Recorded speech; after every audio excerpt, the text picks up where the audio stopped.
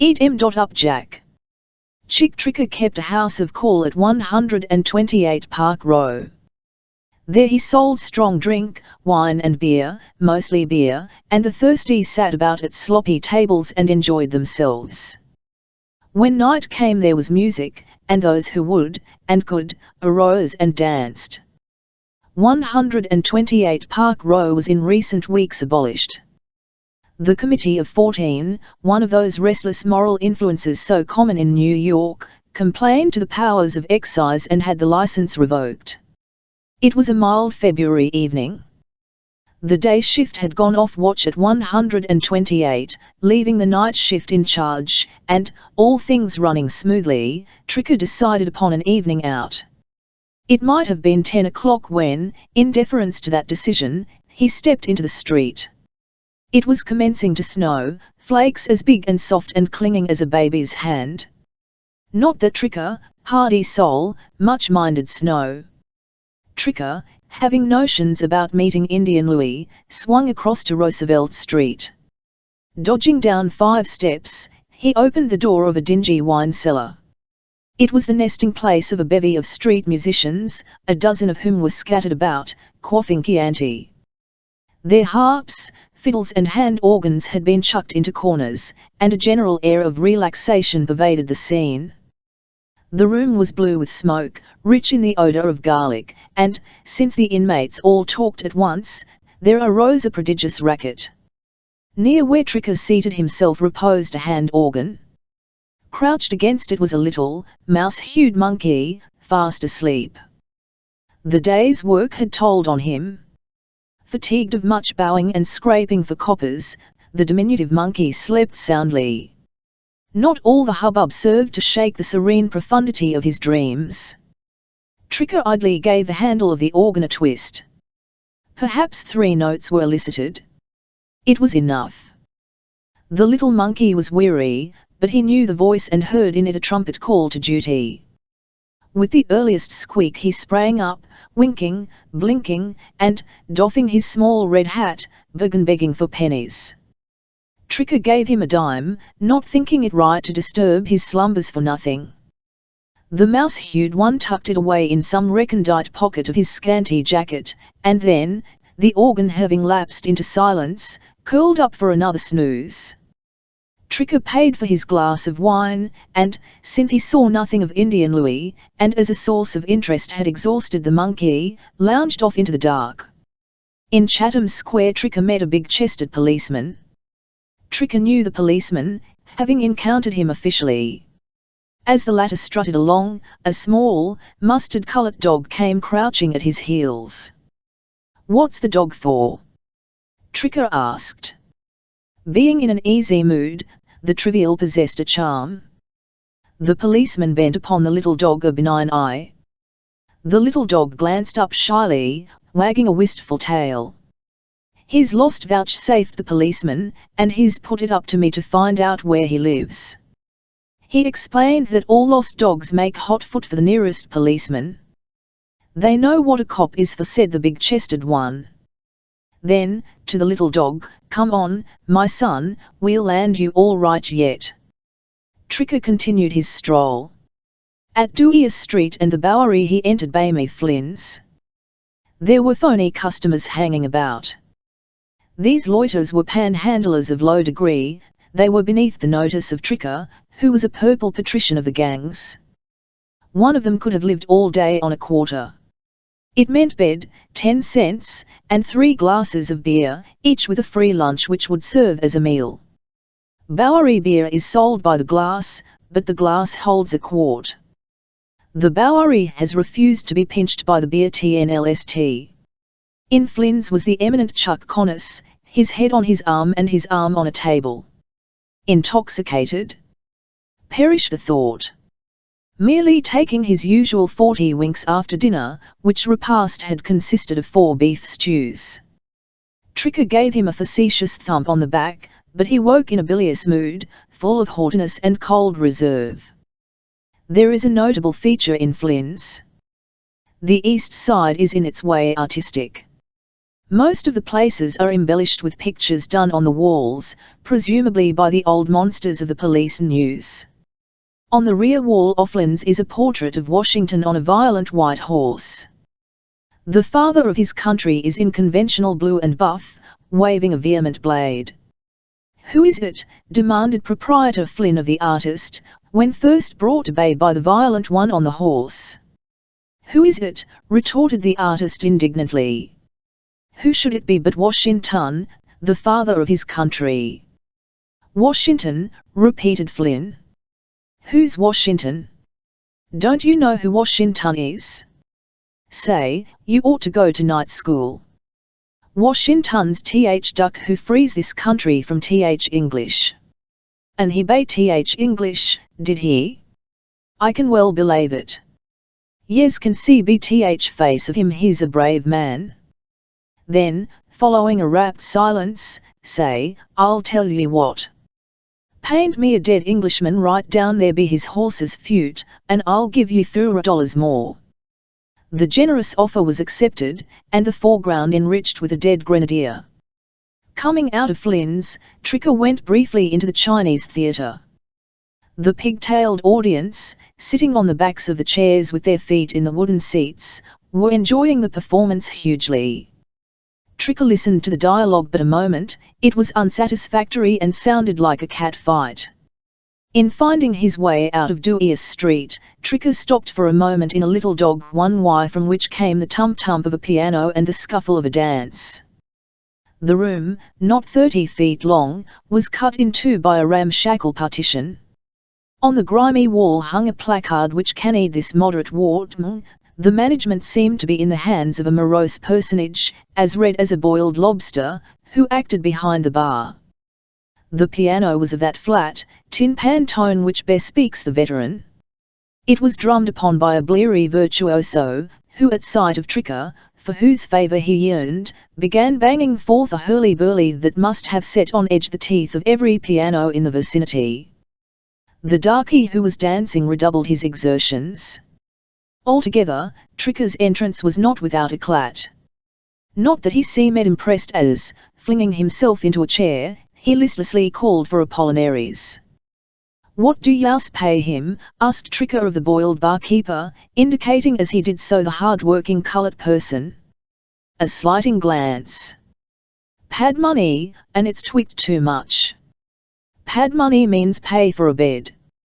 "Well, I should say so," coincided Tricker, with the weary yet lofty manner of one who is a judge. In one corner were two women and a trio of men. The men were thieves of the cheap grade known as lush workers. These beasts of prey lie about the east side grog shops, and when some sailor ashore leaves a place, showing considerable slant, they tail him and take all he has. They will plunder their victim in sight of a whole street. No one will tell. The first lesson of gangland is never to inform nor give evidence. One who does is called snitch, and the wages of the snitch is death. The lush workers pay a percentage of their pillage, to what saloons they infest, for the privilege of lying in wait. Tricker pointed to the younger of the two women, about 18, she was.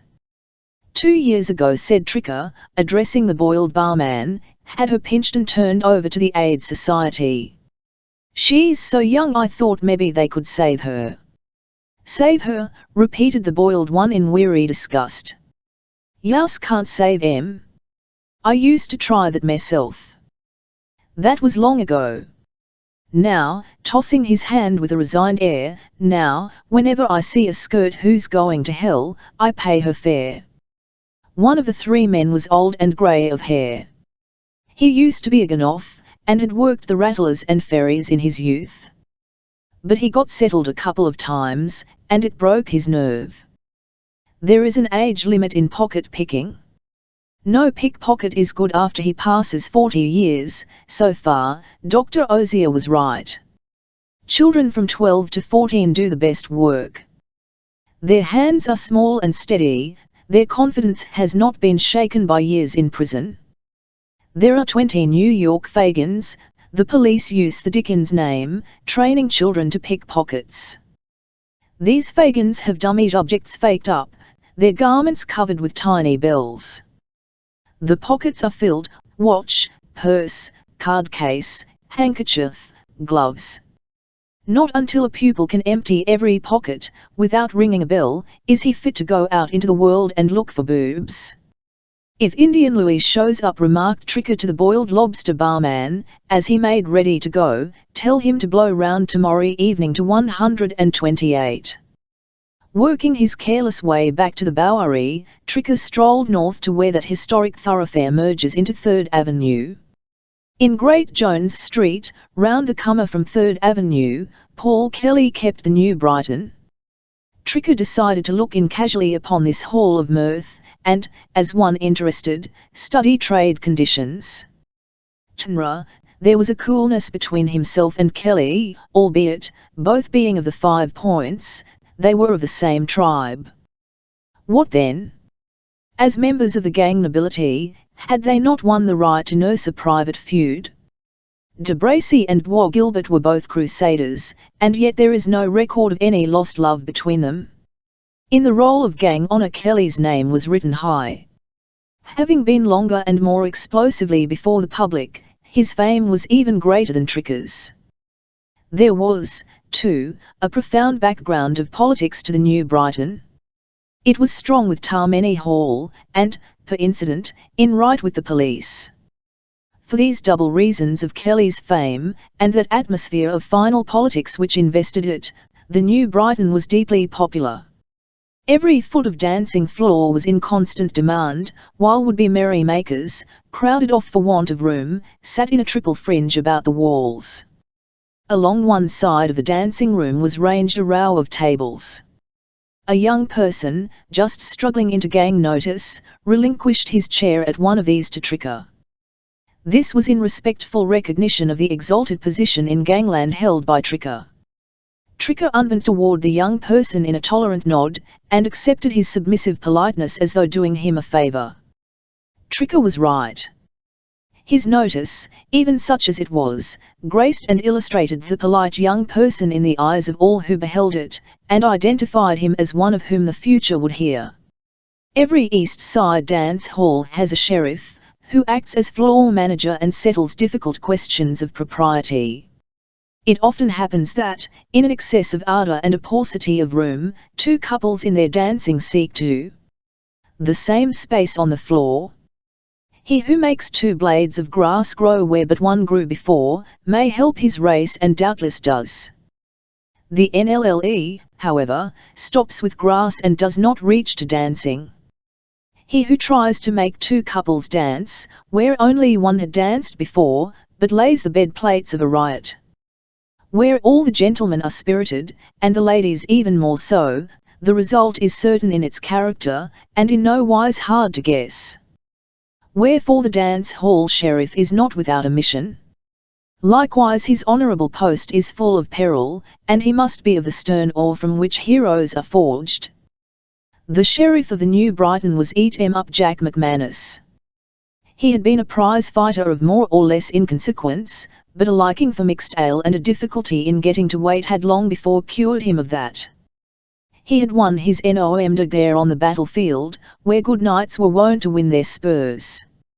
Meeting one of whose conduct he disapproved, he had criticised the offender with his teeth, and thereafter was everywhere hailed as Eat 'em Up Jack. Eat 'em Up Jack wore his honours modestly, as great souls ever do, and there occurred nothing at the New Brighton to justify that rebaptism.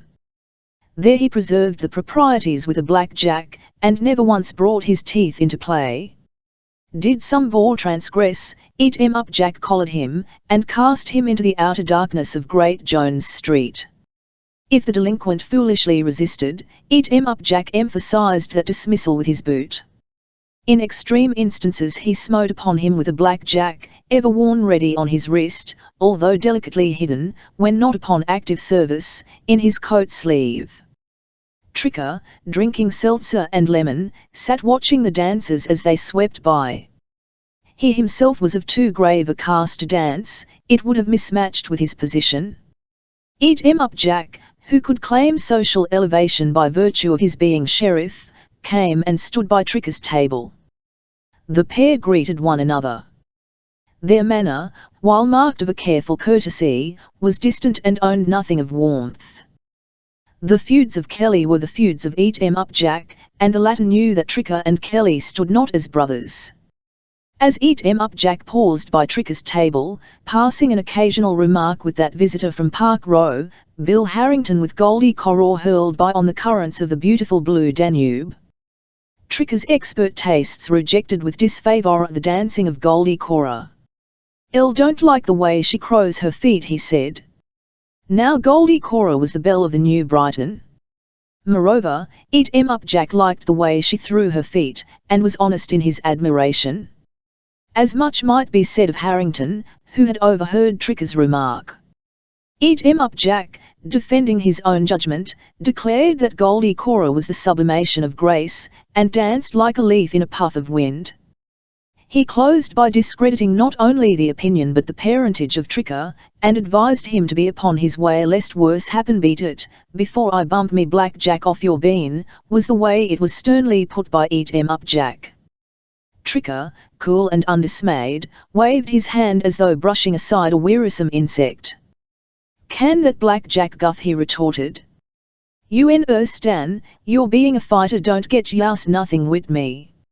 Harrington came up. Having waltzed the entire length of the beautiful blue Danube, he had abandoned Goldie Coror, and was now prepared to personally resent the imputation inherent in Tricker's remark anent that fair one's feet. "He don't like the way you row your feet, eh? I'll make him like it." Thus spake Harrington to Goldie Coror, as he tummed from her to seek out Tricker. No, gangland is not so ceremonious as to demand that you lead the lady to a seat. Dance ended, it is good form to leave her sticking in the furrow, even as a farmer might his plough, and walk away. Harrington bitterly added his views to Eat 'em Up Jack's, and something was said about croaking Tricker then and there. The threats of Harrington, as had those of Eat 'em Up Jack, glanced off the cool surface of Tricker like the moon's rays off a field of ice. He was sublimely indifferent, and didn't so much as get off his chair. Only his right hand stole under his coat skin in an unmistakable way. "Why, you big stiff. What be yous trying to give me," was his only separate notice of Harrington. Then, to both, "Unless you guys is looking to give coroner a job, yous won't start nothing here. Take it from me that, when I'm bounced out of a dump like this, the bouncin' 11 come off in smoke." Eat 'em Up Jack, being neither so quick nor so eloquent as Tricker, could only retort, "That's all right. I'll hand you yours before I'm done." Harrington, after his first outbreak, said nothing, being privily afraid of Tricker, and more or less held by the spell of his fell repute. Eat 'em Up Jack, who feared no man, was kept in check by his obligations as sheriff, that, and a sense of duty. True, the situation irked him sorely, he felt as though he were in handcuffs. But the present was no common case. Tricker would shoot, and a hail of lead down the length of the dancing floor meant loss in dollars and cents. This last was something which Kelly, always a businessman and liking money, would be the first to condemn and the last to condone. It would black eye the place, since few care to dance where the ballroom may become a battlefield and bullets zip and sing. "If it was only later," said Eat 'em Up Jack, wistfully. "Later," retorted Tricker. "That's easy. You close at 1, and that's 10 minutes from now. Let the mob make its getaway, and after that yous ducks 11 find me waiting round the corner in Toyd Avenue." Tricker, manner nonchalant to the point of insult, loitered to the door, pausing on his way to take a leisurely drink at the bar. "You dubs," he called back, as he stepped out into Great Jones Street, "better bring your gats. Gats is East Side S for pistols." Harrington didn't like the looks of things. He was sorry, he said, addressing Eat 'em Up Jack, but he wouldn't be able to accompany him to that 3rd Avenue tryst. He must see Goldie Coror home. The police had just issued an order, calculated invidiously to inconvenience and annoy every lady found in the streets after midnight unaccompanied by an escort. Eat 'em up Jack hardly heard him. Personally he wouldn't have turned hand or head to have had the company of a dozen Harringtons. Eat 'em up Jack, while lacking many things, lacked not at all in heart. The New Brighton closed in due time.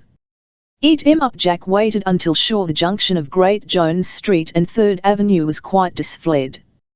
As he came round the corner, gun in hand, Tricker watchful as a cat, stepped out of a stairway. There was a blazing, rattling fusillade, 12 shots in all. When the shooting was at an end, Eat 'em up Jack had vanished. Tricker, save for a reason, would have followed his vanishing example. There was a bullet embedded in the calf of his leg. Tricker hopped painfully into a stairway, where he might have advantage of the double gloom. He had lighted a cigarette, and was coolly leaning against the entrance, when 2 policemen came running up. "What was that shooting?" demanded one. "Oh, a couple of geeks started to hand it to each other," was Tricker's careless reply. "Did either get hurt?" "One of 'em cops it in th leg. Th other blue." "What became of the one who's copped?" "Oh, him? He hops into one of th stairways along here." The officers didn't see the spreading pool of blood near Tricker's foot. They hurried off to make a ransack of the stairways, while Tricker hobbled out to a cab he had signalled, and drove away. 24 hours later. Not a block from where he'd fought his battle with Tricker, Eat 'em up Jack was walking in 3rd Avenue. He was as lone as Lot's wife, for he nourished misanthropic sentiments and discouraged company.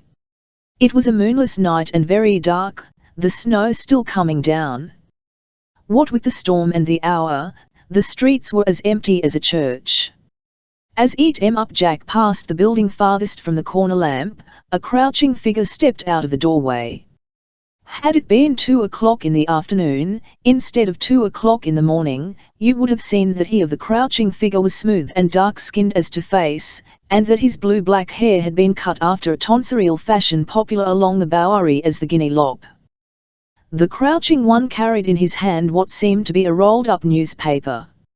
In that rolled-up paper lay hidden a 2-foot piece of lead pipe.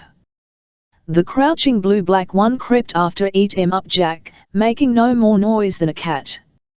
He uplifted the lead pipe, grasping it the while with both hands. Eat 'em up Jack, as unaware of his peril as of what was passing in the streets of Timbuktu, slouched heavily forward, deep in thought. Perhaps he was considering a misspent youth, and chances thrown away.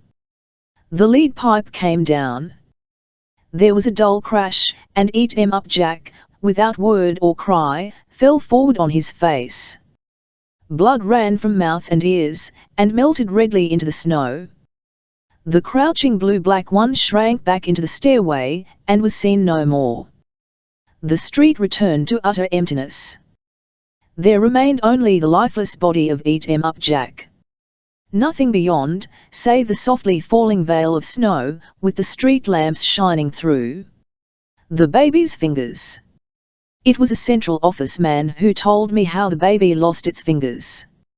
I like Central Office men, they live romances and have adventures. The man I most shrink from is your dull, proper individual to whom nothing happens. You have seen 100 such. Rigidly correct, they go uneventfully to and fro upon their little respectable tracks. Evenings, from the safe yet severe vantage of their little respectable porches, they pass judgment upon humanity from across the front fence. After which, they go inside and weary their wives with their tasteless, pale society, while those melancholy matrons question themselves, in a spirit of tacit despair, concerning the blessings of matrimony. In the end, first thanking heaven that they are not as other men, they retire to bed, to rise in the dawning and repeat the hist 01y of even pulseless yesterday of their existence. Nothing ever overtakes them that doesn't overtake a clam. They are interesting, can be interesting, to no one save themselves. To talk with one an hour is like being lost in the desert an hour. I prefer people into whose lives enters some element of adventure, and who, as they roll out of their blankets in the morning, cannot give you, word and minute, just what they will be saying and doing Eve 1 hour in the coming 12. My central office friend, in telling of the baby's absent fingers, began by speaking of Johnny Spanish. Spanish has been sent to prison for no less than 7 years. Dribben and Bloom arrested him, and when the next morning he was paraded at the central office looking over, the speech made upon him by Commissioner Flynn set a resentful pulse to beating in his swarthy cheek. Not that Spanish had been arrested for the baby's lost fingers.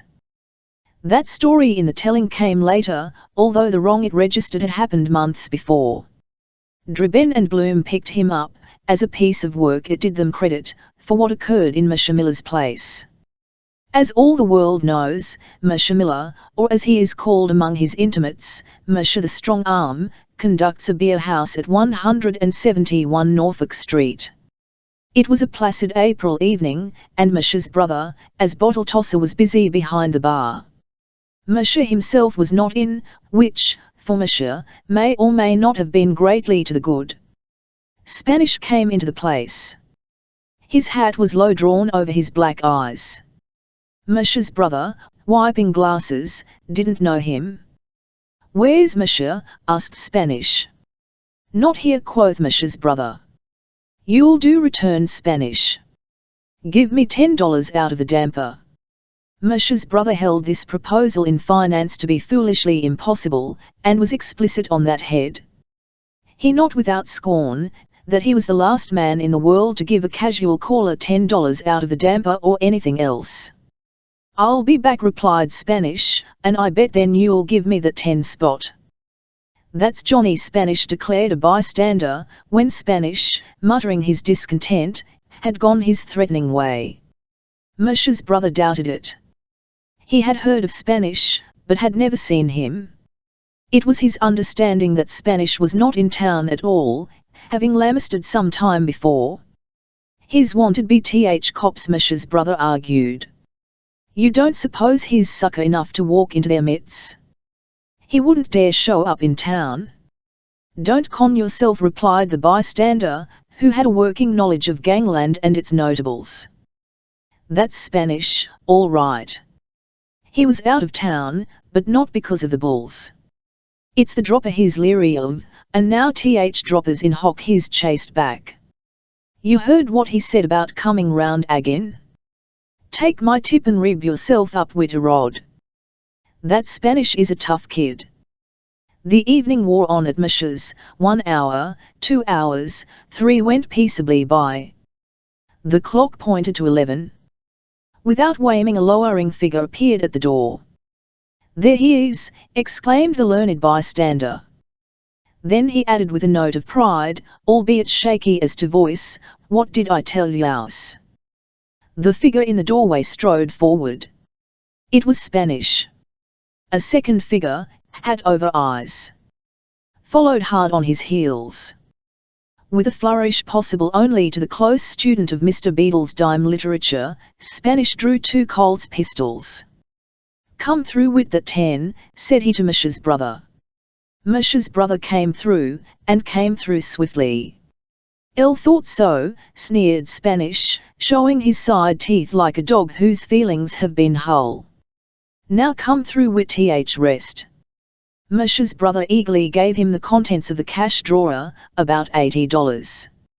Spanish, having pocketed the money, wheeled upon the little knot of customers, who, after the New York manner when crime is afoot, had stood motionless with no thought of interfering. "Hands up! Faces to the wall," cried Spanish. "Everybody's dough looks good to me tonight." The customers, acting in such concert that it seemed as though they'd been rehearsed, hands held high, tummed their faces to the wall. "You keep them covered," said Spanish to his dark companion in arms, "while I go through 'em." The dark companion levelled his own pistol in a way calculated to do the most harm, and Spanish reaped an assortment of cheap watches and a handful of bills. Spanish came round on Moshe's brother. The latter had stooped down until his eyes were on a par with the bar. Now said Spanish to Mish's brother, "El might as well cook you. I've no use for barkeeps, anyway, and besides you're built like a pig and I don't like your looks." Spanish began to shoot, and Mish's brother began to dodge. Ducking and dodging, the latter ran the length of the bar, Spanish faithfully following with his bullets. There were 2 in the icebox, 2 through the mirror, 5 in the top of the bar. Each and all, they had been too late for Mish's brother, who, pale as a candle, emerged from the bombardment breathing heavily but untouched. "And this," cried Ike the pawnbroker, 10 minutes after Spanish had disappeared. "Look, was out a red watch and 60 this ISS vat Mayor Gaynor calls out var order and decency." It was upon the identification of the learned bystander that Dribben and Bloom went to work, and it was for that stick-up in Mish's the 2 made the collar. "It's lucky for you guys," said Spanish, his eye sparkling venomously like the eye of a lucky for you guys that you got me without me guns. I'd have croaked one of you bulls sure, and maybe both, and then took Dutch way out myself."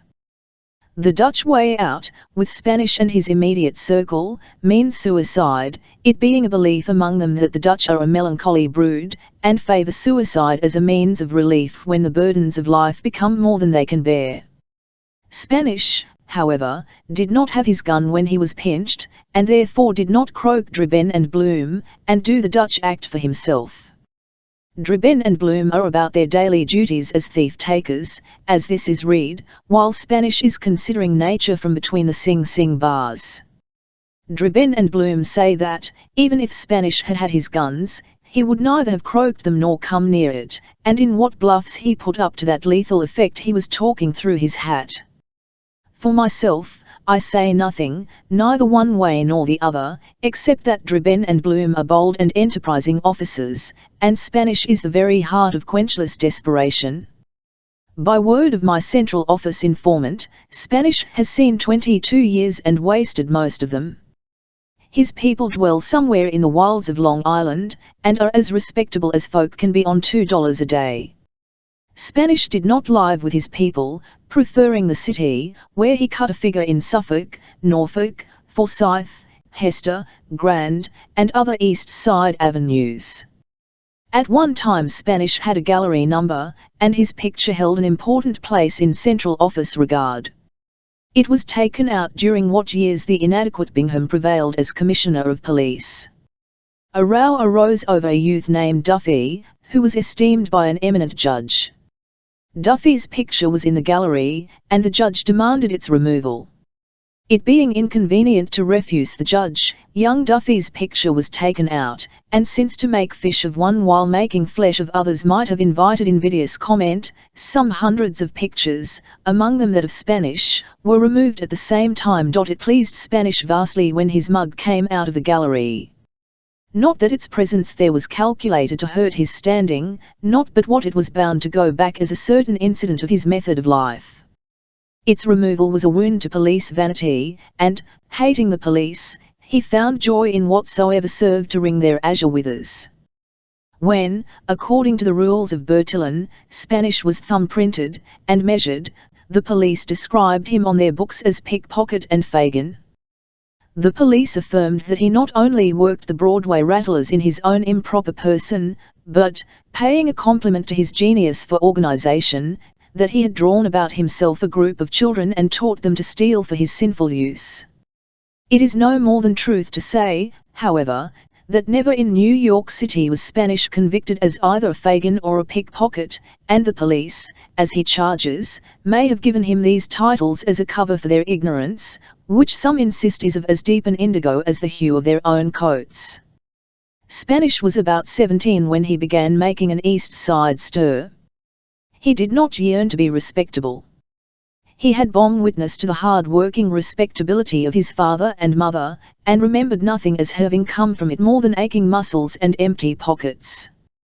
Their clothes were poor, their house was poor, their table poor. Why should he fret himself with ideals of the respectable? Work? It didn't pay.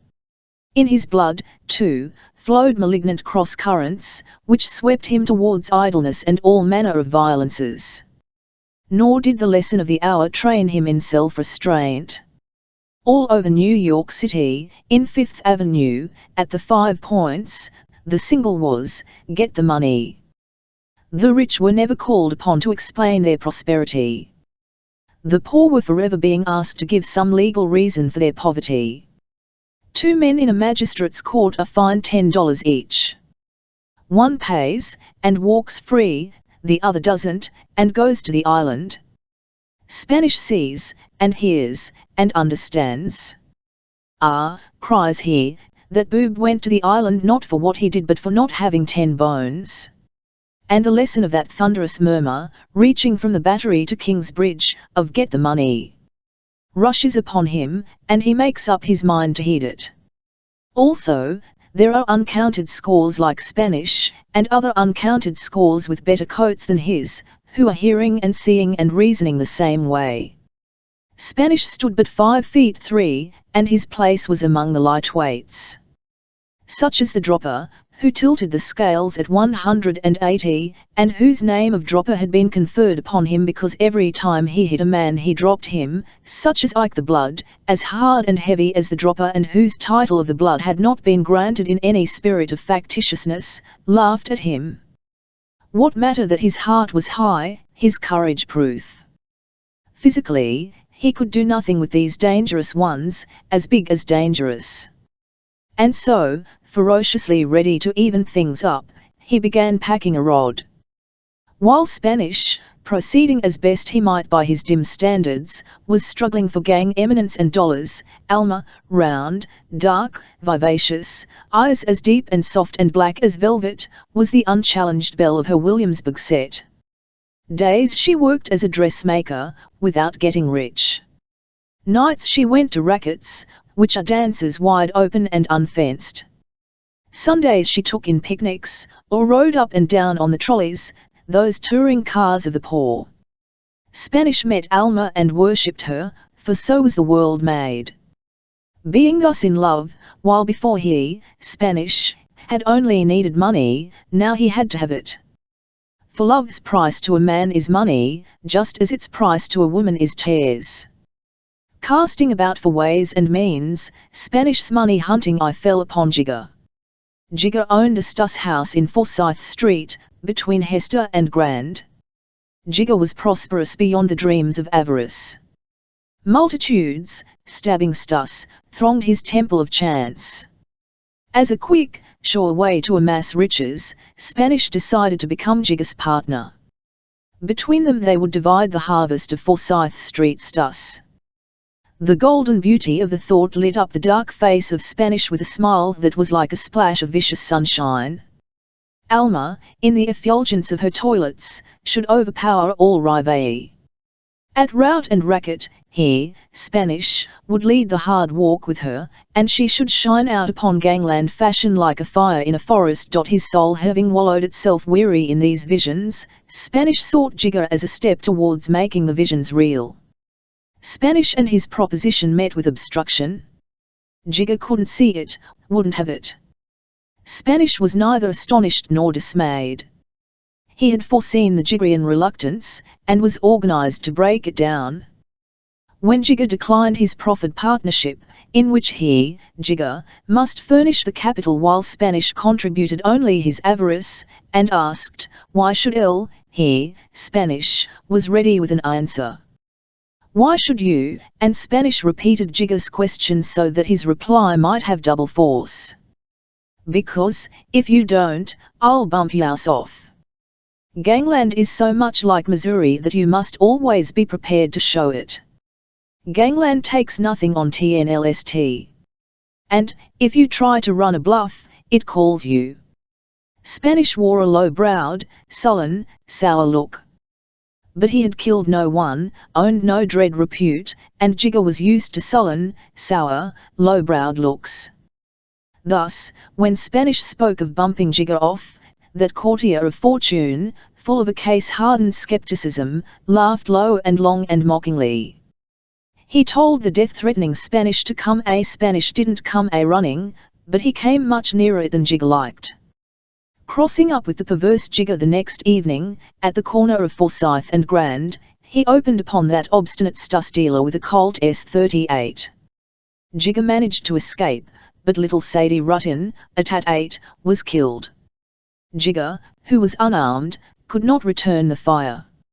Spanish, confused and flurried, doubtless, by the poor result of his gunplay, betook himself to flight. The police did not get Spanish, but in gangland the incident did him little good. At the Ajax Club, and in other places where the best blood of the gangs was wont to unbuckle and give opinions, such sentiment makers as the Dropper, Ike the Blood, Kid Kleiny, Little Bano, Fritzie Rice, Kid Strauss, the humble Dutchman, Zammo, and the Irish Wop, held but one view. Such slovenly work was without precedent as without apology. To miss Jigger aroused ridicule. But to go farther, and kill a child playing in the spelled ball disgrace. Thereafter no self-respecting lady would drink with Spanish, no gentleman of gang position would return his nod. He would be given the frozen face at the rackets, the icy eye in the streets. To be sure, his few friends, contending feebly, insisted that it wasn't Spanish who had killed the little Rutin girl. When Spanish cracked off his rod at Jigger, others had caught the spirit. A half-dozen guns, they said, had been set blazing, and it was some unknown practitioner who had shot down the little Rutin girl. What were the heart feelings of father and mother Rutin, to see their baby killed, did not appeal as a question to either the friends or foes of Spanish. Gangland is interested only in dollars or war. That contention of his friends did not restore Spanish in the general estimation. All must confess that at least he had missed Jigger. And Jigger without a rod. It crowded hard upon the unbelievable, and could be accounted for only upon the assumption that Spanish was rattled, which is worse than being scared. Mere fear might mean no more than an excess of prudence. To get rattled, everywhere and under all conditions, is the mean sure mark of weakness. While discussion, like a pendulum, went swinging to and fro, Spanish, possibly a smart from what biting things were being said in his disfavor, came to town, and grievously albeit casually shot an unknown. Following which feat he again disappeared. None knew where he had gone. His whereabouts was as much a mystery as the identity of the unknown whom he had shot, or the reason he had shot him. These two latter questions are still borne as puzzles upon the ridge of gang conjecture.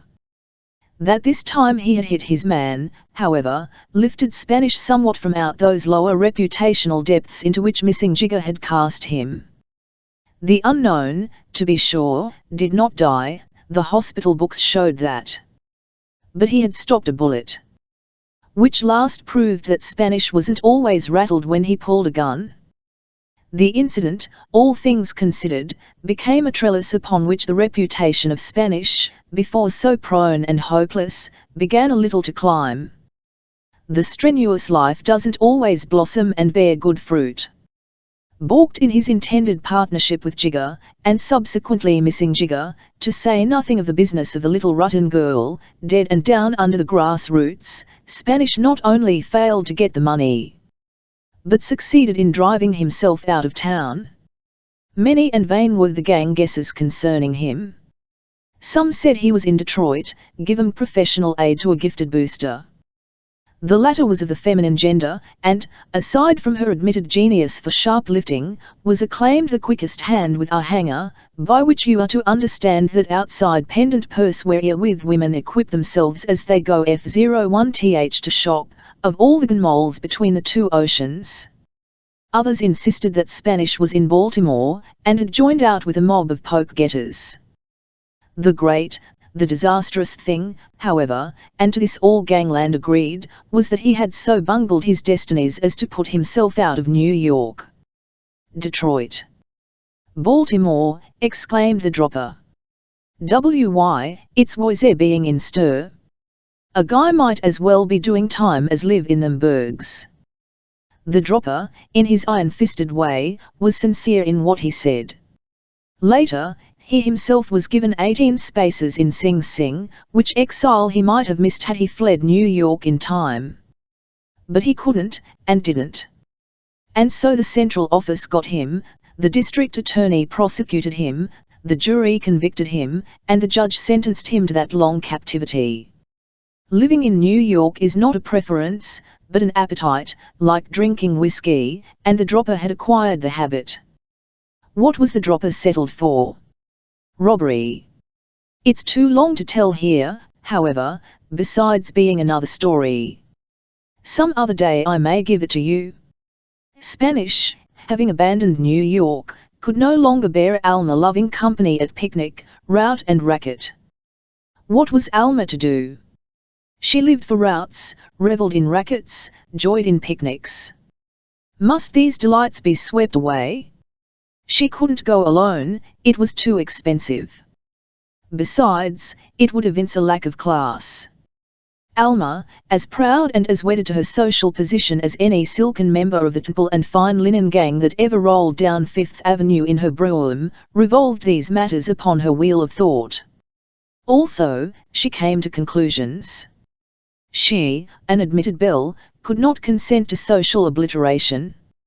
Spanish had fled, she worshipped his black eyes, his high courage, she would keep a heart corner vacant for him in case he came back.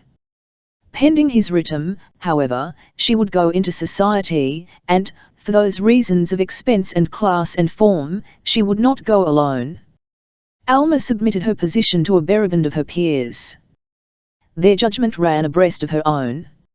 A goil would be a mutt, they said, to stay cocked up at home. And yet a goil couldn't go chassin' around be her lonesome. Alma, this was their final word, you must cop off another steady. But what would Johnny say, asked Alma, for she couldn't keep her thoughts off Spanish, of whom she stood a little bit in fear. Johnny's beat it, ain't he, resumed the advisory jury of friends. There ain't no kick coming to a guy what's beat it. He ain't no longer in th picture. Alma, thus free to pick and choose by virtue of the absence of Spanish, picked the dropper. The latter chieftain was flattered. Taking Alma proudly yet tenderly under his mighty arm, he led her to suppers such as she had never eaten, bought her drinks such as she had never tasted, revolved with her at rackets where tickets were $1 a throw, the orchestra 7 pieces, and the floor shone like glass. It was a cut or two above anything that Spanish had given her, and Alma, who thought it going some, failed not to say so. Alma was proud of the dropper was proud of her. She told her friends of the money he spent, and the friends warmed the cockles of her little heart by shrilly exclaiming at pleasant intervals, "Ain't he th swell guy?" "Betcha boots he's th swell guy," Alma would rejoin, "and he's got money to boin a wet dog." "Th only thing that worries me," Alma would conclude, "is Johnny. S'pose he blows in some day, and lays for th dropper. Th dropper could do him wid a wallop," the friends would consolingly return. "He'd swing onked, and after that there wouldn't be no Johnny Spanish." The Roundback Rangers, it was, I think, the Roundbacks, gave an outdoor racket somewhere near Marspeth. The dropper took Alma. Both were in high, exultant feather. They danced, they drank, they rode the wooden horses. No more gallant couple graced the grounds. Cheese sandwiches, pig's knuckles and beer brought them delicately to the banquet board. They were among their friends. The talk was always interesting, sometimes educational. Ike the Blood complained that certain annoying purists were preaching a crusade against the Raines Law hotels. Slimmy, celebrated not only for his slimness, but his erudition, declared that crusades had been the common curse of even age. "What do yous know about it?" sourly propounded the humble Dutchman, who envied Slimmy his book-fed wisdom. "What do I know about it?" came heatedly from Slimmy. "Do yous think I ain't got no education? Last time I'm in stir, that time I goes up for 4 years, I reads all books in thy prison library. Ask thy warden if I don't. As to them crusades, it's as I tells you. There's always been crusades, it's way humanity's gate. Every sport, even if he don't go round blowing about it, has got it tucked somewhere away in his makeup that he, himself, is real thing. Every dub who's different from him he figures is worse than him. In 2 moves he's out crusadin'. In old days it's religion, Thai paynims was fall guys. Now it's rum, or ricin, or rains hotels, or some such stall. Once let a community get the crusade bug, and something's got to go. There's a village over in Jersey, and there being no grog shops and no vice mills to get busy wit, they ups and bounces an old geezer out of only church in town for pitchin' horseshoes. Slimmy called for more beer, with a virtuously superior air. But about them paynims, Slimmy, urged Alma. It's hundreds of years ago, Slimmy resumed. Paynims hung out in Palestine. Being they paynims, the Christians is naturally sore on 'em, and so, when they feels like huntin' trouble, Thai crusade spirit flare up. Richard over in England would pass word to Philip in France, and other lads wit crowns. How about it, he'd say. Cast your regal peepers toward Palestine. You make them paynims. Ain't they Thai tough lot? They won't eat pork, they toe in when they walk, they don't drink nothing worse than coffee, they've got brown skins. Also says he, we can lick 'em for money, marbles or chalk. At ya say, me royal brothers? Let's get our gangs, and hand them paynims a swift soak in behalf of the true faith. Philip and the other crowned lads at this would agree with Richard. Them paynims is certainly Thai worst ever, they'd say, and one would debony another, until the crusade is on. Some afternoon you'd hear the nooses in Thai streets yellin', "Vixtry," and there it'd be in big black type, Richard, Philip and their gallant bands of strong arms have landed in Palestine. And then at Slimmy, cooed Alma, who hung on every word. As far as I can see, Thai Christians always had it on paynims, always had 'em shaded, when it comes to a scrap. Christian lads had punch, and paynims must have been wise to it, for no sooner would Richard, Philip and their rolly-bolly boys hit dock, than paynims would take it on Thai run for hills. Their mullahs would try to rally 'em, be telling 'em that whoever got down fightin' Christians, the Prophet would punch his ticket through for paradise direct, and no stopovers. That's all right about the Prophet, they'd say, giving mullahs laugh. And then they'd beat it for next ridge. Them paynims must have been a bunch of dead ones, commented the dropper.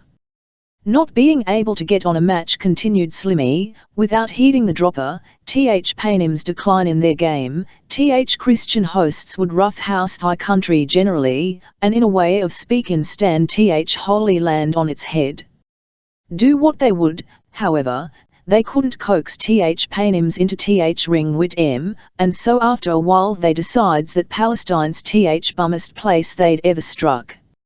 Maybe, too, they'd begin having word from home that their wives was getting a little gay, or their kids was going round marrying kids of their enemies, and that one way and another their domestic affairs was on Thai fritz. At this, Richard go loafing over to Philip's tent, and say, "Philly, me boy, I don't know how this knulsard strikes yous, but if I'm any judge of these great moral movements, it's on blink." And so he'd go on, "Philly, it's me for Merry England BTH night boat." With that, they'd break for home, and, when they got there, they'd maybe hand out a taste of strap to mama and Thai babies, just to teach 'em not to go nin out of form next time father's far away. Yous don't bank much on crusades, Slimmy. Ike the Blood said. The Blood had more than a passing interest in the movement, mention of which had stand the discussion, being himself a part proprietor in one of those threatened Rains Law hotels. Blood observed Slimmy, oracularly, the moral movements is like a hornet, they stings ongt and then they dies. Alma's attention was drawn to Molly Squint, so called because of an optical slant which gave her a vague though piquant look. Molly Squint was motioning from the outskirts of the little group. Alma pointed to the dropper. Should she bring him? Molly Squint shook her head. Leaving the dropper, Alma joined Molly Squint. It's Johnny, gasped Molly Squint. He wants you, he's over by that bunch of trees. Alma hung back, some impression of peril seized her. Better go, whispered Molly Squint. He's on to you in the dropper, and if you don't go he'll come looking for you. Then him and the drop'll go to mat with each other, and have it awful. Give Johnny one of your soft talks, and maybe yous can smooth him down. Stall him off be tellin' I him you'll see him tonight at Ding Dong's. Molly Squint's advice seemed good, and as the lesser of two evils Alma decided to go. Molly Squint did not accompany her. Tell Dropper I'll be back in a moment, said Alma to Molly Squint, and don't wise him up about Johnny. Alma met Spanish at the far corner of the clump of trees. There was no talk, no time for talk. They were all alone. As she drew near, he pulled a pistol and shot her through and through the body. Alma's moaning cry was heard by the dropper, and the sound of the shot. When the dropper reached her, she was lying senseless in the shadow of the trees, a patch of white and red against the green of the grass. Spanish was nowhere in sight. Alma was carried to the hospital, and revived. But she would say nothing, give no names, staunch to the spirit of the gangs. Only she whispered feebly to Molly Squint, when the dropper had been sent away by the doctors, Johnny must have loved me a lot to shoot me up like he did. A guy has got to love a girl good and plenty before he'll try to cook her. Did yous tell Thigh Hospital Croakers his name? Asked Molly Squint. Of course not. I never squealed to nobody. Do yous think I'd put poor Johnny in wrong? Then I won't, said Molly Squint. An attendant told Molly Squint that she must go. Certain surgeons had begun to assemble.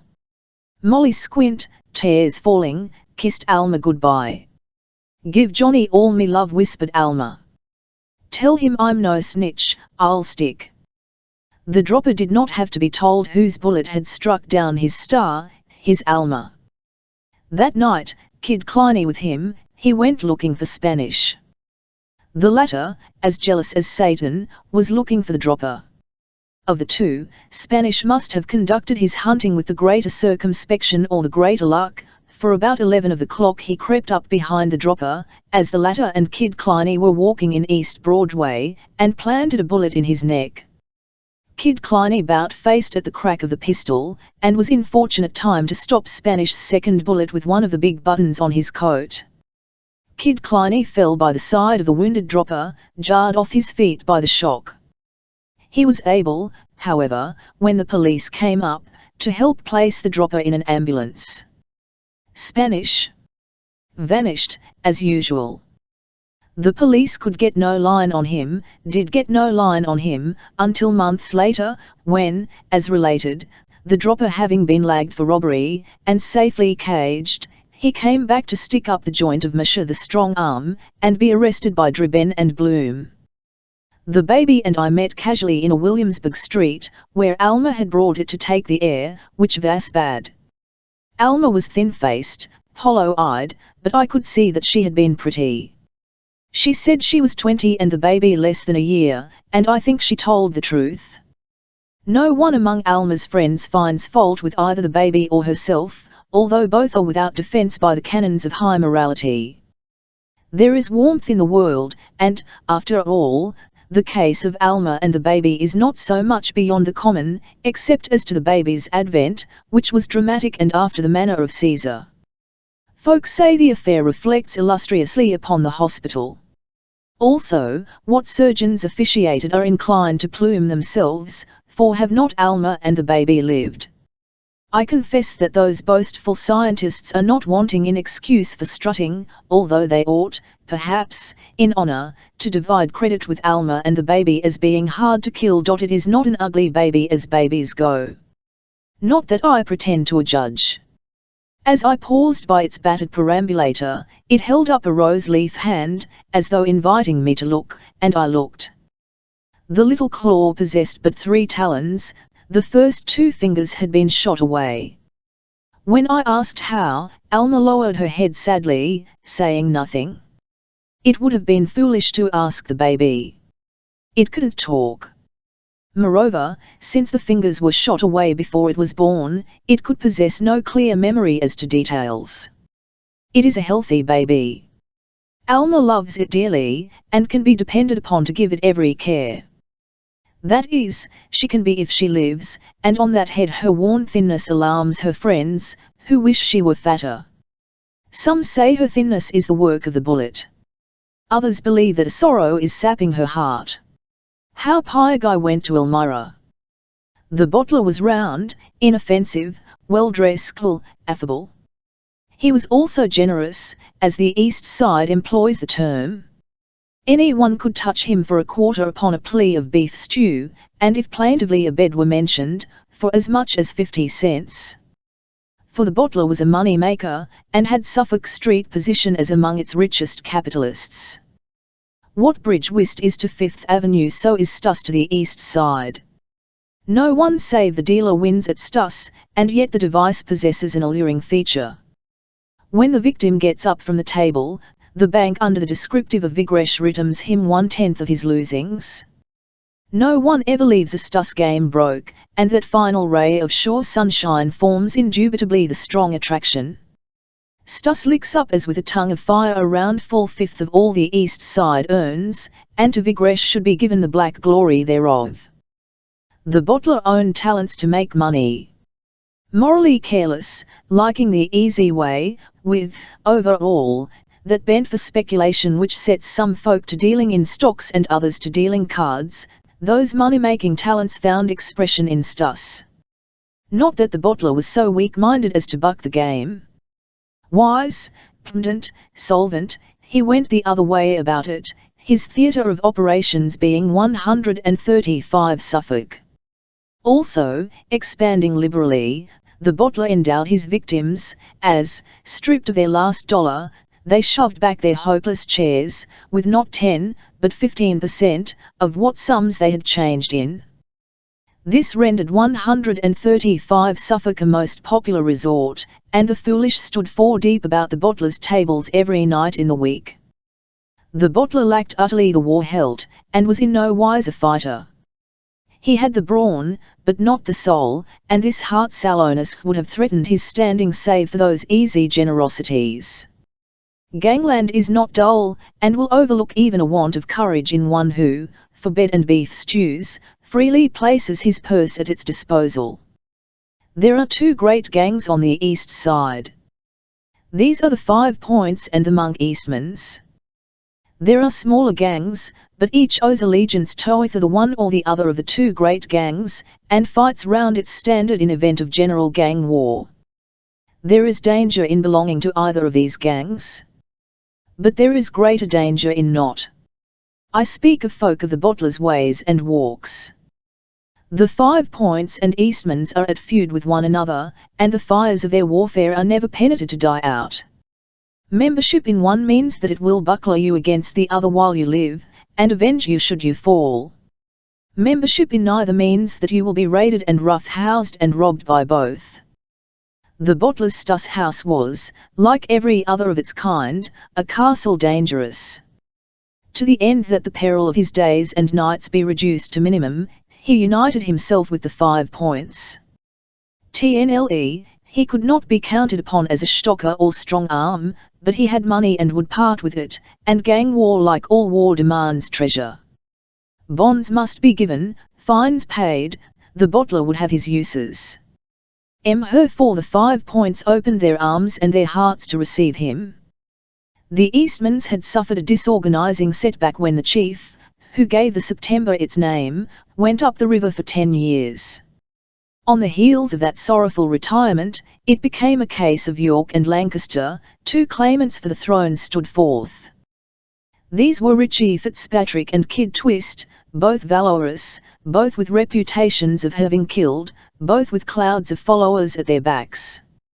Twist, in whom abode the rudiments of a savage diplomacy, proposed a conference.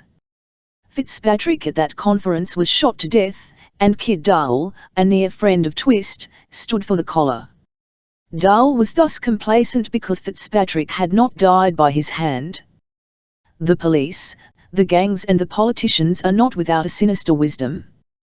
When life has been taken, and to punish the slayer would be an inconvenience, someone who didn't do the killing submits to arrest. This covers the retreat of the guilty. Also, the public is appeased. Later, when the public's memory sleeps, the arrested one, for lack of evidence, is set at liberty. When Fitzpatrick was killed, to clear the path to gang leadership before the aspiring feet of Twist, the police took Dahl, who all but volunteered for the sacrifice. Dahl went smilingly to jail, while the real murderer of Fitzpatrick attended that dead personage's wake, and later appeared at the funeral. This last, however, by the nicer tastes of gangland, was complained of as bordering upon vulgarity.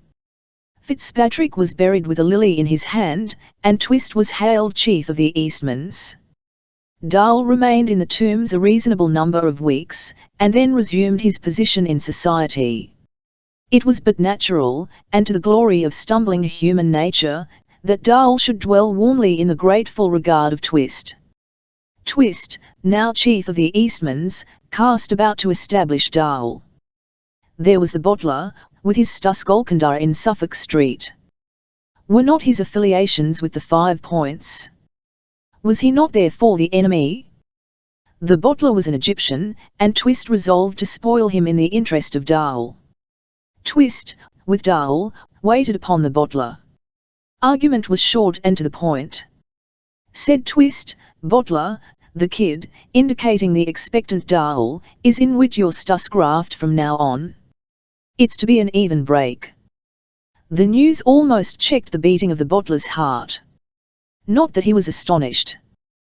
What the puissant Twist proposed was a communist step in gangland commerce, gangland, where the Scotch proverb of take what you may, keep what you can, retains a pristine force. For all that, the bottler felt dismay. The more since he had hoped that his hooking up with the 5 Points would have kept him against such rapine. Following the Twist fulmination, the bottler stood wrapped in thought. The dangerous chief of the Eastmans lit a cigar and waited. The poor bottler's cogitations ran off in this manner. Twist had killed 6 men. Also, he had spared no pains in carrying out those homicides, and could laugh at the law, which his indolence left bankrupt of evidence. Dahl, too, possessed a past as red as Twist's. Both could be relied upon to kill. To refuse Dahl as a partner spelled death. To acquiesce called for half his profits. His friends of the 5 Points, to be sure, could come at his call. That, however, would not save his game and might not save his life. Twist's demand showed that he had resolved, so far as he, the bottler, was concerned, to rule Ornlin. The latter was easy. Any dozen of the Eastmans, picking some unguarded night, could fall upon his establishment, confiscate his bankroll, and pitch both him and his belongings into the street. The 5 Points couldn't be forever at his threatened elbow. They would avenge him, certainly, but vengeance, however sweet, comes always overlate, and possesses besides no value in dollars and cents. Thus reasoned the bottler, while Twist frowningly paused. The finish came when, with a sickly smile, the bottler bowed to the inevitable and accepted Dahl. All Suffolk Street, to say nothing of the thoroughfares round about, knew what had taken place. The event and the method thereof did not provoke the shrugging of a shoulder, the arching of a brow. What should there be in the usual to invite amazement? For 6 weeks the bottler and Dahl settled up, 50 and 50, with the close of each Stus day. Then came a fresh surprise. Dahl presented his friend, the Kneller, to the bottler with this terse remark, "Bottler, yous can beat it. The Kneller is going to be me partner now. Which lets you out, see." The bottler was at bay. He owned no stomach for battle, but the sentiment of desperation, which the announcement of Dahl provoked, drove him to make a stand. To lose one half had been bad. To lose all, to be wholly wiped out in the annals of Suffolk Street Stuss, was more than even his meekness might bear. No, the bottler did not dream of going to the police. That would have been to squeal, and even his friends of the 5 Points had only faces of flint for such tactics of disgrace. The harassed bottler barred his doors against Dowell. He would defend his castle, and get word to the 5 Points. The bottler's doors having been barred, Dowell for his side at once instituted a siege, dispatching the Kneller, meanwhile, to the nearest knot of Eastmans to bring reinforcements. At this crisis O'Farrell of the Central Office strolled into the equation. He himself was hunting a loft worker, of more than common industry, and had no thought of either the bottler or Dowell. Happening, however, upon a situation whereof the elemental features were Dowell outside with a gun and the bottler inside with a gun, he so far recalled his oath of office as to interfere. Better an egg today than a hen tomorrow, philosophized O'Farrell, and putting aside for the moment his search for the loft worker, he devoted himself to the bottler and Dowell. With the sure instinct of his Mulberry Street caste, O'Farrell opened negotiations with Dowell. He knew the latter to be the dangerous angle, and began by placing the muzzle of his own pistol against that marauder's back. "Make a move," said he, "and I'll shoot you in two." The sophisticated Dowell, realizing fate, moved not, and with that the painstaking O'Farrell collected his armament. Next the bottler was ordered to come forth. The bottler obeyed in a sweat and a tremble. He surrendered his pistol at word of the law, and O'Farrell led both off to jail. The two were charged with disturbance. In the station house, and on the way, Dowell ceased not to threaten the bottler's life. "This pinch'll cost a fine of $5, said Dowell, glaring round O'Farrell at the shaking bottler. "I'll pay it, and then I'll get square wid youse. Once we're footloose, you won't last as long as a drink of whiskey." The judge yawningly listened, while O'Farrell told his tale of that disturbance. "5 and costs," quoth the judge, and called the next case. The bottler returned to Suffolk Street, Dowell sought Twist, while O'Farrell again took the trail of the loft worker. Dowell talked things over with Twist. There was but one way: the bottler must die. Anything short of blood would unsettle popular respect for Twist, and without that his leadership of the Eastmans was a farce. The bottler's killing, however, must be managed with a decent care for the conventionalities. For either Twist or Dowell to walk in upon that offender and shoot him to death, while feasible, would be foolish. The coarse extravagance of such a piece of work would serve only to pile needless difficulties in the pathway of what politicians must come to the rescue. It was impertinences of that character which had sent Monk Eastman to Sing Sing. Eastman had so far failed as to the proprieties, when as a supplement to highway robbery he emptied his 6-shooter up and down 42nd Street, that the politicians could not save him without bumming their fingers. And so they let him go. Twist had justified the course of the politicians upon that occasion. He would not now, by lack of caution and a reasonable finesse, force them into similar peril. They must and would defend him, but it was not for him to render their labours too uphill and too hard. Twist sent to Williamsburg for his friend and ally, Cyclone Louis. The latter was a bull-necked, highly muscled individual, who was a professional strong man, so far as he was professionally anything, and aimed occasional side-show money at Coney Island by bending iron bars about his neck and twisting pokers into corkscrews about his brawny arms. Louis, Twist and Dowell went into council over mutual beer, and Twist explained the imperative call for the bottler's extermination. Also, he laid bare the delicate position of both himself and Dowell. In country regions neighbours aid one another in bearing the burdens of an agricultural day by changing work. The custom is not without what one might call gang imitation and respect. Only in the gang instance the work is not innocent, but bloody. Louis, having an appreciation of what was due a friend, could not do less than come to the relief of Twist and Dowell. Were positions reversed, would they not journey to Williamsburg and do as much for him? Louis did not hesitate, but placed himself at the disposal of Twist and Dahl. The bottler should die, he, Louis, would see to that. But when? Twist, replying, felt that the thing should be done at once, and mentioned the following evening, 9 o'clock. The place should be the bottler's establishment in Suffolk Street. Louis, of whom the bottler was unafraid and ignorant, should experience no difficulty in approaching his man. There would be others present, but, practiced in gang moralities, slaves to gang etiquette, no one would open his mouth. Or, if he did, it would be only to pour forth perjuries, and say that he had seen nothing, heard nothing. Having adjusted details, Louis, Twist and Dahl compared watches. Watches? Certainly. Louis, Twist and Dahl were almost fashionably attired and, as became members of a gang nobility, singularly full and accurate in the important element of a front, vidler seat, that list of personal adornments which included scarf pin, ring and watch. Louis, Dahl and Twist saw to it that their timepieces agreed. This was so that Dahl and Twist might arrange their alibis. It was the next evening.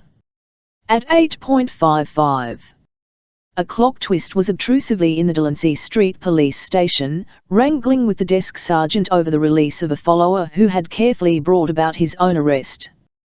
"Come," urged Twist to the sergeant, "it's next to 9 o'clock now. Fix up the bond, I've got a date over in East Broadway at 9:30. While Twist stood thus enforcing his whereabouts and the hour upon the attention of the desk sergeant, Dahl was eating a beefsteak in a Houston Street restaurant. "What time have yous got?" demanded Dahl of the German who kept the place. 5 minutes to 9, returned the German, glancing up at the clock. "Oh, ain't no such time as that," retorted Dahl peevishly. "That clock's drunk. Call up the telephone people, and find out for sure." "The phone people say it's 9 o'clock," reported the German, hanging up the receiver. "Hully gee. I didn't think it was more 'n 8:30, and Dahl looked virtuously corrected. While these fragments of talk were taking place, the bottler was attending to his stuss interests.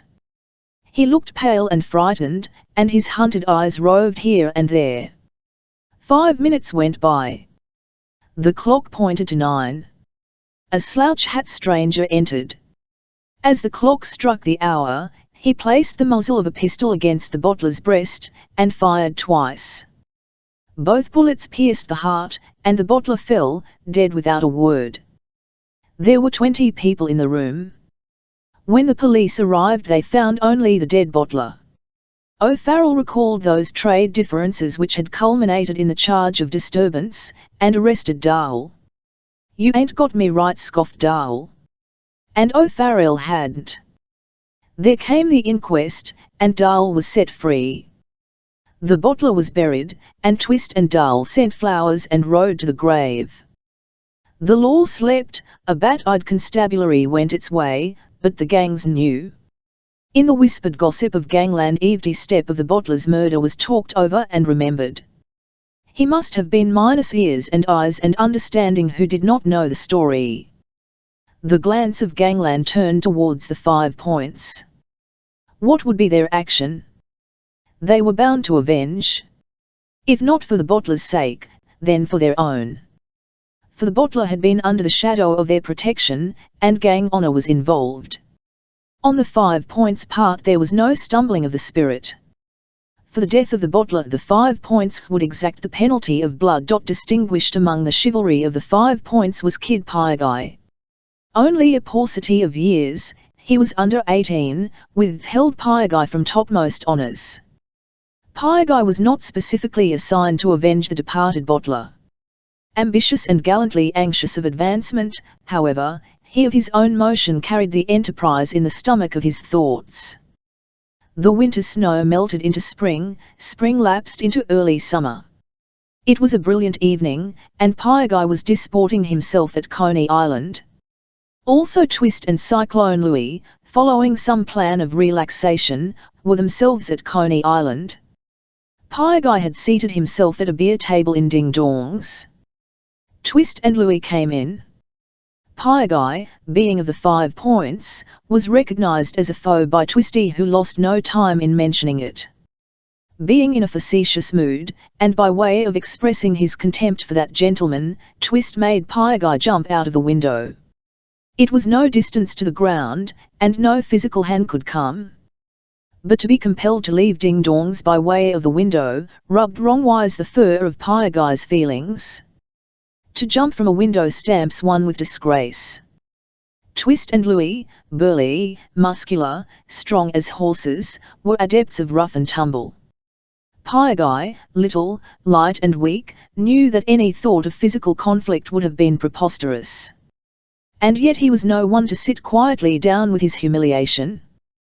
That flight from Ding Dong's window would be on every tongue in gangland. The name of Pie Guy would become a scorning, the tale would stain the Pie Guy fame.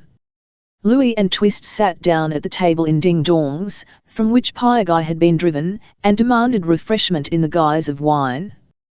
Pie Guy, rage swollen as to heart, busied himself at a nearby telephone. Pie Guy got the ear of a higher influence of his clan.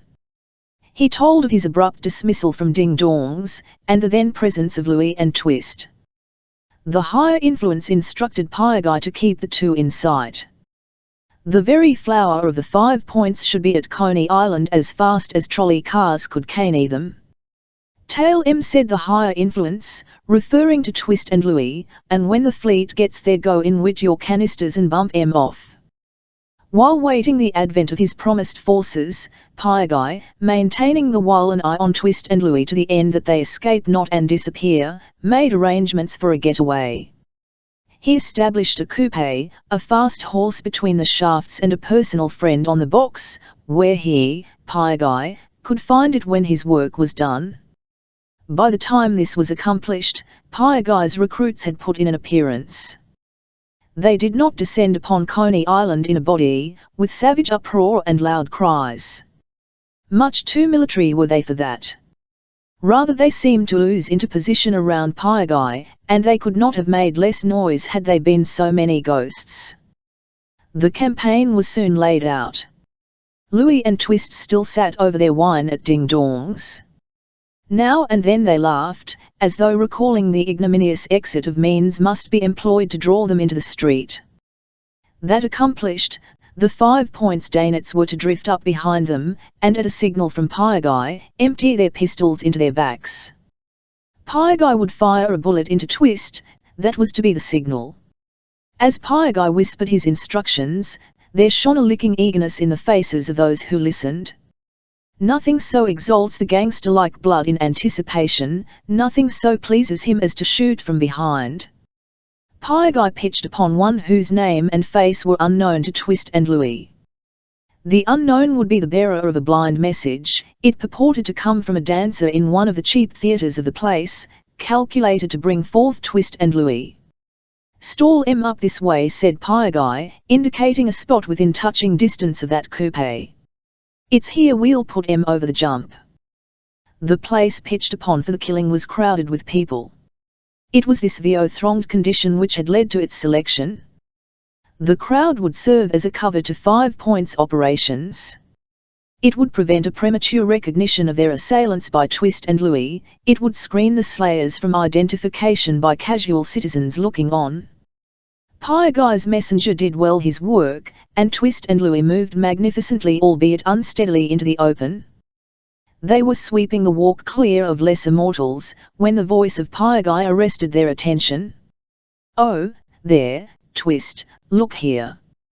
The voice came from the rear and to the right. Position was one calculated to place the enemy at a double disadvantage. Twist turned his head. A bullet struck him above the eye. He staggered. The lead came in a storm. Twist went down, Louis fell across him. There were 12 bullets in Twist and 8 in Louis. The coroner said that they were the deadest people of whom he owned official recollection. As the forethoughtful Pie Guy was dashing away in his coupe, a policeman gave chase. Pie Guy drove a bullet through the helmet of the law. It stopped pursuit, but gangland has ever held that the shot was an error. a little lower, and the policeman would have been killed. Also, the death of a policeman is apt to entail consequences. Pie went into hiding in Greenwich, where the 5 Points had a holdout. There were pullings and haulings and whisperings in dark political comers. When conditions had been whispered and hauled and pulled into shape satisfactory, Pie sent word to a favourite officer to come and enlist. Pie explained to the court that his life had been threatened. He had shot only that he himself might live. His age was 17. Likewise there had been no public loss. The going of Twist and Louis had but raised the average of all respectability. The court pondered the business, and decided that justice would be fulfilled by sentencing Pie to the Elmira Reformatory. The best fashion of the 5 Points visited Pie in the Tombs on the morning of his departure. "It's only 13 months, kid," came encouragingly from one. "You won't mind it?" "Mind it," responded Pie, in disdain of the worst that Elmira might hold for him. "Mind it. I could do it standing on me head." Ike the Blood. Whenever the police were driven to deal with him officially, he called himself Charles Living, albeit the opinion prevailed at headquarters that in thus spelling it, he left off a final ski.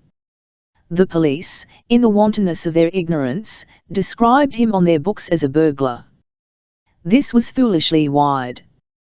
He should have been listed as a simple strong arm, whose methods of divorcing other people from their money, while effective, were coarse.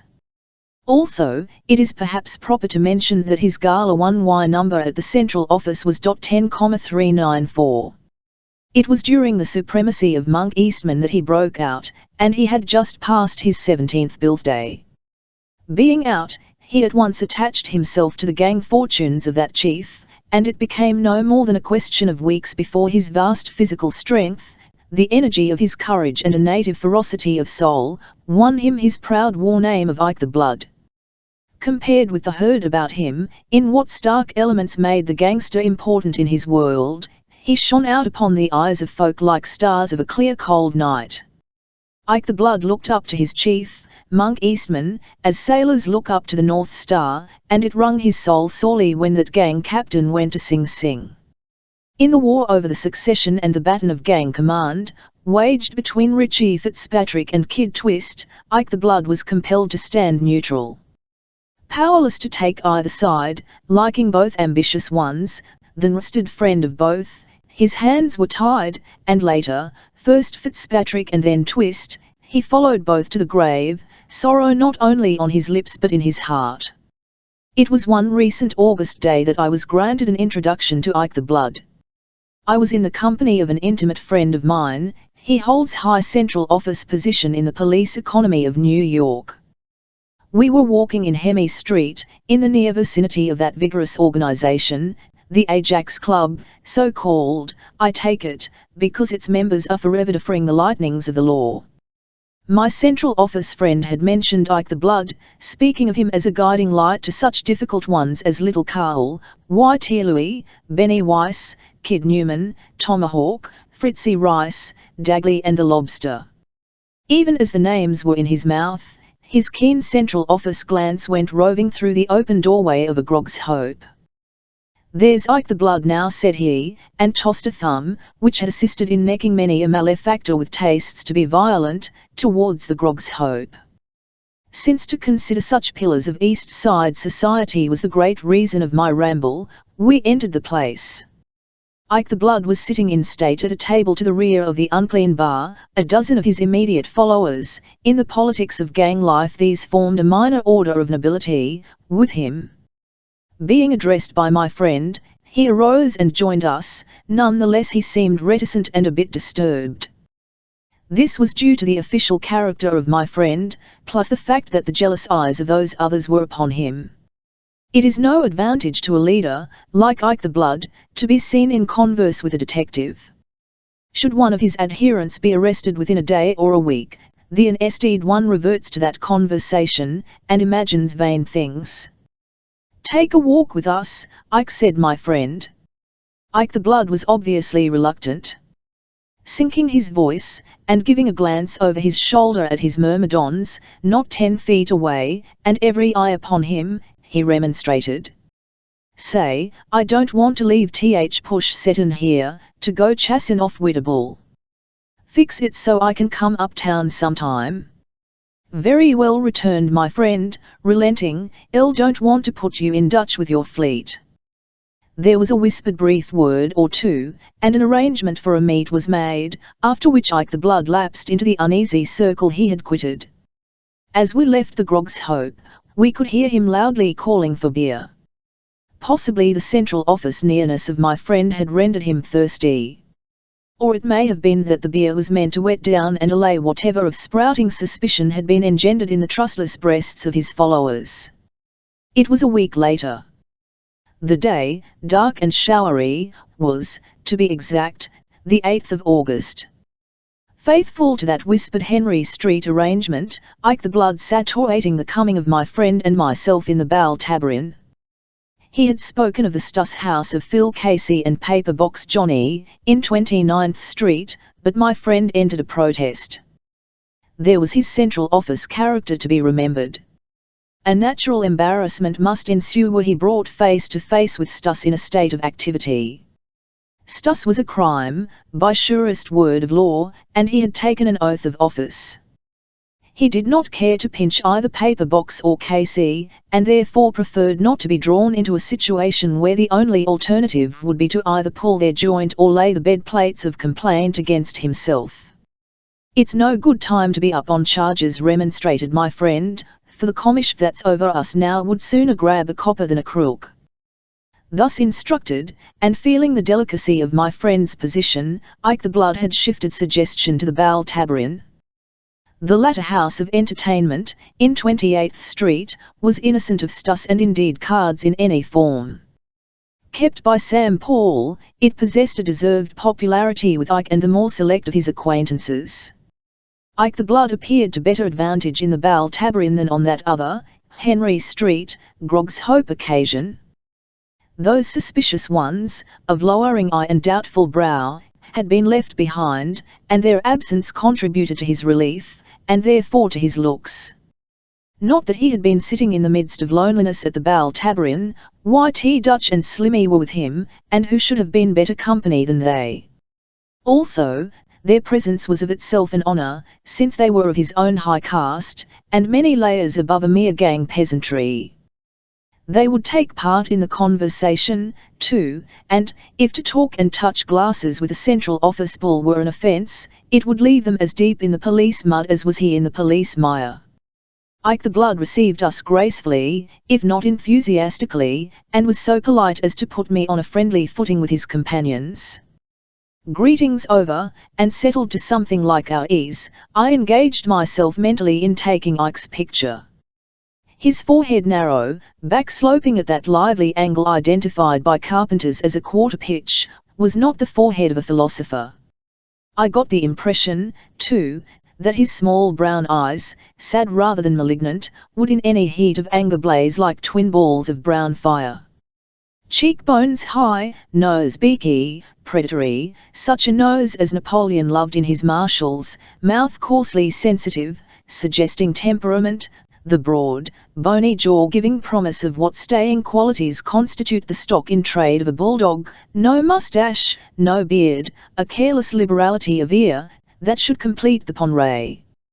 Fairly given, it was the picture of one who acted more than he thought, and whose atmosphere above all else conveyed the feeling of relentless force, the picture of one who under different circumstances might have been a Murat or a Massena.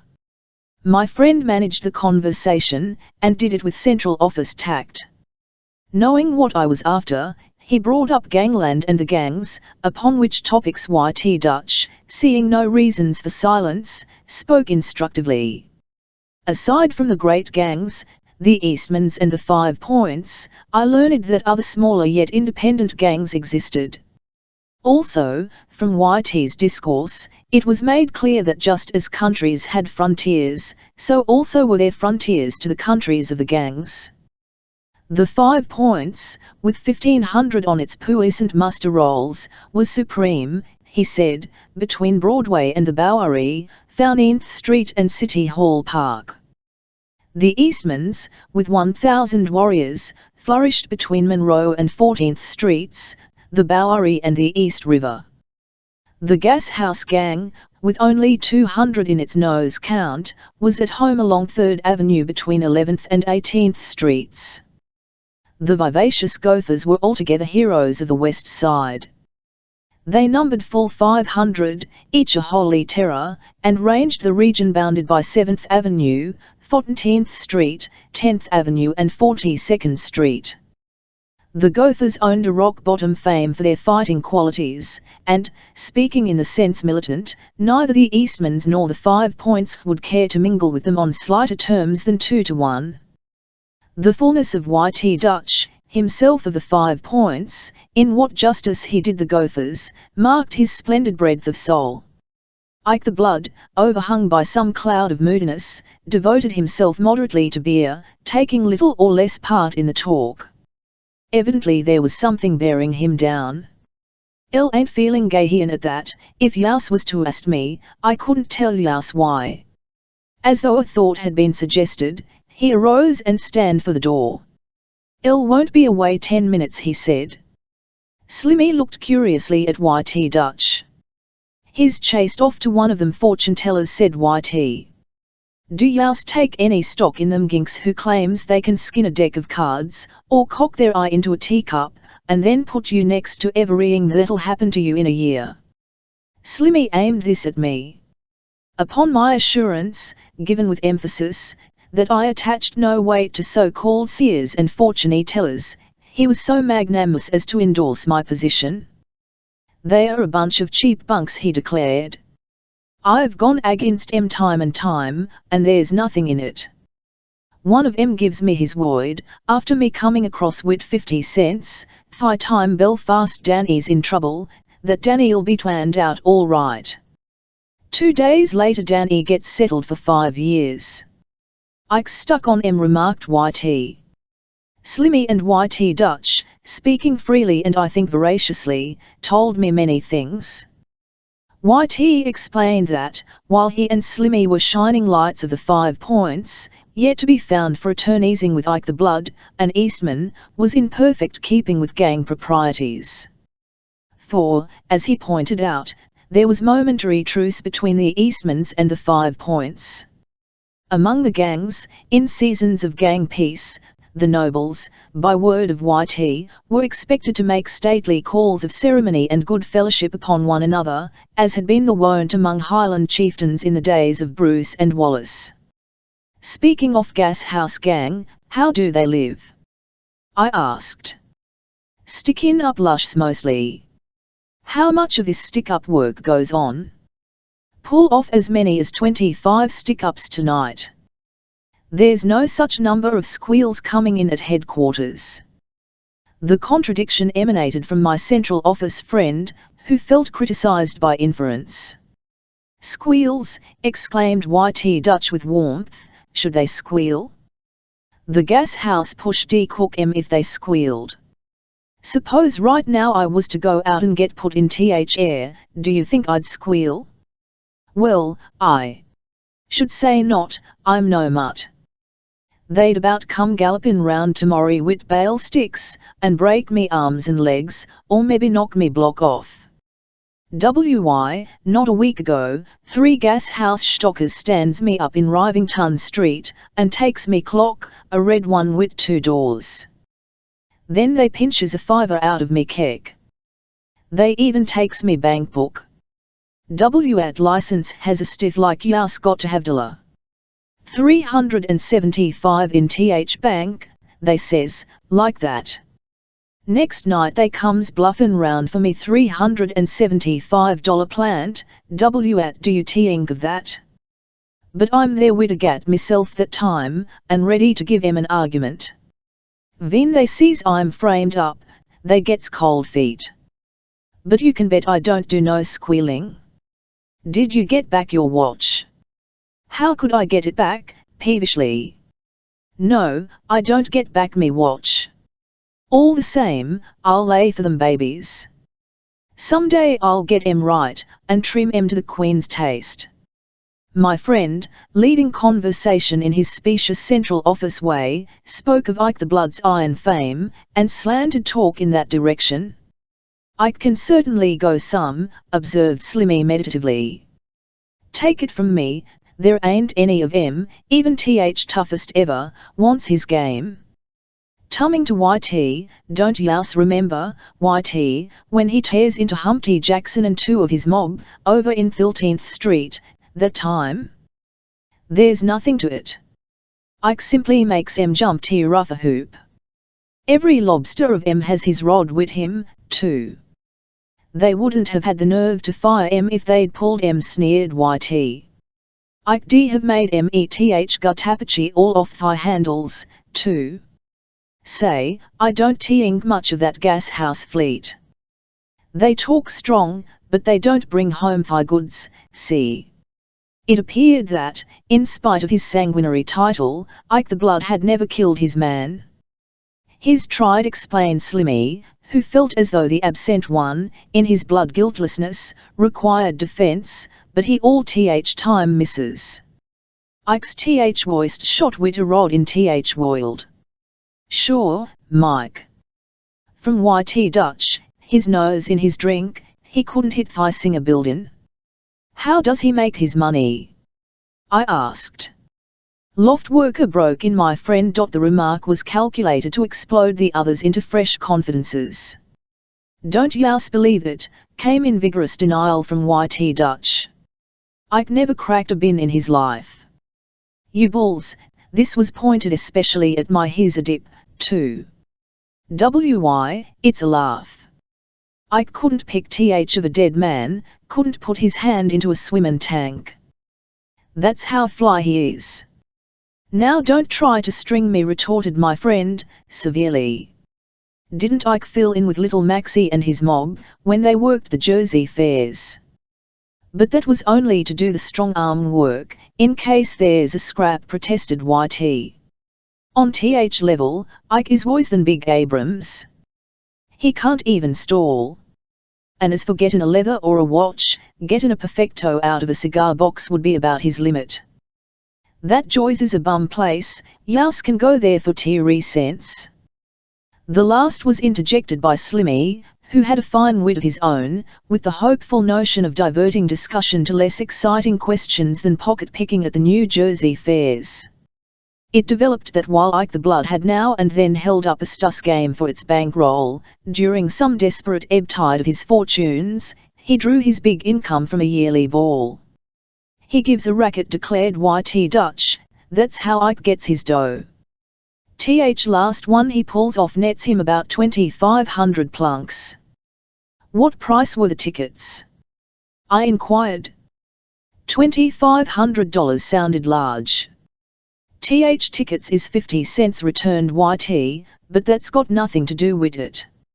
A guy T rose down say a 10 spot at thigh box office, like YT made a motion with his hand, which was royal in its generous openness.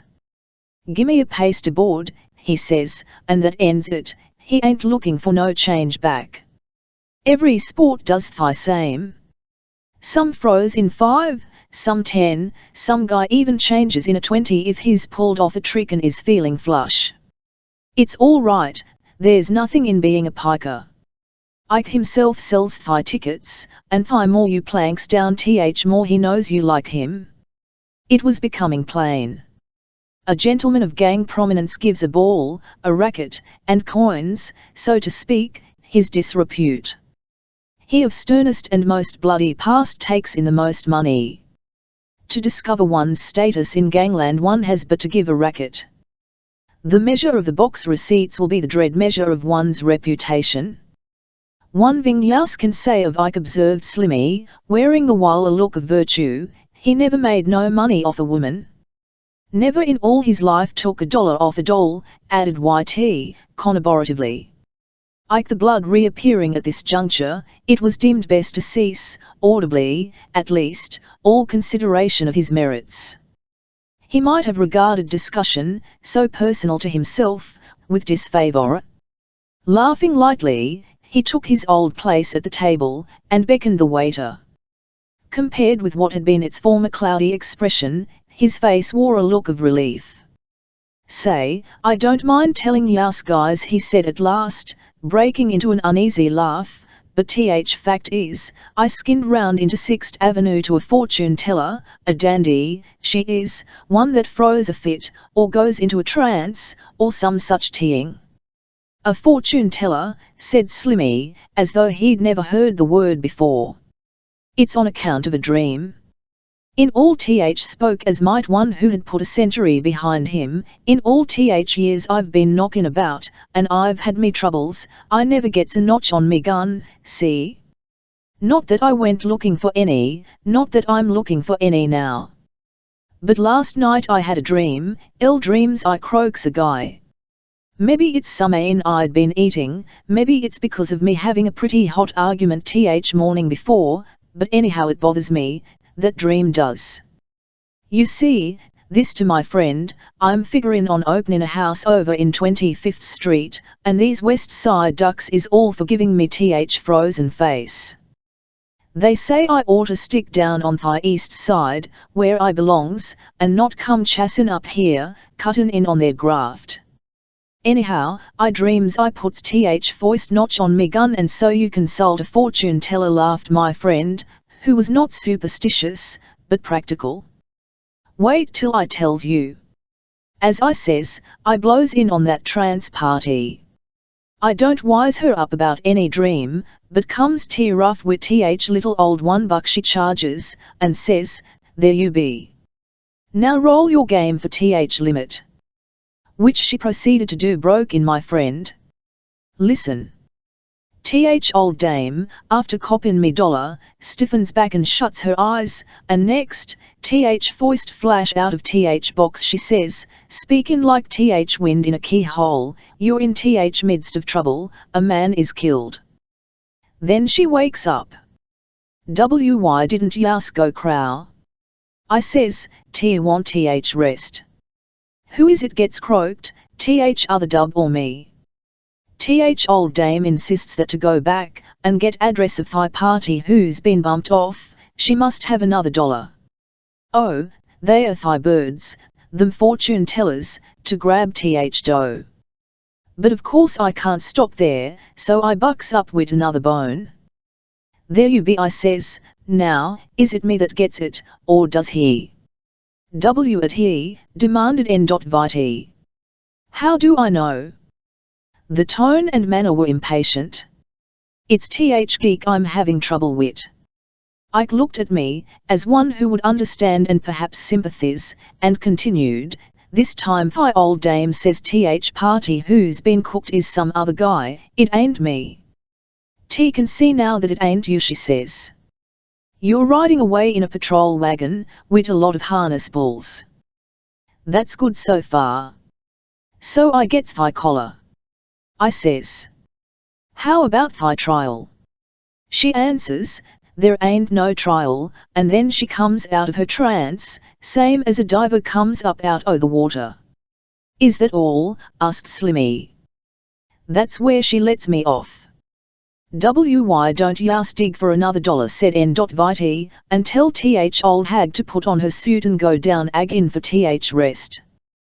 Why had been impressed by that simile of the diver. 'At more is there to get? I ain't killed, and I ain't tried, that oughta do me. Coroner crows me loose, most likely. Anyhow, I ain't going to sit there all day, skinnin' me roll for that old sponge, a plunk a crack, too.' 'Talk of cost of living,' remarked Slimmy, with a grin. 'Ain't it fierce, way them fortune tellers'll slim a guy's bank roll for him, once they has him hooked? They'll get yous to going, and after that it's like one of them stories at ends wit continued in our next. It's like playing horses, only woys. Foist day you goes out to win, and after that, you keep going back to get even.' Ike the Blood paid no heed to the pessimistic philosophy of Slimmy, he was too wholly wrapped up in what he had been told. 'Well,' he broke forth, following a ruminative pause, 'anyhow, I'd sooner he gets it than me. There you go again about that, he protested YT, and the manner of YT was quinless. Guy, she sees me hooked up wit. This came off a bit warmly. You know I mean. Take it easy, urged my friend. What is there to get hot about? You don't mean to say, Ike, you're banking on that guff the old dame handed you. Next week, the shadow of a smile playing across his won't believe it. But it sounds like realtying now. The door of the Bal Tabarin opened to the advent of a weasel-eyed individual. Hello, YT, exclaimed Weasel-Eye cheerily, shaking hands with YT Dutch. Just leaves a namesake of yours, and say, he's in bad. At namesake. YT Louis. A bunch of them West Side gorillas has him cornered, over in a dump at 27th Street and 7th Avenue. It looks like there'd be something doing, and, as I don't have no part of it, I screws out. At the name of YT Louis, Ike the Blood arose to his feet. YT Louis, he questioned, 7th Avenue and 27th Street. That's ticket, replied Weasel Eye, and Youse can cash on it. Ike the Blood hurried out the door. YT Louis is Ike's closest pal, observed YT Dutch, explaining the hurried departure. Will there be trouble? I asked. Don't think so, said Slimmy. It's 4 for 1 they'll lay down to Ike. Don't put your swell bet on it, came warningly from YT Dutch. Them gophers are as tough a bunch as ever comes down the pike. Tough nothing, returned Slimmy, they'll be duck soup to Ike. Why don't you look into it? I asked, turning to my friend. As a taxpayer, I yearn for some return on that $1 a year which New York City pays for its police. That ornament of the central office yawned, and motioned to the waiter to bring his bill. That sort of thing is up to the cop on the beat, said he. YT and me you'd get in on it, explained Slimmy, his expression was one of half you see we belong at other end of Thigh Alley. We're 5 points, Ike and YT Louis are Eastmans, and in a clash between Eastmans and Gophers, it's up to us to stand paws off, see. That's straight talk, coincided YT. Suppose, seeing it stopped raining, we drift over there, said my friend, adjusting his Panama at the exact central office angle. As we journeyed along, I noticed Slimmy and YT Dutch across the street. It was already written that YT Dutch, himself, would be shot to death in the Stag before the year was out, but the shadow of that impending taking off was not apparent in his face. Indeed, from that face there shone forth only pleasure in anticipation, and a lively interest. They'd no more miss it than they'd miss a play at the theatre, remarked my friend, who saw where my glance was directed. About a gin mill, on the corner of 7th Avenue and 27th Street, a crowd had collected. A patrol wagon was backing up. An officer in uniform tossed a prisoner into the wagon, with no more ceremony than should attend the handling of a bag of bran. It's Jubilia, exclaimed YT Dutch, naming the prisoner. The 2 5-pointers had taken position on the edge of the crowd, directly in front of my friend and me. There's Ike, said Slimmy, as 2 policemen were seen pushing their way towards the patrol wagon, Ike the Blood between them. The bulls is holding him up, too, and his face is as pale as paper. By thunder, they've nailed him. I told you them Gophers were tough students, was the comment of YT Dutch. My friend began forcing his way forward. As he plowed through the crowd, YT Dutch and Slimmy, having advantage of his wake, kept close at his heels. Slimmy threw me a whispered word, BTH way th mob is actin', I copped one. Slimmy, before the lapse of many minutes, was again at my side, attended by YT Dutch. The pair wore that manner of quick yet neutral appreciation which belongs, we'll say, with such as English army officers visiting the battlefield of Santiago while the action between the Spaniards and the Americans is being waged. It wasn't their fight, it was an Eastman Gopher fight, but as full-blown 5-pointers it became them vastly to be present. Also, they might learn something. Ike dropped one nodded YT Dutch, answering the question in my eye. It's Ledwich. What was the row about? I asked. YT Louis. The Gophers was going to hand it to him, but just then Ike comes through door on thy run, and wit that they outswit their rods and goes to peggin' at him. Then Ike gets to going and cops Ledwich. Best Gophers can get observed Slimmy, and his manner was as the manner of one balancing, and best Gophers can get is an even break, and to do that they'll have to cash on Ike. YT Louis. He makes his getaway all right. Say, YT, let's beat it round to the Tenderloin station, and get finish. The finish was soon told. Ike the blood lay dead on the station house floor, a bullet had drilled its dull way through his lungs. An officer was just telephoning his people in Christie Street. Now do ya see, said YT Dutch, correcting what he conceived to be Slimmy skepticism, that forenoon telling skirt handed out right dope.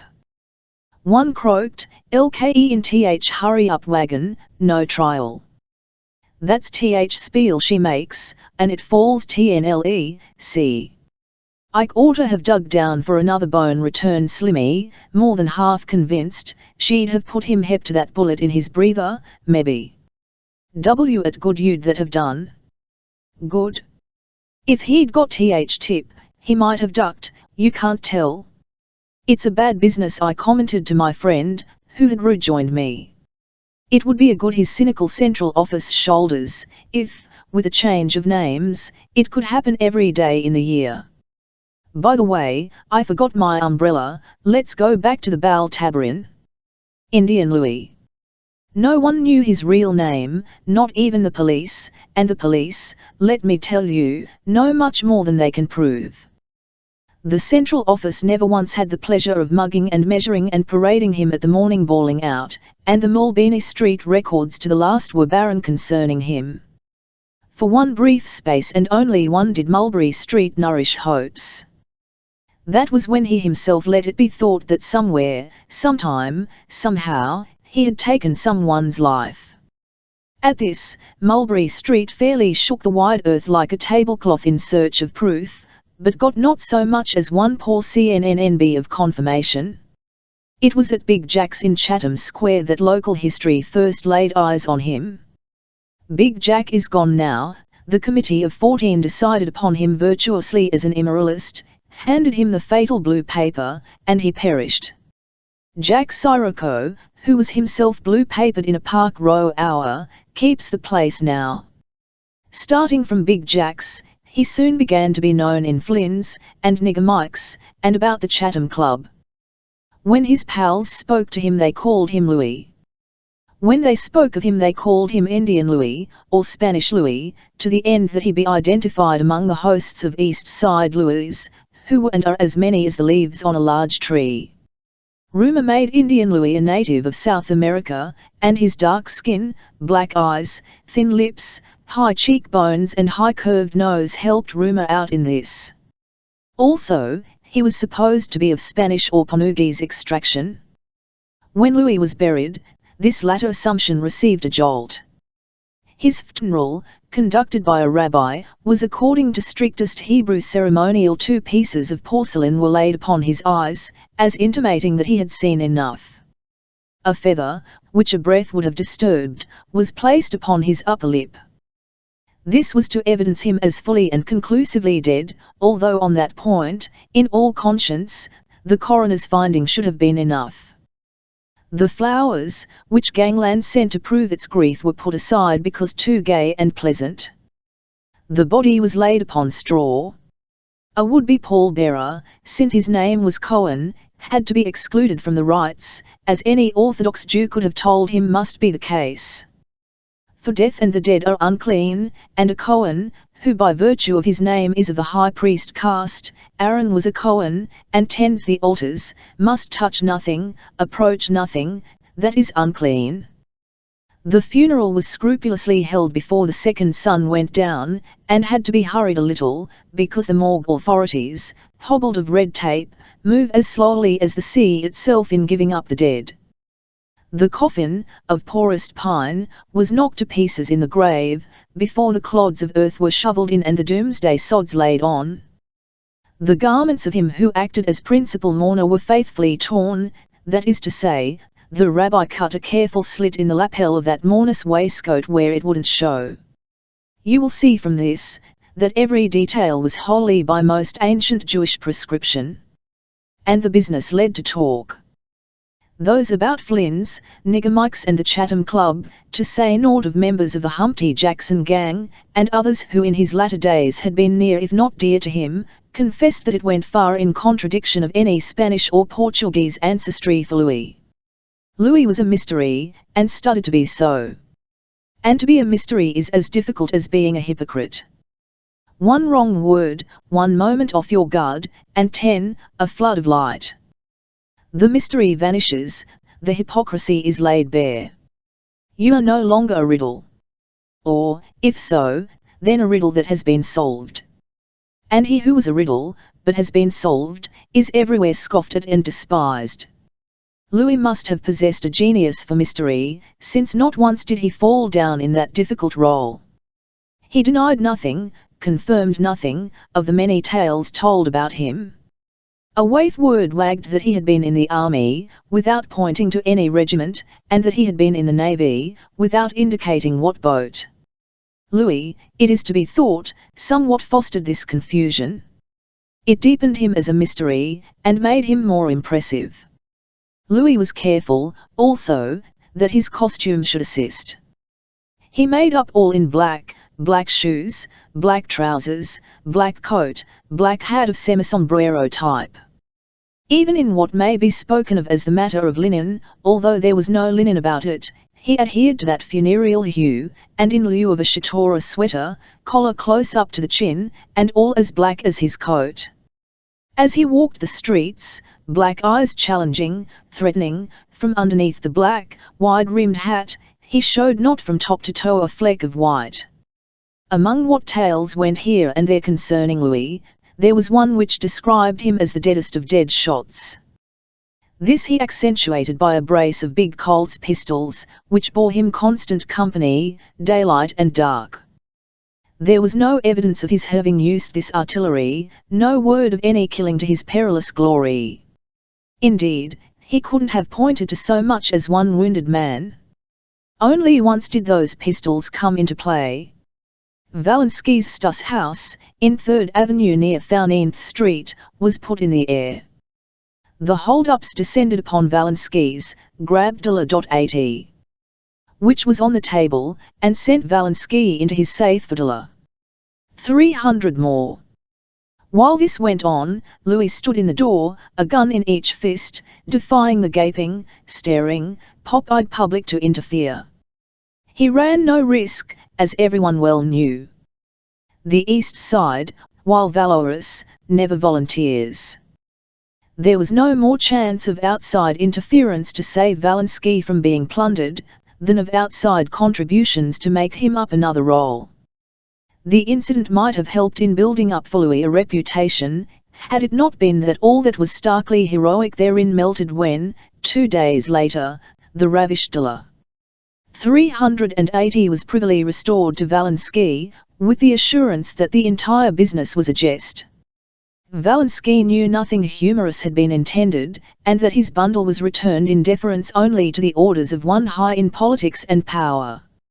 Also, it was the common feeling, a feeling no less cogent for not being put into words, that had Louis been of the wood from which champions are carved, the $380 would never have come back.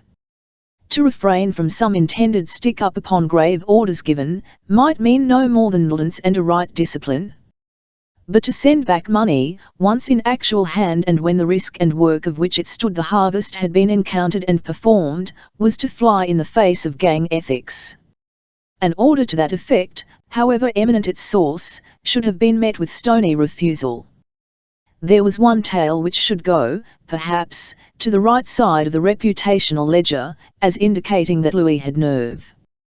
Crazy Charlie was found dead in the mouth of a passageway, which opened off Mulberry Street near the Bowery. His throat had been cut from ear to ear. No one of sense supposed Louis did that throat slashing.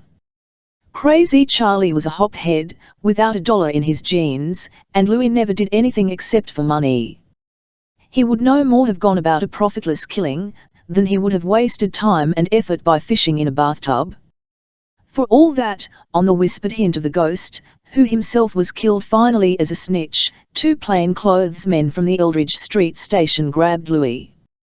They did not tell him the reason of the pinch. Neither did they spread it on the books. The police have a habit of protecting themselves from the consequences of a foolish collar by a specious system of concealment, and put nothing on the blotter until sure. When searched at the desk, Louis's guns were discovered.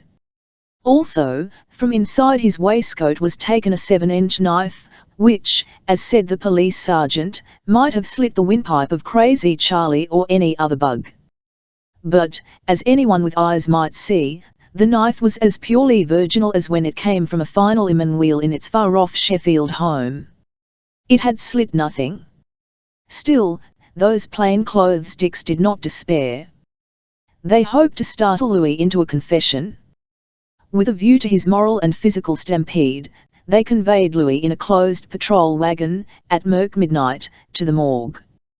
He hadn't been told what he was charged with, he didn't know where he was going. The wagon backed up to the morgue door. Louis had never visited the morgue before, though fated in the end to appear there officially. The plainclothes men, one at each shoulder, steered him inside. All was thick blackness, you couldn't have seen your own nose. Feeling their wordless way, the painstaking plainclothes folk manhandled Louis into position. Then they flashed on a flood of electric light. There, within 2 feet of Louis, and squarely beneath his eyes, lay the dead Crazy Charlie, posed so as to show effectively that gruesome slash across the throat. Louis neither stand nor exclaimed. Gazing down on the dead Charlie, he searched forth a cigarette and turned to one of his plainclothes escorts for a match. "Do you see this?" demanded the plainclothes man, slewing round the dead head until that throat gash yawned like some horrid mouth. The plainclothes man was wroth to think he should have worked so hard to achieve so little. "Yes," retorted Louis, as cold as a wedge. "Also, I'll tell you bulls another thing. You think to rattle me? Say, for 10 cents I'd sit on this stiff all night and smoke a pipe." Those plainclothes artists gave Louis up. They turned him loose at the morgue door. The affair worked round, and helped Louis to a better position in the minds of all fair men. It fell in lucky, too, since it more than stood off a setback which overtook him about the same time. Louis had called upon the Irish wop, at the latter's poolroom in 4th Avenue. This emigrant from Mayo was thin and slight and sickly, and Louis argued that he might bully him out of a handful of money. Putting on a darkest frown, he demanded $50, and intimated that dire indeed would be the consequences of refusal. "Because," said Louis, "when I go out for anything I get it, see." The wop coughed timidly and made a suggestion. "Come round in half an hour," said he, "when the last race from New Orleans is in, I'll have the cush ready for yes." Louis withdrew, and the wop shoved the poker into the blazing big-bellied stove. An hour later, that New Orleans race having been run, Louis resumed. The poker being by this time white-hot, the wop drew it forth from the stove. There were no stage waits. Applying the poker to the shrinking rear of Louis, the wop compelled that yearner after $50 to leap screechingly from a second-story window. "That's PHWY I puts TH windy up," explained the wop. "L didn't want that chap skate brea acthide glash." Indian Louis. Spanish Louis, he repeated with measureless contempt. "Let me tell ya skinks thing." This to a circle who had beheld the flight of Louis. "If ever that bum shows up here again, I'll put him out av business altogether. Does he think a 2-cent guinea from South America can bluff a full-blown mick?" Louis's flight through the wop's window, as had his steadiness at the morgue, went the gossipy rounds. It didn't injure him as much as you might, for who said the general voice, would face and fight a white-hot poker. On the whole, public sentiment was inclined to sustain Louis in that second-story jump. From what has been written, it will not astonish you to hear that, upon the important matter of courage, Louis's place in society had not been absolutely fixed. Some said one thing, some another. There are game men in gangland, and there exist others who aren't the real thing. Sardinia Frame believes, with the Irish wop, that Louis belonged in the latter class. Also, Sardinia Frank is entitled to an opinion. For he was born in Mulberry Bend, and has himself been tried twice on charges of murder. It was Sardinia Frank, by the way, who smote upon Eat 'em Up Jack with that effective lead pipe, albeit, there being no proof, he was never arrested for it. No, he doesn't admit it, even among intimates and where such admission would be respected as sacred. But when joked concerning it, he has ever worn a cheerful, satisfied look, like the pictures of the cat that ate the canary, and while careful not to accept, was equally careful not to reject, the compliment implied. Moreover, when the dead Eat 'em Up Jack was picked up, the lead pipe used to break his skull had been tucked jocosely under his arm. It was clear to knowing ones that none except Sardinia Frank would have thought of such a jest.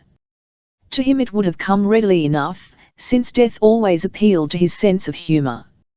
Clad in a tuxedo and an open-face suit, Sardinia Frank, at the time I questioned him, was officiating as peace preserver in the Normandy Rathskeller.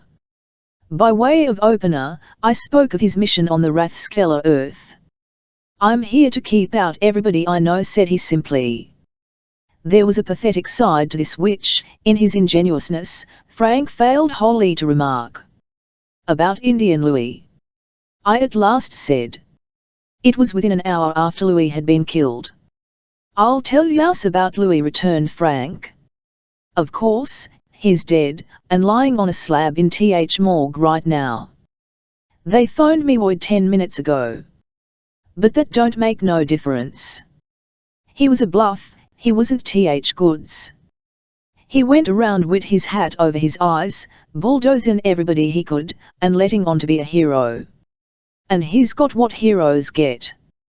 "Did you ever get tangled up with him?" I asked. "Let me show you," and Frank became confidential. "This'll give yous a line. One time he's got 200 bones. Molly Squint climbs into a yap wagon and touches a rib for it. Louis takes it, and plants it wid nigger Mike. That's about 6 months ago. Th next night, me being wise to it, I chases to Mike and says, 'Louis over to Jiggers, point and stuss, and he wants thy 200. So Mike hands me Th dough.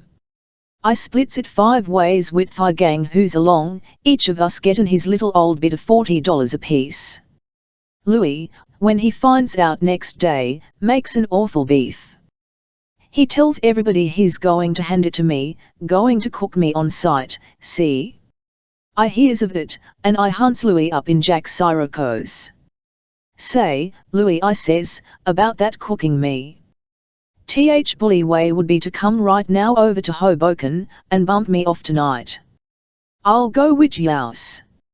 And there won't be no hangover, see, cause no one enjoys ill care, and no one in New York LL know. Do yous think Louis'll come? Not on your necktie. He didn't want me game, just wanted to talk, that's all. Not yous, Frank, he said, L ain't gunnin' for yous. It's Mike, his thigh guy, I'm going to croak. He oughtn't to have let yous have thigh money. No, of course, he don't go after Mike, that's simply his crawl. Take it from me, Frank concluded, Louis wasn't Th goods. He'd run a bluff, but he never really hoited a guy in his whole life. As I says, he goes about frownin', and glarin', and giving people the fiery eye, and row in a chest, and letting it go broadcast that he's a hero. And for a finish he's got W at heroes get. Such was the word of Sardinia Frank. When he fell with 2 bullets through his brain, and 2 more through his body, Louis had $170. In his pocket, $700. In his shoe, and $3,000 in the Bowery Bank. This prosperity needn't amaze. There was, for one thing, a racket reason to be hereinafter set forth. Besides, pretty Agnes and Molly Squint both walked the streets in Louis's loved behalf, and brought him all in the way of riches that came to their lure. Either was sure for $5 a day, and Molly Squint, who could graft a little, once came in with $8. Both pretty Agnes and Molly Squint most fiercely adored Louis, and well did he know how to play one loving heart against the other. Some say that of the pair he preferred pretty Agnes. If so, he wasn't fool enough to let her find it out. She might have neglected her business to bask in his sweet society. Besides, when it came to that, Louis's heart was really given to a blonde burlesque, opulent of charm. This artiste snubbed and neglected Louis for the love of a stage manager. But she took and spent Louis's money, almost if not quite as fast as pretty Agnes and Molly Squint could bring it to him from the streets. Louis never made any place his hangout long. There was no element of loyalty in him, whether for man or for woman, and he went from friend to friend and gang to gang. He would stay nowhere, remain with no one, after his supremacy had been challenged. And such hardy natures as Biff Ellison, Jimmy Kelly, Big Mike Abrams, Chick Tricker and Jack Sirocco were bound to challenge it. They had a way, too, of putting the acid on an individual, and unless his fighting heart were purest gold they'd surely find it out. And Louis never stood the test. Thus, beginning at Big Jack's in Chatham Square, Louis went from hangout to hangout, mob to mob, until, working through Nigger Mike's, the Chatham Club and Sharkies, he came at last to pal in with the Humpty Jackson Gun Alas. These worthies had a stamping ground in a graveyard between 1st and 2nd Avenue, in the block bounded north and south by 12th and 13th Streets. There Louis was wont to meet such select company as Monahokee, Niggerole, Candy Phil, the Lobster Kid, Maxie Hahn, and the Grabber. As they lolled idly among the tombstones, he would give them his adventures by flood and by field. Louis, besides being conceited, was gifted with an imagination and liked to hear himself talk. Not that he felt obliged to accuracy in these narrations. It was enough that he made them thrilling, and in their telling shed an effulgent ray upon himself. While he could entertain with his stories, Louis was never popular. There was that doubt about his courage. Also, he was too frugal. No one had ever caught the colour of his money. Save in the avaricious instance of the big blonde burlesque, as hungry as false, he held by the selfish theology that it is more blessed to receive than to give. Taking one reason and another, those about Louis at the finish were mainly the Humpty Jackson bunch. His best hangout of any fashion was the Hesper Club. Had Humpty Jackson remained with his own, Louis might have been driven, in search of comradeship, to go still further afield. Humpty was no weakling, and while on the surface a whining, wheedling, complaining cripple, owned his volcanic side, and had once shot it out, gun to gun and face to face, with no less a paladin than Jimmy Kelly. Louis would have found the same fault with Humpty that he had found with those others. Only Humpty didn't last long enough after Louis joined his forces. Some robbery came off, and a dull jury held Humpty responsible. With that, the judge sent him up for a long term of years, and there he sticks today. Humpty took the jalmy crying that he had been jobbed by the police. However that may have been, his going made it possible for Louis to remain with the Jacksons, and shine at those ghoulish, graveyard meetings, much longer than might otherwise have been the case. While Louis had removed to the remote regions about 14th Street and 3rd Avenue, and was seldom seen in Chatham Square or Chinatown, he was not forgotten in those latter precincts. Giulietta brought up his name one evening in the Chatham Club, and spoke scornfully of him in conjunction with the opulent blonde. That doll's mark in a farmer of Louis was the view of Giulietta.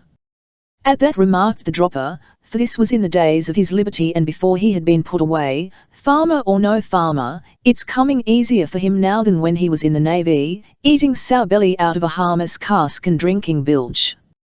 "What's that ship he says he's sailing in, Nella?" continued the dropper. "Ain't it a tub called Atalanta?" "There never is a ship in the Navy named Atalanta." This declaration, delivered with emphasis, emanated from old Jimmy, who had a place by himself in East Side consideration. Old Jimmy was about 60, with a hardwood finish face and possum-colored hair. He had been a river pirate in the old days, and roamed the midnight waters for what he might pick up. Those were times when he troubled the police, who made him trouble in return. But one day old Jimmy salvaged a rich man's daughter, who, as though to make his fortune, had fallen overboard from a yacht, and bored her small hole in the water within a rod or two of Jimmy's skiff. Certainly, he fished her out, and did it with a boat hook. More, he sagaciously laid her willowy form across a thwart, to the end that the river water flow more easily from her rosebud mouth. Relieved of the water, the rescued beauty thanked Jimmy profusely, and, for his generous part, her millionaire father proceeded to pension his child's preserver for life. The pension was $25 a week. Coming fresh with every Monday, Jimmy gave up his piracies and no longer haunted in the name of loot the nightly reaches of the river. Indeed, he became offensively idle and honest. "No sir," repeated old Jimmy, "there never is a ship in our Navy named Atalanta." "All same," retorted the dropper, "El Lamp's a yacht once was called Atalanta." "And who says no?" demanded old Jimmy, testily. "I'm talking about United States Navy." "But speaking of Louis, it ain't no cinch he's ever in Navy. I'd sooner bet he's been in jail. And if he was," said Julieta, "there ain't no one here who's got anything on him." "What does Atalanta mean, anyway?" questioned the dropper, who didn't like the talk of jails. "Is it a place?" Nixie put in Slimmy, the erudite, ever ready to display his learning. "Atalanta's the name of a skirt, who belongs way back. She's some soon as a sprinter, too, and can run her 100 yards in better than 10 seconds. Every god on Olympus clocked this dame, and knew what she could do." "What's her story?" asked the dropper. "It gets along, dicey, where Atalanta's folks thinks she ought to get man-eed. But she won't have it, she'd sooner be a sprinter." With that, they crowd her hand, and to get shut of she finally tacks it up on the bulletin board that she'll chase to altar only with some student who can beat her at a quarter-mile dash. "No lobsters need apply," says she. "Also, there's conditions. Under the NRLES, if some chump calls bluff, and can't make good, if she lands him loses, her papa's headsman will be on the job with his axe, and that beaten jink'll get his block whacked off."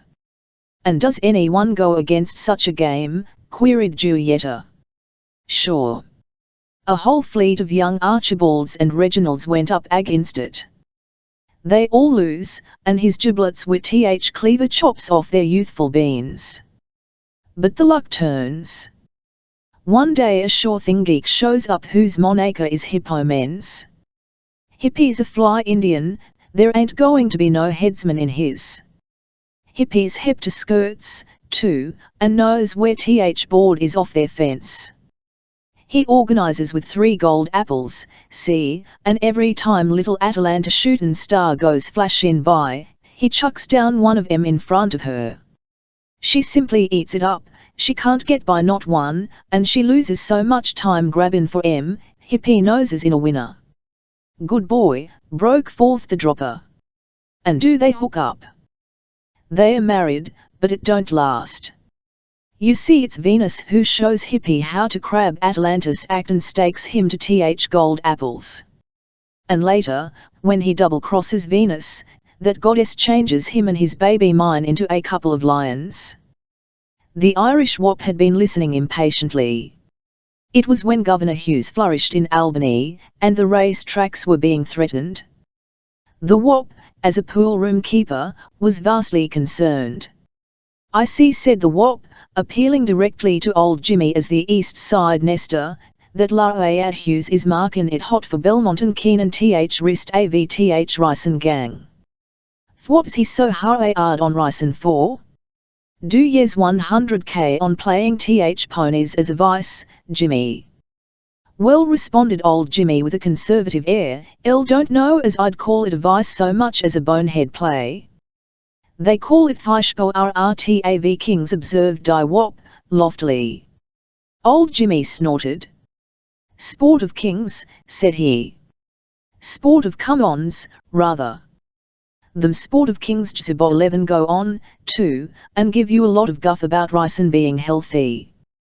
But they ain't saying a word concerning th mothers and young gons living in hot two-room tenements, and jumpin' sideways for grub, while th husbands and fathers is blowin' in their bank rolls in th bettin' ring, and gettin' healthy. And thy little jarks, too, mere kids. I've wondered thy Jerrys didn't get after 'em. But I suppose th Jerrys know who to pass up, and who to pinch, as well as th oldest skipper on thy force. For all that contended the Wop, stubbornly, them Laads that's mixed up with thy Ryson game is good felties. Good fellows, repeated old Jimmy with contempt. I recollect seeing a picture once, a picture of a girl, a young wife, she is, lying with her head on an untouched dinner table, fallen asleep, poor thing. Th clock in the picture is pointin' to midnight. There she's been waiting with dinner she's cooked with her own little loving mitts, for that souse of a husband to come home. Under th picture it says, for he's a jolly good fellow. Somebody ought to have put a head on him, quoth Julietta, whose sympathies were both active and militant. Say, went on Jimmy, that picture gets on my nerves. A week later I'm down bth Old Delmonico joint at 26th and Broadway. It's meb by 1 o'clock in the morning. As I'm going by th 26th Street door, out floats a fleet of willies, stewed to the gills, singing in honor of a dude who's in th middle, for he's a jolly good fellow. Who's that galoot? I asks th dub who's slammin' carriage doors at the curb. Is he a married man? He's married all right, says the door slammin' dub. Wit that I tears into him. It's a good while ago, and I could slug a little. Bth time th copper gets there, I've got that jolly good fellow looking like he'd been caught whistlin' croppies lie down at 50th Street and 5th Avenue when th Cathedral lets out. Well, I'm not married, remarked the Wop, not married, I neither was married, and I neither will be mafidloive. Did yous notice, remarked the dropper, how they gets a roar out of old boss Croker? He's for Ryson all right. Naturally, said old Jimmy. Him ownin' race horses, Croker's for th race tracks. He don't cut no ice. How much do yez figure Croker had cleaned up, Jimmy, when he made his getaway for Ireland? Asked the Wop, licking an envious lip. Without coming down to bookkeeping, returned old Jimmy, carelessly, my understandin' is that, be having th whole wad changed into $1,000 bills, he's able to get it down to th dock on a dray. The grabber came in. He beckoned Slimmy, and the two were at once immersed in serious whisperings. What are yous two stews chinnin' about? Called out the dropper lazily, from across the room. Be yous thinking of orderin' thigh beer? It's about Indian Louis, replied Slimmy, angrily. Grabber here says Louis's out to skin us. Indian Louis, remarked the Wop, with a gleam in his little grey eye. That's th labber what's going to shtick up me poolroom for them 50 bones. Any one that'd have anything to do wid a bum like him ought to get skinned. At's he trying to saw off on yous? Asked the dropper. This is th proposition. It was the grabber now. And Slimmy here goes in wit Louis to give that racket last week in Tarmany Hall. Now Louis's got thy whole bundle, and he won't split it. Me and Slimmy spent he run down for 600 good iron dollars apiece. And be yez going to let him get away wid it? Demanded the Wop. What can we do? Asked the grabber, disconsolately. It's that big blonde, declared Julietta with acrimony. She's going through Louis for every dollar. I wonder Molly Squint and Pretty Agnes don't put her on thigh frits. The Hesper Club was in 2nd Avenue between 6th and 7th Streets. It was 1 o'clock in the morning when Indian Louis took his accustomed seat at the big table in the corner. "How's everybody?" he easily. "L oversleeps myself, or I'd been here hours ago." "What tires you?" asked Candy Phil. Not that he cared, but merely by way of conversation. "It's big feed last night at Terrace Garden. I'm 2 days trailin' for it, and all day gettin' over it. Them swell blowouts is something fierce," and Louis assumed a wan and weary air, intended to be superior. "So you was at Terrace Garden," said Niggerole. "Was I? Yous should have seen me. Patent leathers, white choker, and a diamond in middle of me 3-sheet big enough to trip a dog." "There's nothing in them dress suits," protested Maxie Hahn. "I'm against 'em, they ain't democratic." "All same, yous got to wear 'em at these swell feeds," said Candy Phil. "They'd give yous gate if you don't." And as for not being democratic, Candy Phil had his jocose side. "They make it so you can't tell high guys from thigh waiters, and if that ain't democratic, what is? Only thing I know against 'em is that yous can't go to floor wit a guy in 'em. You've got to cut out scrappin', and live up to the suit, see?" The grabber strolled in, careless and smiling. Louis fastened him with eyes of dark suspicion, while Maxie Hahn, the Lobster Kid and Candy Phil began pushing their chairs out of the line of possible fire. For they knew of those monetary differences. "Not a chance," Sports remarked the grabber, reassuringly. "No one's going to start anything. Let's take a drink," and the grabber beat upon the table as a sign of thirst. "I ain't after no one here." "Be yous alludin' to me, grabber?" asked Louis, with a frown like a great cloud. "Don't like them cracks about starting something." "Keep your shoit on," expostulated the grabber, clinking down the change for the round of beers. "Keep your shoit on, Louis. I ain't alludin' at nobody nor nothing, least of all at yous. Besides, I just gets a message for you, only you don't seem in no humour to receive it." "Who's it from?" asked Louis. "It was the opulent Squint and Pretty Agnes NMS up on her about an hour ago at 12th Street and 2nd Avenue, and Molly bounces a brick off her cocoa. A copper comes along and chases Molly and Pretty Agnes. I gets there as they for carry in Laura into that Dago's joint be-thigh corner. Laura asks me if I sees yous to tell what's happened her, that's all." "Was Molly and Agnes sloughed in?" asked Louis, whose practical mind went first to his breadwinners. "No, they faded into next street.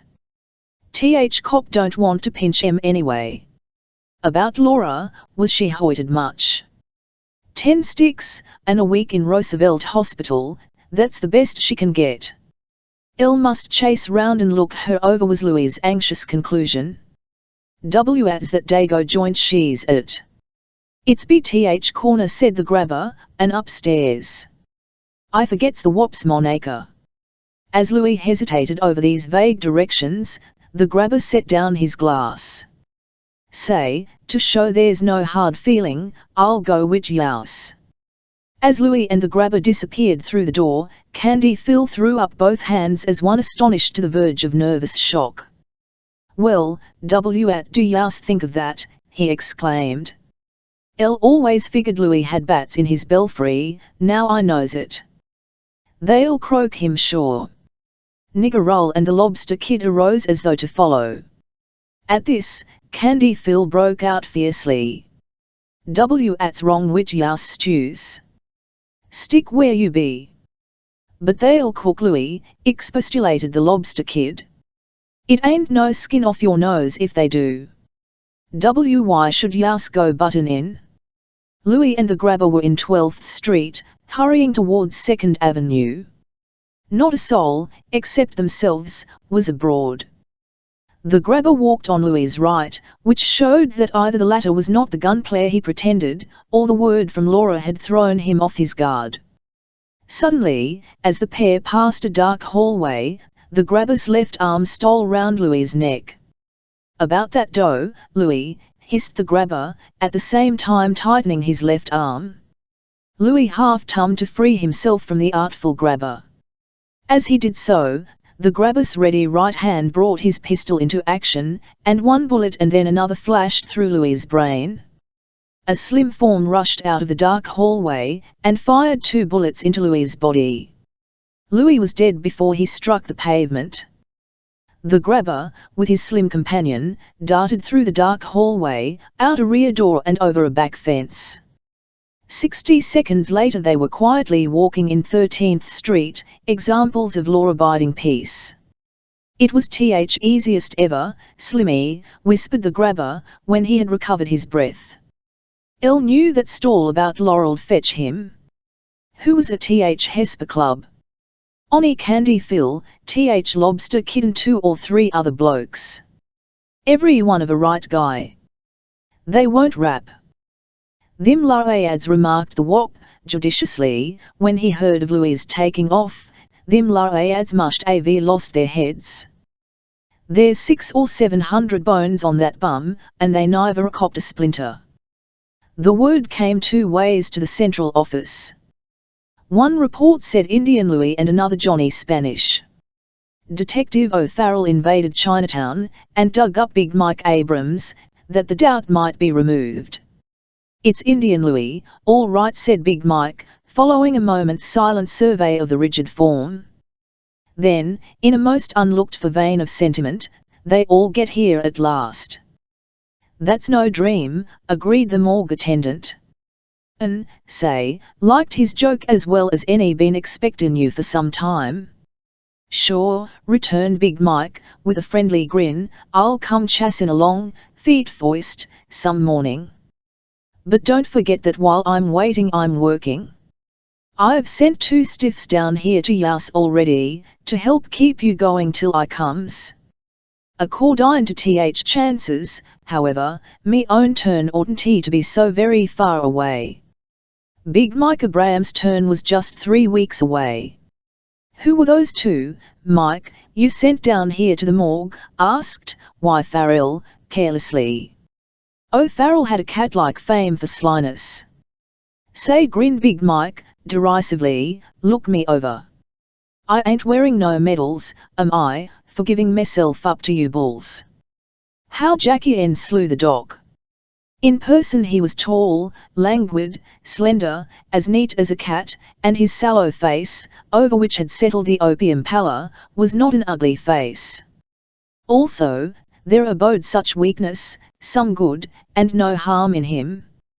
His constitution was rickety. In the winter he coughed and invited pneumonia, in the summer, when the sun poured down, he trembled on the brink of a stroke. But neither pneumonia nor sunstroke ever quite killed him. It was written that Jackie N would do that, Jackie N Dalton, alias Brady, and Jackie N did it with 5 bullets from an automatic .38. Some said that opium was at the bottom of it, others laid it to love.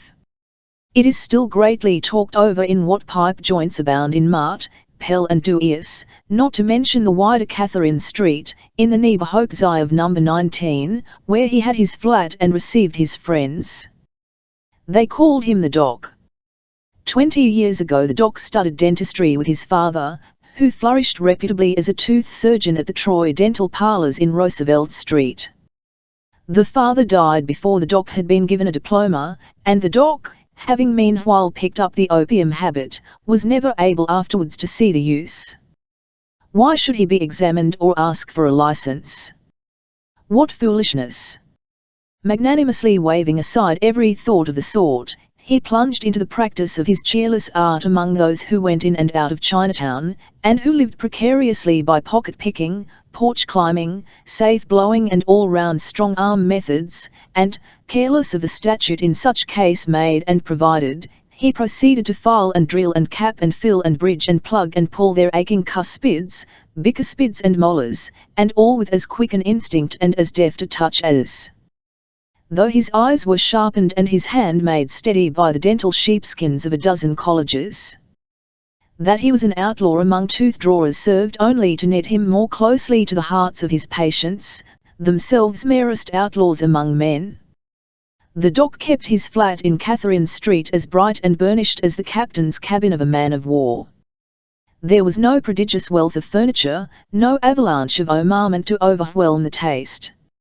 Aside from an outfit of dental tools, the most expensive belongings appeared to what lamps and pipes and kindred paraphernalia were required in the smoking of opium. Those who visited the doc were compelled to one formality. Before he would open his door, they must push the bell 4 times and 4 times tap on the panel. Thus did they prove their friendly identity. Lawful dentists, in their jealousy, had had the doc arrested and fined, from time to time, for intromitting with the teeth of his fellow worms without a license. Hence that precautionary quartet of rings, followed by the quartet of taps, indicative that a friend and not a foe was at his gate. The doc had many callers who came to smoke opium. For these he did divers kindly offices, mostly in the letter-writing line. As they reclined and smoked, they dictated while the doc transcribed, and many and weird were the epistles from 19 Catherine Street which found their way into the mails. For this service, as for his opium and dentistry, the doc's callers never failed to press upon him an honorarium. And so he lived. Love, that flower-like sentiment for which, as some jurist once remarked of justice, all places are palaces, all seasons summer, is not incompatible with either dentistry or opium. The doc had a sweetheart named Lulu. Lulu was very beautiful and very jealous. Also, she was broadly popular. All Chinatown made songs to the deep glories of her eyes, which were supposed to have excited the defeated envy of many stars.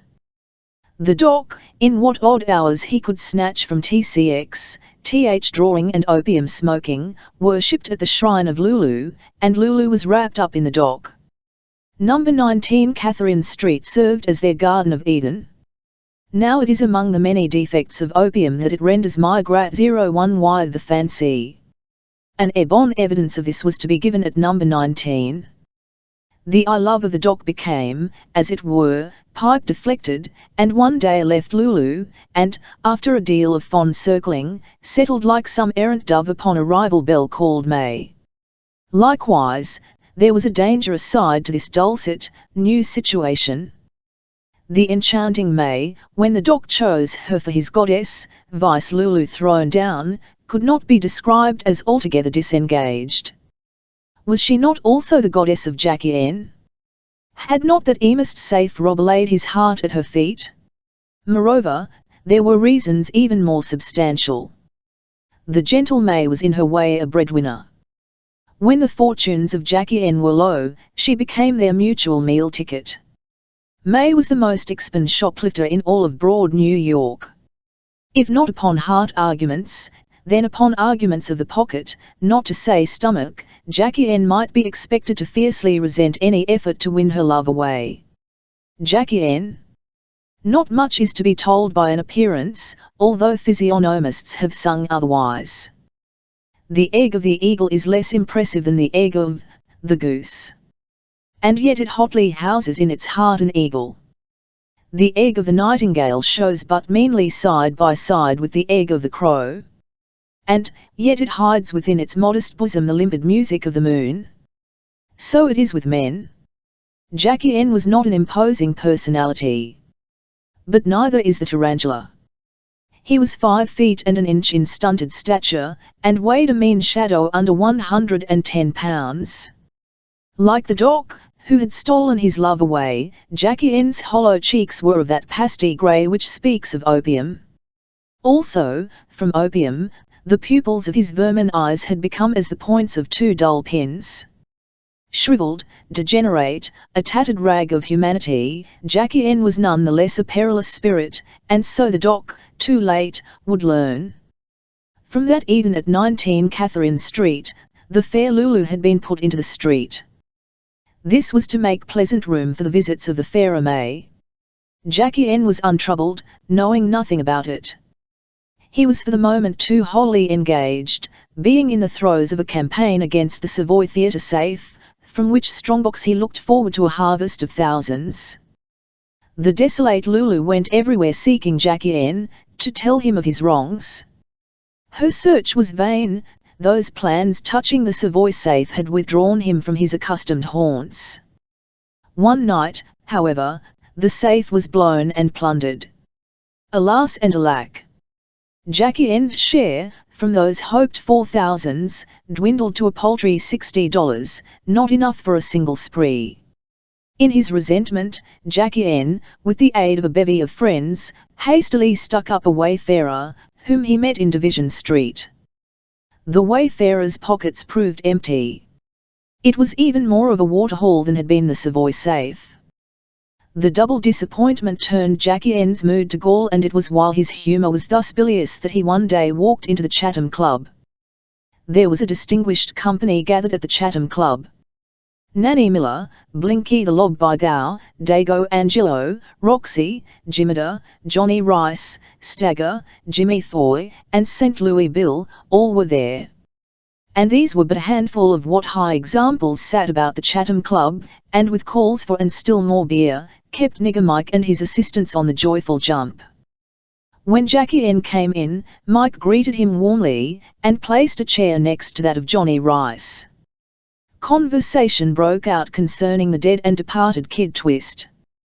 While Twist was an Eastman and an enemy of Roxy, himself of the 5 Points, the latter was no less moved to speak in highest terms of him. He defended this softness by remarking, "Twist's dead, see. And once a guy's been put to bed wit a shovel, if yous can't speak well of him yous had better can gabbin about him altogether. Them's my sentiments." Dago Angelo, who had been a friend of the vanished Twist, applauded this, and ordered beer. Twist, according to the voracious Roxy, had not been wanting in brilliancy as a captain of industry. He had showed himself ingenious when he took his poolroom into the Heartmakers Union, as a safeguard against raids by the police. Upon another occasion, strictly commercial, so said Roxy, Twist had displayed a generalship which would have glorified a Rockefeller. Baby Flax, named for the soft innocuousness of his countenance, kept a grog's hope in Houston Street. One quiet afternoon Twist abruptly broke the cherubic publican's windows, mirrors, glasses, bottles. Lighting a cigar, Twist stood in the midst of that ruin undismayed. "What's up?" demanded the policeman, who came hot-foot to the scene. "Well," vouchsafed Twist, between puffs, "there's a party chases in, smashes things, and then beats it up the street without saying a word." The policeman looked at Baby Flax. It's straight chattered that ill-used proprietor, who, with the dangerous eye of Twist upon him, wouldn't have told the nuth for gold and precious stones. "What started yous, Twist?" asked a friend. "It's this way," explained Twist. "I'm introducing a celery bitters, because there's kush in it. I goes into Baby Flax's and asks him to buy. He hands me out a no. So I ups and puts his joint on the bum. After this, when I come into a dump, they'll buy me bitters, see. Sure, I cops an order for 2 cases from Flax before I leaves." Leaving Twist to sleep in peace, and by way of turning the laugh on that gentleman, Roxy related an adventure with Nigger Mike. It was when that sub-chief of the Eastmans kept at number 12 Pell, by word of the vivacious Roxy, he, with certain roisterers belonging to the 5 Points, had gone to Mike's to drink beer. They were the foe.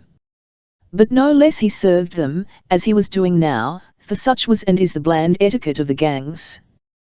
1 o'clock struck, and Mike locked his door. Key turned, the beer flowed on unchecked.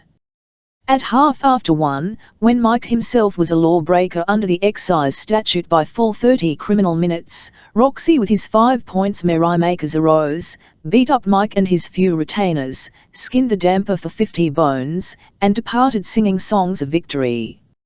Mike was powerless. As was well said by Roxy, what could he do? If he makes a roar to TH cops for us putting his joint in TH air, we'd have whipped one over on him for being open after hours. Mike laughed with the rest at Rox's reminiscence. It was of another day. "What's the matter with your mouth, Mike?" asked St. Louis Bill, for there was a lisping queerness, not only about Mike's talk, but about his laugh. Nigger Mike proceeded to lay bare the causes of that queerness. While engaged in a joint debate, years ago, it was, with a gentleman given as much to sudden petulances as to positive views, he had lost 3 of his teeth. Their place had been artificially but not artistically supplied.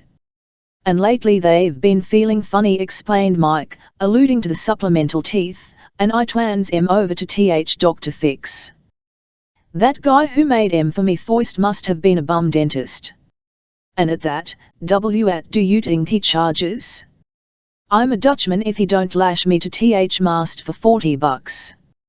He says the gold plate is worth 20. "Well, Mike," said Nanny Miller, who'd been listening, "don't want to make you sore, but on the level you talk like your mouth is full of mush. I'd make TH doc come through wit 'em as soon as I could." "He says he'll bring 'em into Maury," resumed Mike. "It's 10 to 1 you don't see 'em for a week," declared the pessimistic St. Louis Bill. "Yous can't tell nothing about them hopheads. They say to Maury when they mean next year." St. Louis Bill, being virtuously superior to opium, never lost a chance to speak scornfully of those who couldn't make that boast. Mike, at the discouraging view expressed, became doleful. "Say," he observed, "I'd look like a sucker, wouldn't I, if anything happens TH doc, and I don't get 'em." St. Louis Bill assured Mike that he would indeed look like a sucker, and redeclared his conviction, based upon certain occult creepings and crawlings in his bones, that Mike had seen the last of those teeth. "Take my steer," said St. Louis Bill in conclusion, "treat them teeth you gives TH doc as a dead issue, and go get measured for some more. $20 one of gold, you says. It ain't no cinch but the doc's hocked 'em for hop." "Nothing to that," returned Mike, decisively. "TH doc's a square guy. Them teeth is all safe enough. Only, as you says, being he hits the pipe, he may be slow about chassin' in wit 'em. While Nigger Mike and his guests are in talk, run your eye over the scene." Those citizens of gangland assembled about the Chatham Club tables would have made a study, and mayhap a chapter, for Lombroso. Speaking generally, they are a stunted litter, these gangmen, and seldom stand taller than 5 feet 4. Their weight wouldn't average 120 pounds. They are apt to run from the onslaught of an outsider. This is not perhaps from cowardice, but they dislike exertion, even the exertion of fighting, and unless it be to gain money or spoil, or a point of honor is involved, as in their duels and gang wars, they back away from trouble. In their gang battles, or when fighting the police, their strategy is to lie flat on the ground and shoot. Thus they save themselves a clubbing, and the chances from hostile lead are reduced. To be sure there are exceptions. Such as Chick Tricker, Ike the Blood, Big Mike Abrams, Jack Sirocco, the Dropper, and the redoubtable Jimmy Kelly never fly and always fight. No one ever saw their backs. You are inclined to doubt the bloody character of those gang battles. Why doesn't one hear of ask? Because the police conceal as much as may be all word and all sign of them. For the public to know might get the police criticized, and they are granted enough of that without inviting it through any foolish frankness. The hospitals, however, will tell you of a weekly average of 50 patients, suffering from knife or gunshot wounds, not to name fractures born of bottles, bricks and blackjacks. A bottle judiciously wielded, or a beer stein prudently broken in advance to assure a jagged edge, is no mean weapon where warriors are many and the fields of battle close. While Roxy rattled on, and the others gave interested ear, Jackie N was commenting in discouraged whispers to Johnny Rice on those twin setbacks of the Division Street stick-up and the Savoy safe. "It looks like nobody's got any dough," replied Rice, in a spirit of sympathy. Take me own self. I ain't made a touch Yas could call a touch, for a morn of Sundays. Me rag, Josie, and I was chinnin' about it one last night, and Josie herself says she never sees town so dead. It's something fierce, resumed Jackie N, moodily. More beer, and a moment of silence. What's you goil May doing, asked Rice. She's graftin' a little, responded Jackie N, but at with stores full of private dicks a booster can't do much. Well, you can bet May ought to know, returned Rice. As a Derrick, she got the Derby kid and the best of beat 4 ways from Jack. She could bring home thigh bacon, if any of them hoisters could. Then appeared Lulu the houseless, Lulu, the forlorn and outcast Eve of that Catherine Street Eden. Lulu stood a polite moment behind the chair of Jackie N. At a lull in the talk, she whispered a word in his ear. He looked up, nodded, and then followed her out into Duias Street. It's this way, said Lulu. May's copped doc from me, see. And she's giving you the cross, Jackie N. You ought to hand her out a good heatin'. She's overhittin' the pipe with doc right now. G1, came jealously from Jackie N. Honest. You come with me to number 19, and I'll show yous. Jackie N paused as though weighing the pros and cons. Let me go get Ricey, he said at last. He's got a good nut, and I'll put play up to him. All right, responded Lulu, impatient in her desolation, but get a move on. I've wised you, and now, if I are any good at all, you'll take May out of number 19 BTH mob. At license has she, or any other skirt for that matter, got to do me out of me doc. The last ended in a howl. Leaving Lulu in the midst of her complaints, Jackie N wheeled back into the Chatham Club for a word with Rice. Even during his absence, a change had come over the company.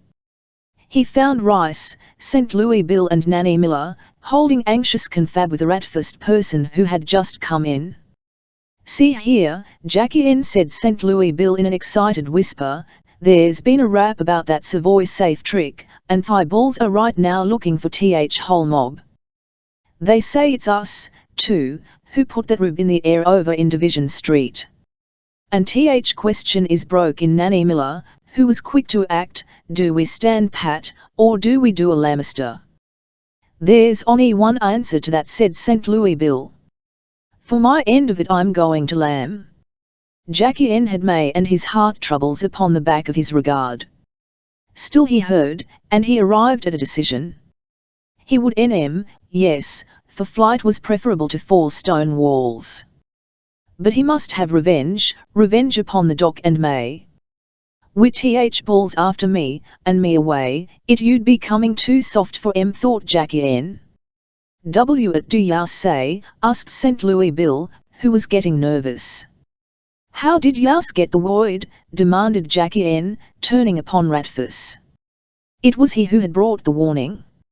I'm a stool for one of the bulls, replied Ratfuss, and it's him tells me you blokes is wanted, see. So you're stoolin' for a central office cop. Jackie N's manner was fraught with suspicion. How do we know you're giving us correct dope? Miller knows me, returned Ratfuss, and so does Bill. They'll tell yas I'm a right guy. That stool thing is only a stall. I gets more out of the bull than he gets out of me. Sure, I give him a dead one now and then, just be way of putting in a prop for myself. But not yas, it's any of me friends I puts hep, see. Do you sign for this duck, demanded Jackie N of St. Louis Bill. Here's a new one on me. Take it from me, he's all right, said St. Louis Bill, decisively. Why, you ought to know him, Jackie N. He joined out with that mob of guns Goldie Louie took to Syracuse last fall. He's no farmer, neither, Ricey there ain't got nothing on him as a tool. This endorsement of Ratfuss settled all doubt. Jackie N's mind was made up. Addressing the others, he said, fades the void. I'll meet Yous over in Hoboken tonight at Beansies. Better make Thai ferry one at a time. Do Yous want to wait till night for? Asked Nanny Miller. Foist teeing you know you'll get Thai collar. I'm going to take the chance, though, retorted Jackie N. It's some private business of me own. And say, looking at Wanda Powell. Will Yous stick, Ricey? Sure, Mike, said Rice, who had nerve and knew how to be loyal. Thus it was adjusted. Ratfuss went his way, to exercise his gifts of mendacity upon his central office principal, while the others scattered, all save Jackie N and Rice. Jackie N gave his faithful friend the stow of his wrongs. Elle wouldn't have thought it of the doc, was the pensive comment of Rice. He had exalted the doc, because of his book Leaming, and groaned to see his idol fall. No, I wouldn't have guessed it of him. Of course, it's different wit a doll. They'd double-cross their own mothers. Over in Catherine Street at number 19 the doc was teaching May how to cook opium. The result fell below the doc's elevated notions. You aren't to be compared with Lulu, he complained, as he trimmed the peanut oil lamp. All Chinatown couldn't show Lulu's equal for cooking hop. She had a genius for it. The doc took the needle from May, and cooked for himself. May looked discouraged and hurt. It's all right, said the doc, dreamily, replying to the look of injury. You'll get it right in time, dear.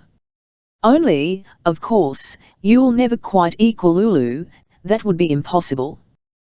The doc twirled the little ball of opium in the flame of the lamp, watching the colour as it changed. May looked on as upon the labors of a master. I'll smoke a couple of pipes, vouchsafed the doe, then I must get to work on nigger Mike's teeth. Mike's a good fellow, they are all good fellows over at the Chatham Club, and the doc sank back upon the pallet. There was the sound of someone in the hall. Then came those carminative 4 rings and 4 taps. That's Mike now, said the doe, his eyes half closed. Let him in, I suppose he's come for his teeth. I'll have to give him a stand-off. Mike ought to have 2 sets of teeth. Then he could wear the one while I'm fixing the other. It's a good idea, I'll even tell him. May, warned by some instinct, opened the door but a timorous inch. What she saw did not inspire confidence, and she tried with all her little strength to close and bolt it. Too late. The door was flung inward, and Jackie N, followed by Rice, entered the room. They paid no heed to the opium fumes, almost stifling they were, but Jackie N and Rice had long been used to them. May gazed at Jackie N like one planet struck. The doc, moveless on the pallet, hardly raised his opium-weighted lids. This is a fine game I'm gettin'. Jackie N sneered out the words. The doc pulled tranquilly at his pipe, while May stood voiceless, staring with scared eyes. I'd ought to peg a bullet into you, continued Jackie N, addressing May. He had drawn his heavy gun. May stood as if the sight of the weapon had frozen her. Jackie N brought it down on her temple. The doc never moved. Peace, the peace of the poppy, was on his brow and in his heart. May fell to the floor, her face a reek with blood. Now you've got yours, said Jackie N. May struggled unsteadily to her feet, and began groping for the door. That ought to do youse till I get back, was Jackie N's goodbye. You'll need a few stitches for that.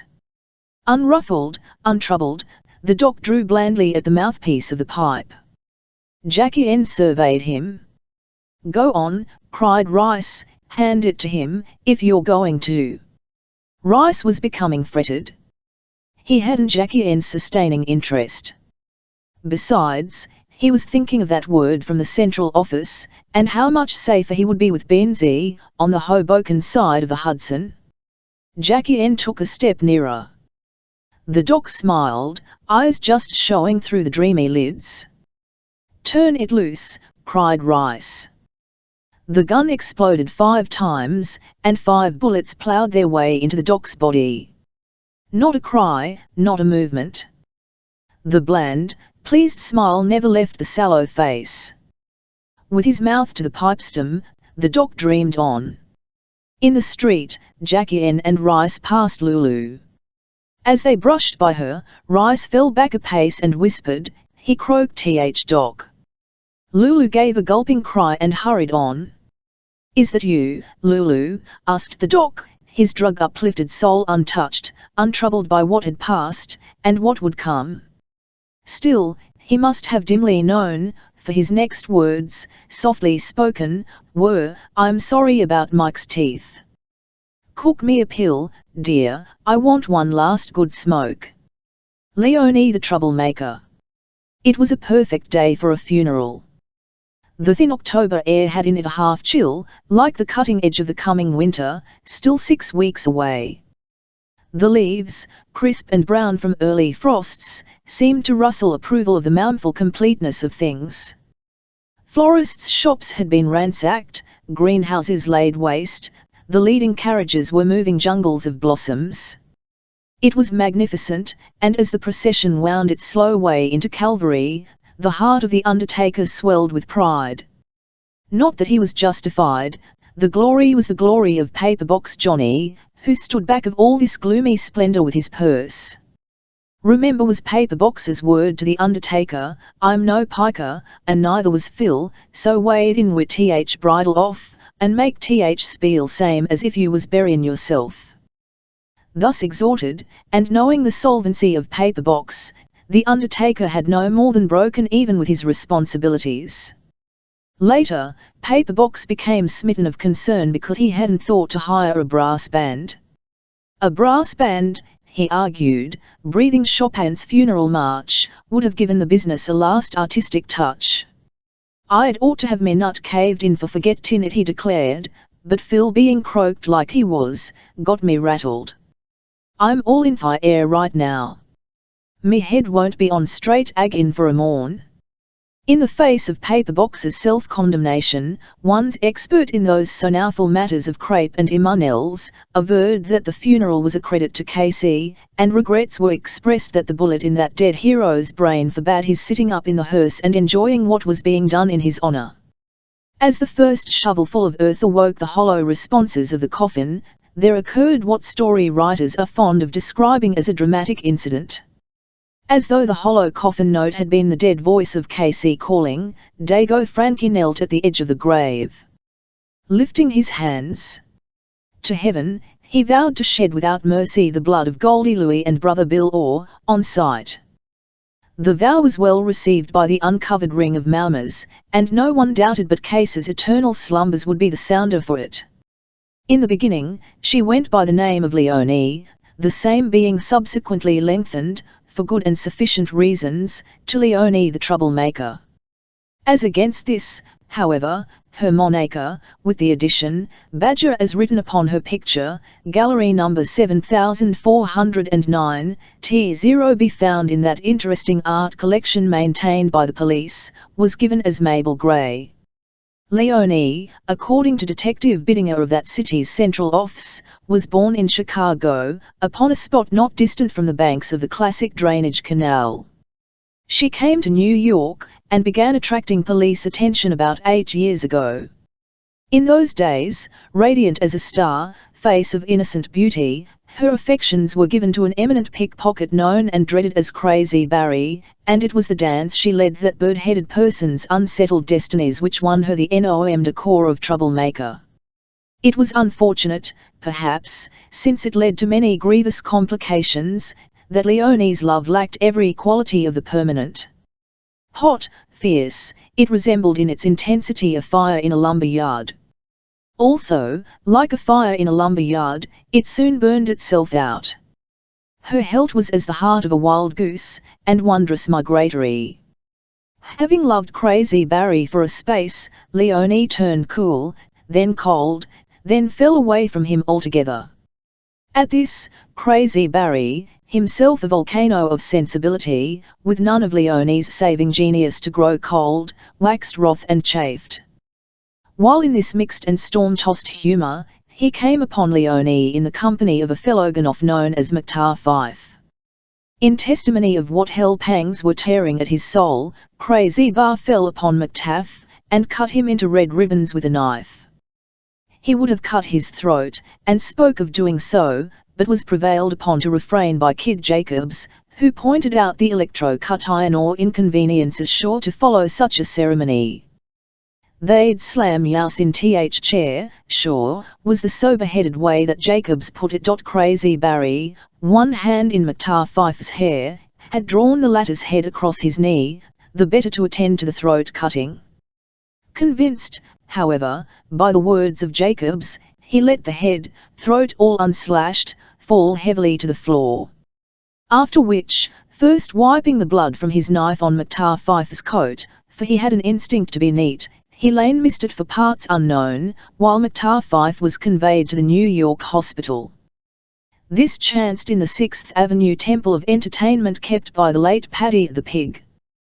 Once out of the hospital and into the street, Mactar Fife and the fair Leone found no trouble in being all the world to one another. Crazy Barry was a thing of the past and, since the central office Dix wanted him, likely to remain so.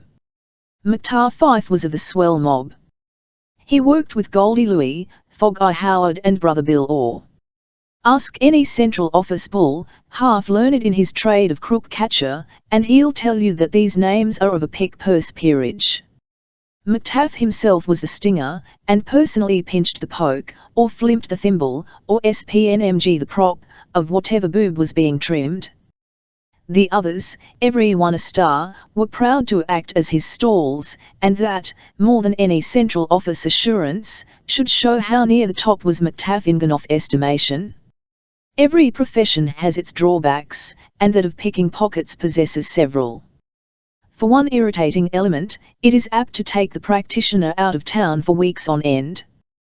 Some sucker puts up a roar, perhaps, and excites the assiduities of the police, or there is a prize fight at Reno, or a World's Fair at St. Louis, or a political convention at Chicago, or a crowd-gathering tour by some notable like Mr. Roosevelt or Mr. Taft, which gives such promise of profit that it is not to be refused. Thus it befell that Mactaff, with his mob, was greatly abroad in the land, leaving Leone deserted and alone. Once Mactaff remained away so long that it caused Leone uneasiness, if not alarm.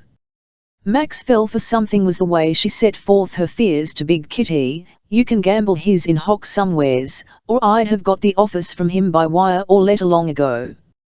When Mactaff at last came back, his face exhibited pain and defeat. He related how the mob had been caught in a jam in Chihuahua, and Goldie Louis lagged. "The rest of the fleet managed to make a getaway," said Mactaff, "all but poor Goldie. Those greasers have got him right, too, he's cinched to do a couple of spaces sure. When I reached El Pozo, I slimmed me roll for $500, and hired him a mouthpiece. But what good is a mouthpiece when there ain't the shadow of a chance to spring him? So Goldie got a rumble, did he?" said Leone, with a half sigh. Her tones were pensive to the verge of tears, since her love for Goldie was almost if not quite equal to the love she bore Mactaff. Goldie Louis lay caged in the Chihuahua calaboose, and Sankey Dunn joined out with Mactaff and the others in his place. With forces thus reorganized, Mactaff took up the burdens of life again, and, here one day and gone the next, existence for himself and Leone returned to old-time lines. Leone met Casey. With smooth, dark, handsome face, Casey was the superior in looks of either Mactaff or Goldie Louis. Also, he had fame as a gunfighter, and for a rock-like steadiness under fire. He was credited, too, by popular voice, with having been busy in the stiffing, near vicinity of events, when divers gentlemen got bumped off. This had in it a fascination for Leone, who, as have the ladies of even age and clim, dearly loved a warrior. Moreover, Casey had money, and, unlike those others, he was always on the job. This last was important to Leone, who at any moment might find herself at issue with the powers, and Casey, because of his political position, could speak to the judge. Leonie loved Casey, even as she had aforetime loved McTaff, Goldie Louie and Crazy Barry. TME, Casey owned a wife. But there arose nothing in his conduct to indicate it, and since he was too much of a gentleman to let it get in anyone's way, Leonie herself was so generous as to treat it as a technicality. McTaff and his mob returned from a losing expedition through the West. Leonie asked as to results.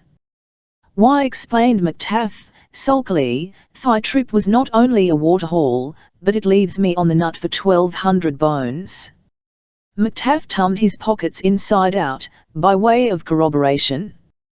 While thus irritated because of that financial setback, McTaff heard of Leonie's blushing nearness to Casey. It was the moment of all moments when he was least able to bear the blow with philosophy. And McTaff stormed. Going farther, and by way of corrective climax, he knocked Leonie down with a club. After which, according to eyewitnesses, who spoke without prejudice, he proceeded to beat her up, for Leonie told her adventures to Casey, and showed him what a harvest of bruises her love for him had gained.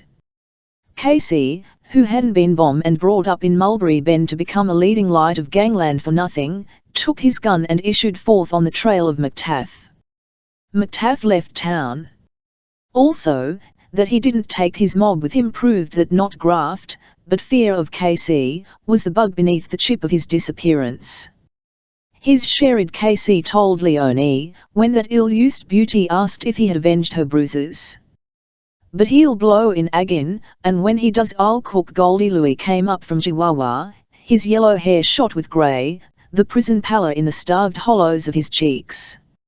Mexicans are the most merciless of jailers. Fog-Eye Howard, who was nothing if not a gossip, wised him up as to Leonie's love for Casey. In that connection Fog-Eye related how McTaff, having rebuked Leonie's helt wanderings with that convincing club, had now become a fugitive from Casey's gun. Having heard Fog-Eye to the end, Goldie faithfully hunted up Leonie and wore out a second club on her himself. Again did Leonie creep to Casey with her woes and her wrongs, and again did that knight of Mulberry Bend gird up his fierce loins to avenge her. Let us step rearward a pace.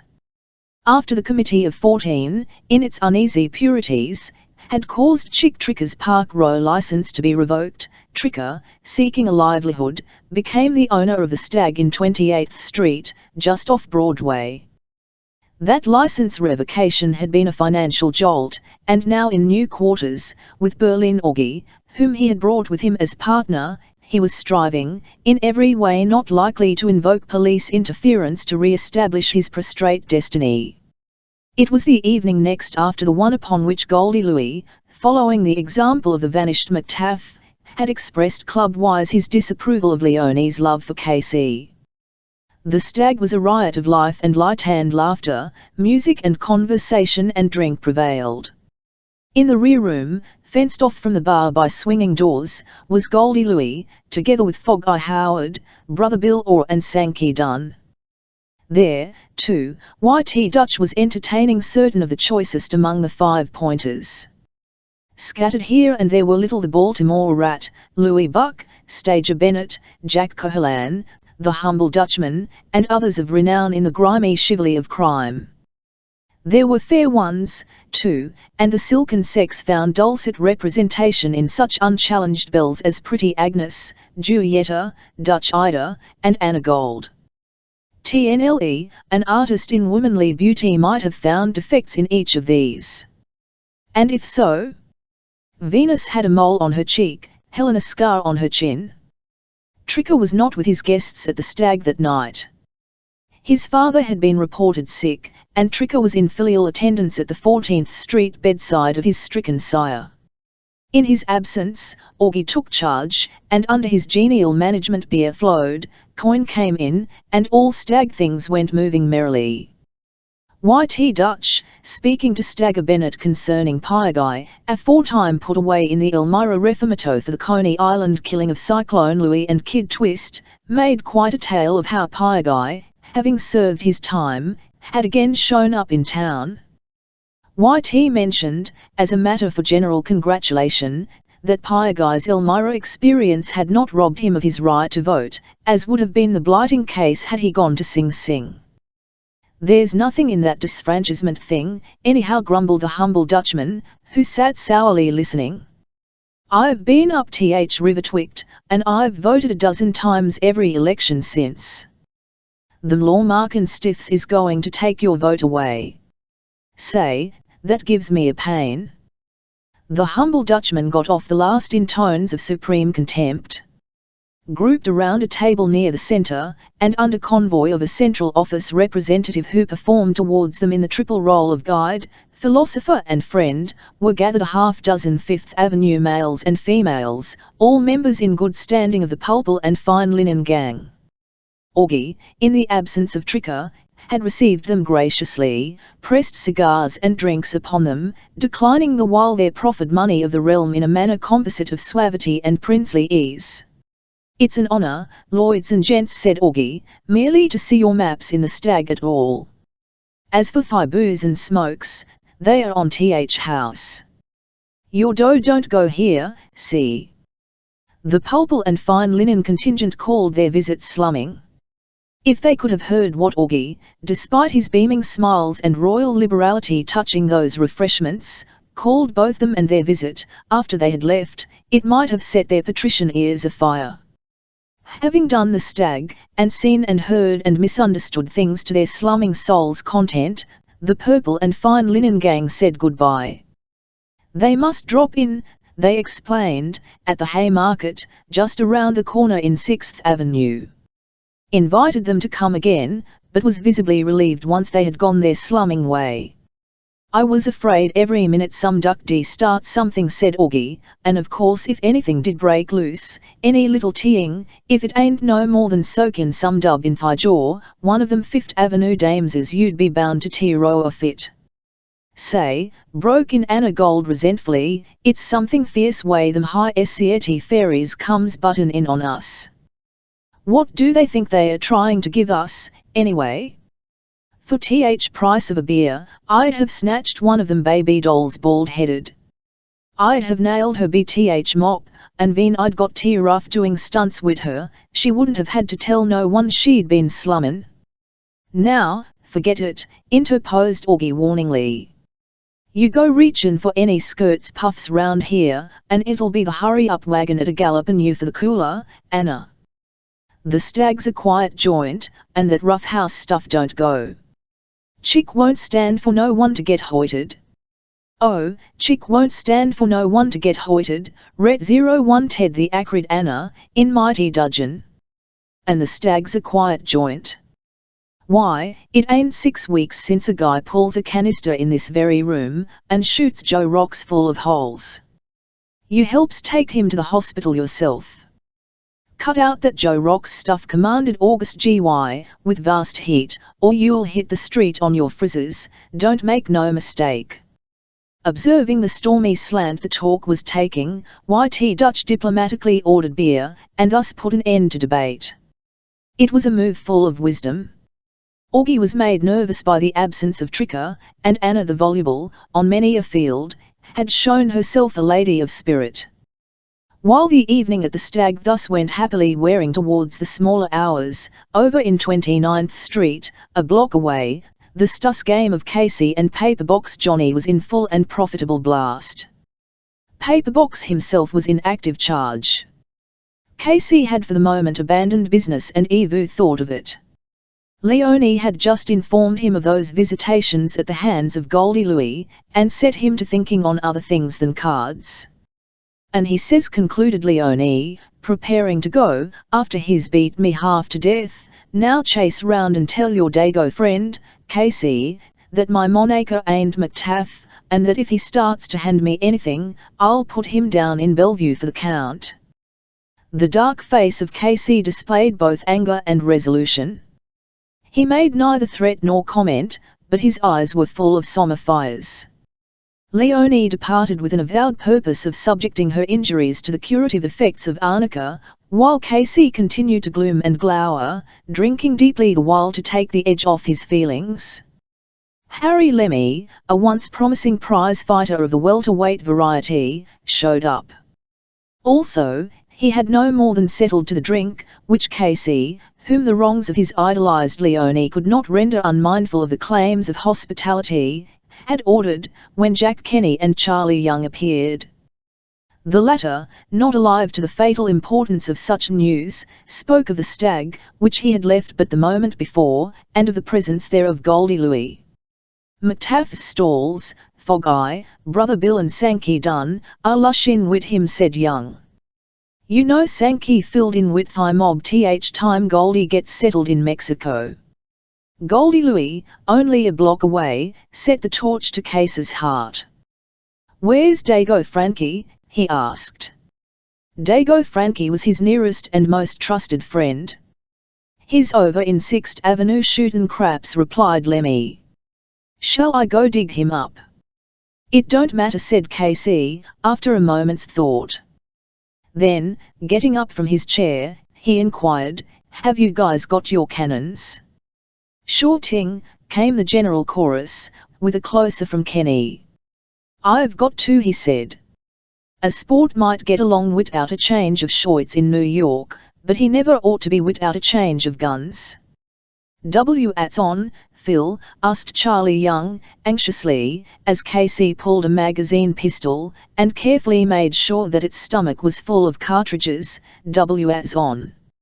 "I'm going over to the stag," replied Casey. "If you ducks listen, you'll hear a dog howl in about a minute." "We'll not only listen, but we'll go long," returned Young. Lemmy and Kenny fell behind the Ethers. "What's muss," whispered Lemmy. "It's Leone," explained Kenny guardedly. "Goldie give her a wallop or two last night, and Phil's going to do him for it." Casey strode into the stag, his bosom a storm center for every black emotion. The sophisticated Augie smelled instant trouble on him, as one smells fire in a house. Bending over the friendly shoulder of Y.T. Dutch, Augie spoke in a low tone of warning. "There's Phil Casey," he said, and teary of his bunch. "It's apples to ashes he's gunnin' for Goldie. If Chick were here, now, he'd somehow put the smother on him." "Give him a call down your own self," was Y.T.'s counsel. Wyatt, with Chick's license being revoked in Park Row, and Joe Rocks going to the hospital from here only a little over a morn ago, the least bit of cannonadin' bound to put th joint in Dutch all the way from headquarters to the state excise dubs in Albany. "I know it," returned Augie, in great trouble of mind. "If a gun so much as cracks once, it'll be thy fare you well of the stag." "Well, what do youse say?" demanded the loyal Y.T. "I'm wit youse, and I'm wit Chick, and I'm wit Goldie. Give th word, and I'll pull in a harness ball from off his beat." "No, none of that. Chick D sooner bum the joint than call a cop." "I'll go give Casey a chin," said Y.T., "mebby I can hold him down." "You put Goldie wise. Tell him to keep his lamps on Casey, and if Casey reaches for his gat to beat him to it." Casey the Decisive moved swiftly, however, and the proposed peace intervention failed for being too slow.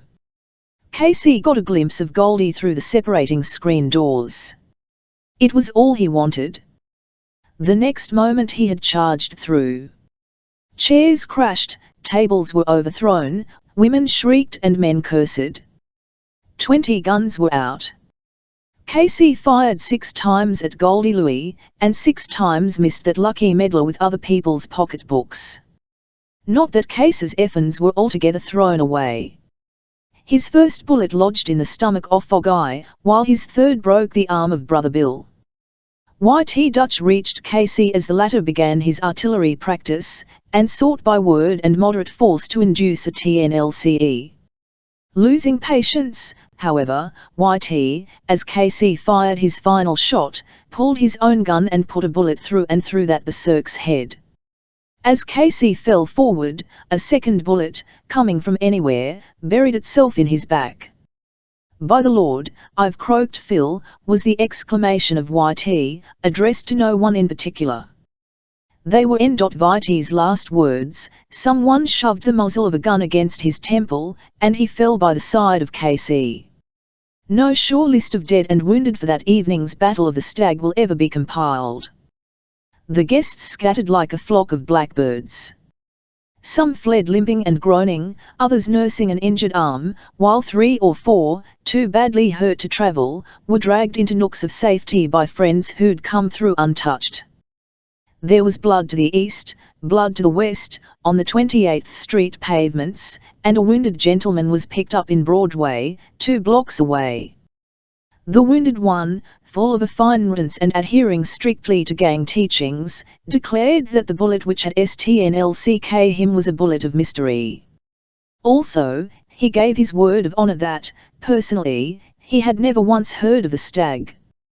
When the police reached the field of battle, wearing the ill-used airs of folk who had been unwarrantably disturbed, they found Casey and YT Dutch dead on the floor, and Fog-Eye groaning in a corner. To these, counting the injured brother Bill and the prudent one picked up in Broadway, finally identified as Sankey Dunn, rumour added 2 dead and 11 wounded. Leonie.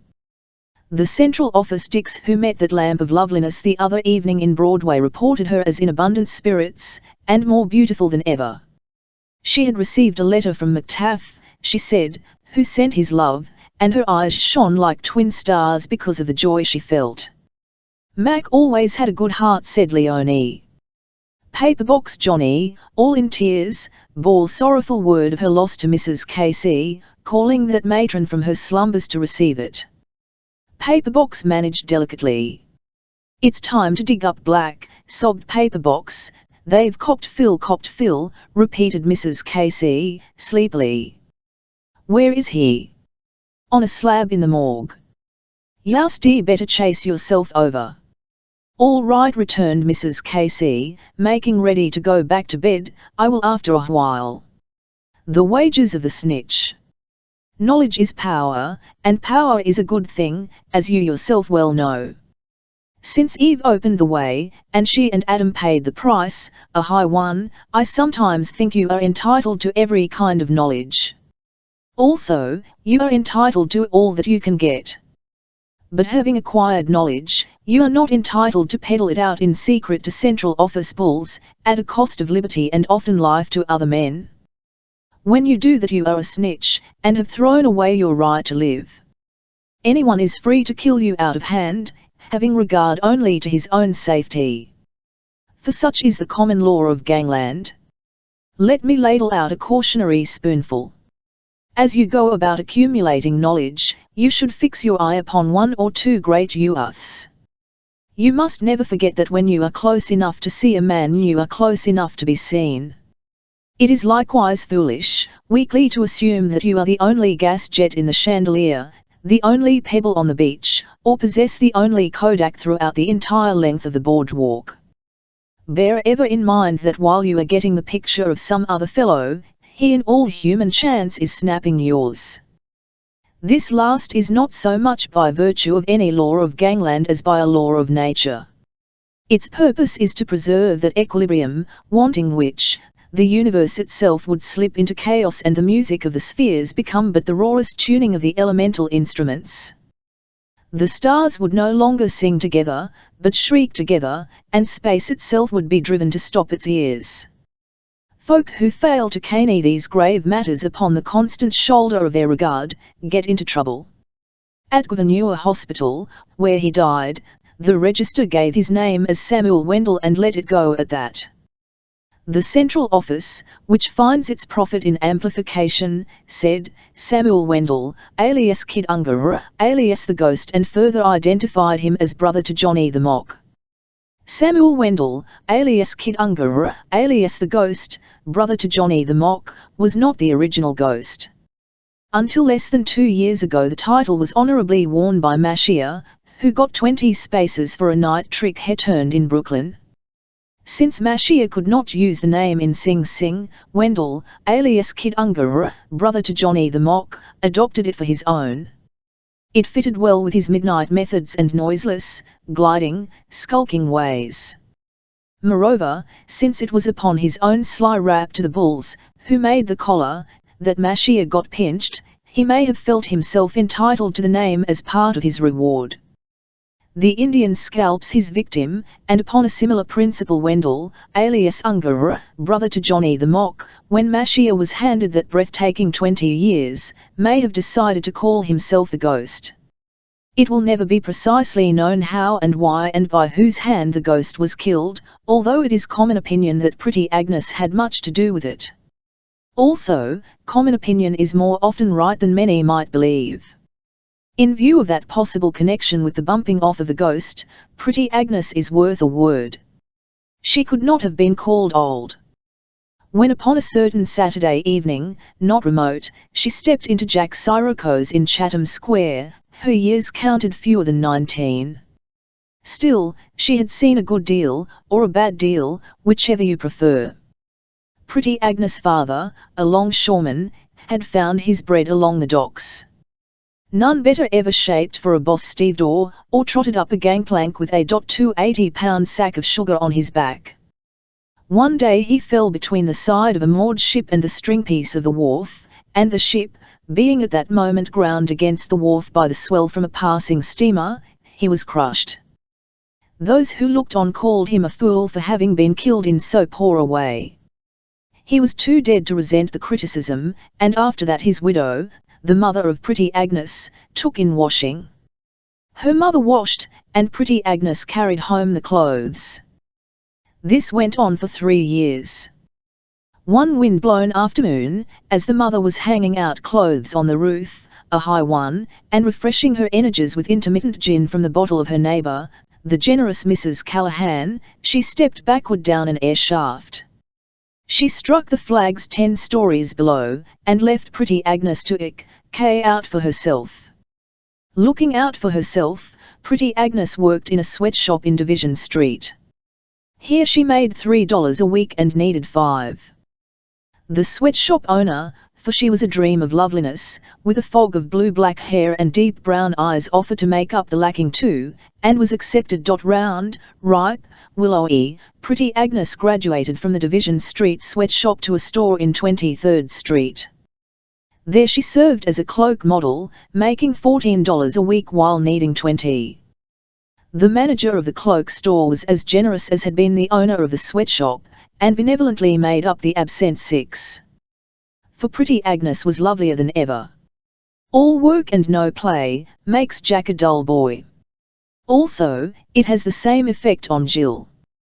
Pretty Agnes, she had a trunk full of good clothes and yearned to show them, went 3 nights a week to one of those dancing academies where ear with the East Side was and is rife. As she danced she met Indian Louis, and lost no time in loving him. Having advantage of her love, that seeker after doubtful dollars showed Pretty Agnes where and how she could make more money than would come to her as a cloak model in any 23rd Street store. Besides, he jealously disapproved of the benevolent manager, though, all things considered, it is hard to say why. Pretty Agnes, who had grown wean of the manager and to whom Louis's word was law, threw over both the manager and her cloak model position. After which she walked the streets for Louis, as likewise did Molly Squint, and, since he often beat her, continued to love him from the bottom of her heart. Between Pretty Agnes and Molly Squint, Louis lived sumptuously. Nor could they themselves be said to have altogether suffered, for each knew how to lick her fingers as a good cook should. Perhaps Louis was aware that his darlings held out on him, but regarded it as just an investment. He must have known that to dress well stood first among the demands of their difficult profession, which was ancient and had been honourable, albeit in latter days ill spoken of. Louis died, and was mourned roundly by Pretty Agnes for 8 weeks. Then she gave her love to Sammy Han, who was out on the safe. Charlie Leonard, alias Big Head, worked pal to Sammy Hart, and the ghost went with them as outside man and to help in carrying the tools. Commonly Sammy and Big Head tackled only inferior safes, in cracking which nothing nobler nor more recondite than a can opener was demanded. Now and then, however, when a first-class box had to be blown and soup was an absolute requirement, the ghost came in exceeding handy. No Yeguho ever swung under and travelled from town to town without a ticket, knew better than did the ghost how to make soup. The soup-making process, while ticklish, ought to be worth reading about. A cake of dynamite is placed in the cold bottom of a kettle. Warm water is added, and the kettle set a simmer over a benzene lamp. As the water heats, the dynamite melts into oil, and the oil, being lighter, rises to the top of the water. The oil is drawn softly off with a syringe, and as softly discharged into a bottle half filled with alcohol. The alcohol is to prevent explosion by jarring. Soup, half oil, half alcohol, can be fired with a fuse, but will sustain quite a jolt without resenting it. This was not true in an elder day, before our box workers discovered that golden alcoholic secret. There was a yegg once who was half in, half out, of the window of a pie had the bottle of soup in his hip pocket. The sash fell, stnlck the consignment of hip pocket soup, and all that was found of the yegg were the soles of his shoes. Nothing so disconcerting would have happened had the ghost made the soup. The ghost, while believed in by Big Head and Sammy, was disnulsted by Pretty Agnes.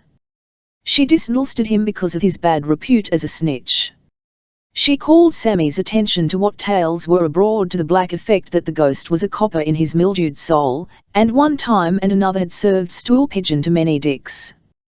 Sammy took no stock in these repoffs, and told Pretty Agnes so. Ghost's all right, he said, he's been wit me and Big Head when we twans off 20 joints. He may go wit you, retorted Pretty Agnes, for 20 more tricks, and never rap. But mark me words, Sammy, in end he'll make a present of youse to bulls. Sammy only laughed, holding that the feminine intelligence, while suspicious, was not a strong intelligence. Well, said Sammy, when he had ceased laughing, if Ghost does double-cross me, w-at'll youse do? W-at'll I do? As sure as my moniker is Pretty Agnes, I'll have him cooked. Good goil, said Sammy Hart. Gangland discusses things social, commercial, political, and freely forms and gives opinions. From a panic in Wall Street to the making of a president, nothing comes or goes uncommented upon and unticketed in Gangland. Even the fashions are threshed out, and sage judgments rendered concerning frocks and hats and all the latest hints from Paris. This you can test for yourself, on any evening, at such hubs of popular interest as Syroco's, Tony's, Jimmy Kelly's or the Chatham Club. Syroco's was a swarm with life that Saturday evening when Pretty Agnes dropped in so casually. At old Jimmy's table they were considering the Steel Trust investigation, then proceeding. Ex-President Roosevelt had that day testified, and old Jimmy and the Irish wop voiced their views, and gave their feelings vent. Across at Slimmies the dread doings of a brace of fair ones, who had excited Coney Island by descending upon that lively suburb in harem skirts, was under discussion. Speaking of the Steel Trust investigation and its developments, old Jimmy was unbelting after this wise. Said he, bringing down his hairy fist with a whack that standled every beer glass on the table into an upward jump of full 3 inches, more I read of doing of them rich guys, more I begin to think that markin of a mutt lurks in every $1 million. Say, wop, they don't know how to pick up a hand and play it, after it's been dealt M. Take M off Wall Street and mix M up with anything except stocks, and they can't tell a fire plug from a song and dance soubrette. If some ordinary skate was to go crab in his own personal game way they do theirs, next you'd hear that Stu would be in Bloomingdale.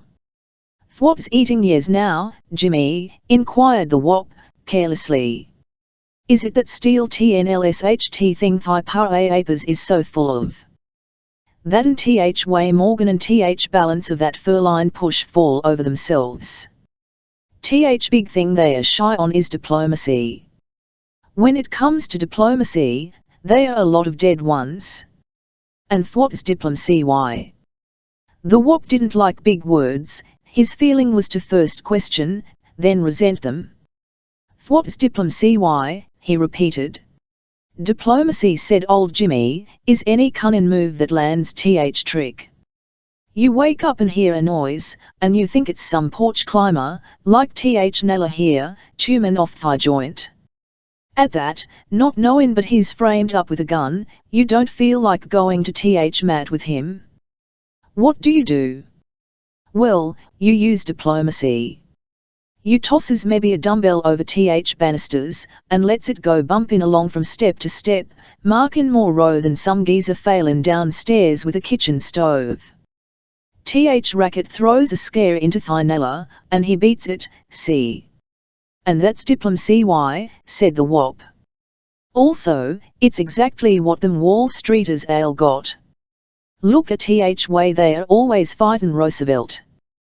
For 25 years they've been roostin' Teddy, and for 25 years they've done nothing but keep him on map. When Teddy was in Mulberry Street, many ducks gets along with him as peaceful as a basket full of pups. Diplomacy does it, that, and paying strict attention to Teddy's blind side. What's thy use of kickin' in gate, says they, when we knows where a picket's off fence. You remember Big Flory Sullivan putting young Brady on force? Teddy's in Mulberry Street then. Do you think Big Flory goes queer in chances, be telling Teddy how Brady passes cush box in Father Curry's church? Not on your life. It wouldn't have been diplomacy, Teddy wouldn't have paid no attention. Big Flory gets in his work like this, say, Comish he says, LC's fight of my life last night. 19 rounds to a knockout. It's a left hook to jaw does it? No. Teddy says, lighten up like Chinatown on night of a chink festival, you interest me. Pull up a stool, says he, and put your feet on thy desk. There, now you're comfortable, go on about fight. Who were they? A lad from my district named Brady, says Big F. Laurie, and a dock walloper from Williamsburg. You ought to have seen it, Comish. Oh, Brady's goods. Pies thy lad to go thy route. He's all over that Williamsburg duffer like a cat over a shed roof. He went round him like a cooper round a barrel. Big Flory NMS on like that, using diplomacy, and 2 weeks later Brady's thumping a beat. Ye are right, Jimmy, said the wop, after a pause which smelled of wisdom. I agrees which yes. Morgan, Perkins, Schwab and them Richamadorns is bum lot. Now I think it, too, fatty Walshminkins that were ro diplomacy to me long ago. Yes, knew Fatty, Jimmy.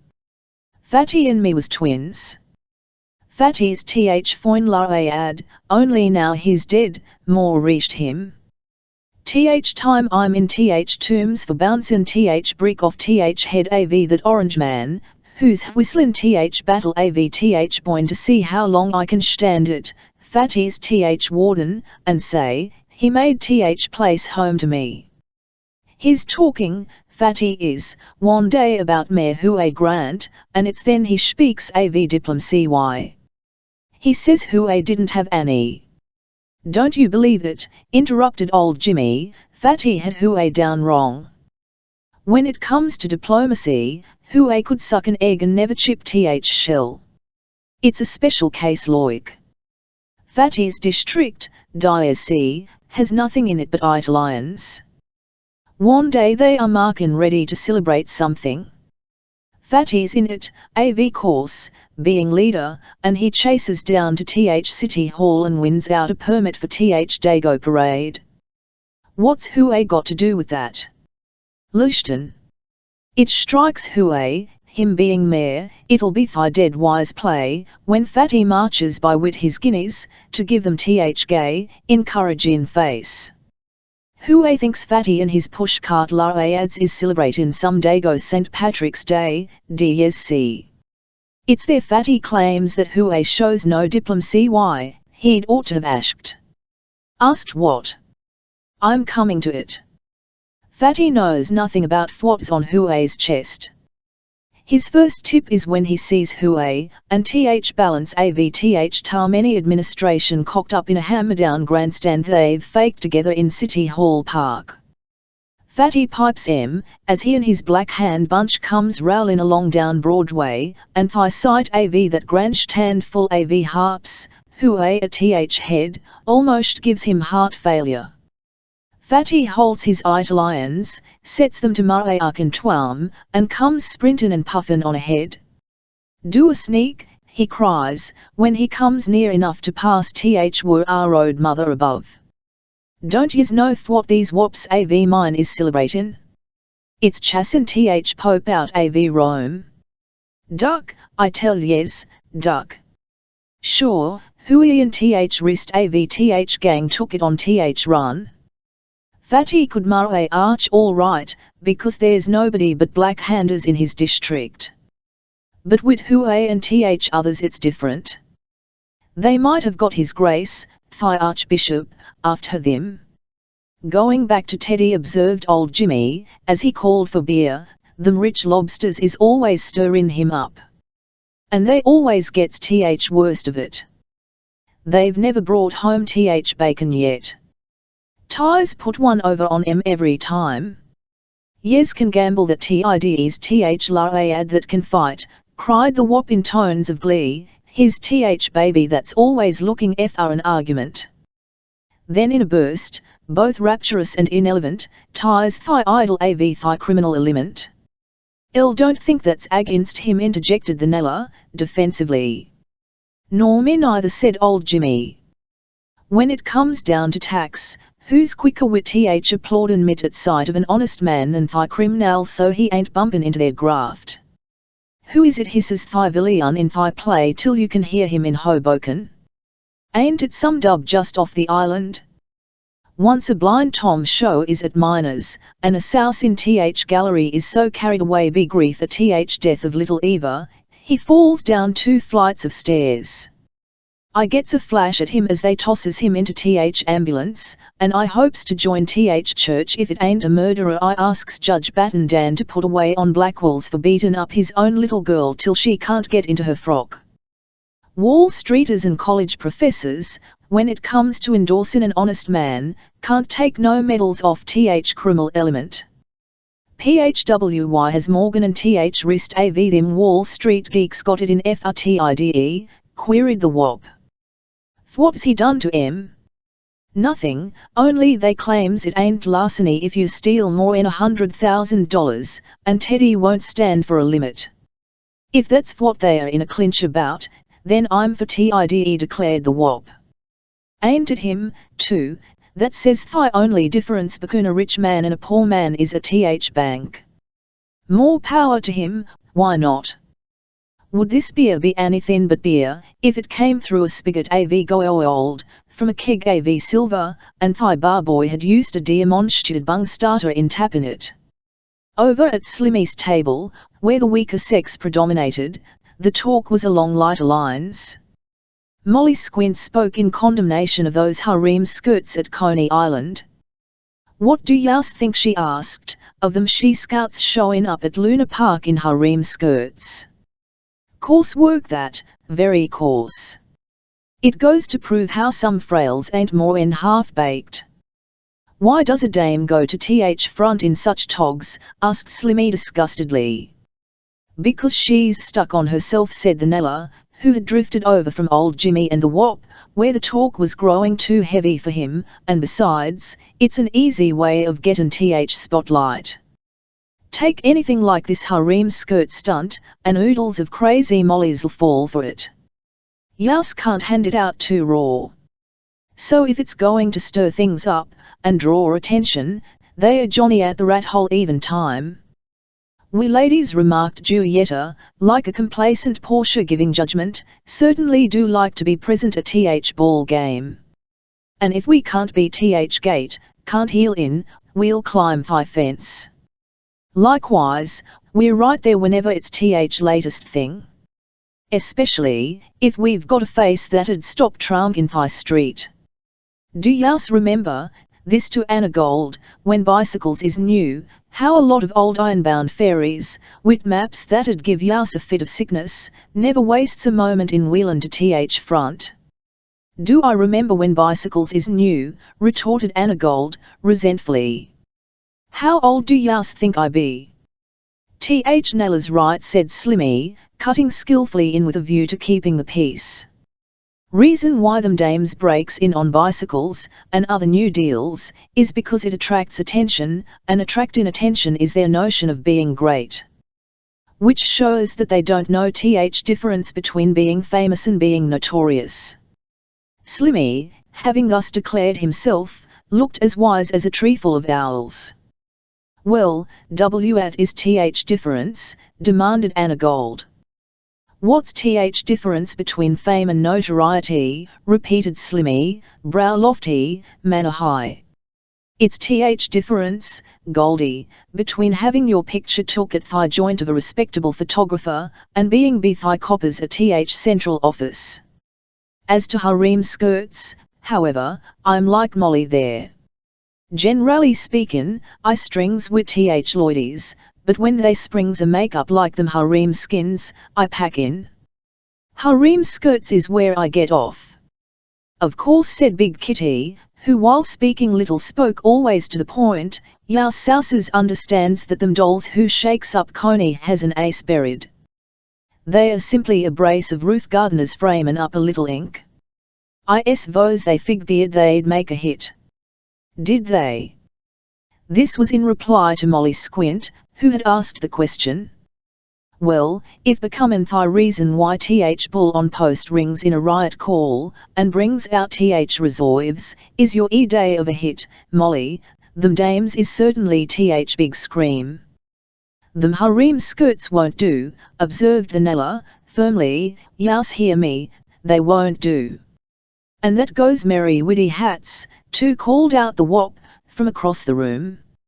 Only yesterday a big fat baby rounds a corner on me, and bang! She catches me in th lamp with thigh edge av her merry widdy. On the level, I thought it was a cross-cut saw. She came near blindin' me a life. As I sidesteps, a roaster's tail that's sproutin' out avth roof, puts me other optic on thigh blink. I couldn't have seen a shell av beer, even if Jimmy here was paying for it. Harem skirts is bad, but thy real meanness is merry widdies. El thought them lids was called in, remarked Slimmy. If they was returned the wop, they got bailed out again. Th1 I'm nailed wit is half as big as betment par a arc. Yous could ve raced a field av 2-year-olds on it. Well, remarked the Nella, resignedly, it's th fashion, and it's up to us, I s'pose, to stand it. That or get off the earth. Who invents th fashions? And here the wop appealed to the deep experience of old Jimmy. Th French. Old Jimmy, his pension had just been paid, motioned to the waiter to again take the orders all round. Th French. They're the laddie bucks that shoves em from shore. Say fashion, and bing. Th French is on th job, giving orders. Them French re th great lads, commented the wop, admiringly. There's a filly onny this morning telling me they can cook schnails so's they are almost good to eat. Tell that bug to guess agin, wop, said Molly Squint. Snails is never good to eat. As far as them French are concerned, however, I go wit old Jimmy. They are a hot proposition. Jack Sirocco had been walking up and down, his manner full of uneasiness.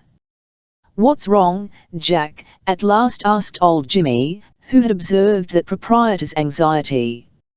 Sirocco explained that divers gimlet-eyed gentlemen, who he believed were emissaries of an anti-vice society, had been in the place for hours. They only now screwed out, continued Sirocco. Then, dolefully, it'd be about my luck, just as I'm beginnin' to get a little piece of change for myself, to have some of them virtue toutin' ginks hand me a wallop. I wonder what good it does em to be always trying to knock th block off somebody. I ain't got nothing against virtue. Virtue's all right in its place. But so is vice. Old Jimmy's philosophy began manoeuvring for the high ground. This vice and virtue thing makes me tired, he said, there's too much of it. Also, there's plenty to be said both ways. Big trouble with them anti-vice dubs is that they are all time conning themselves.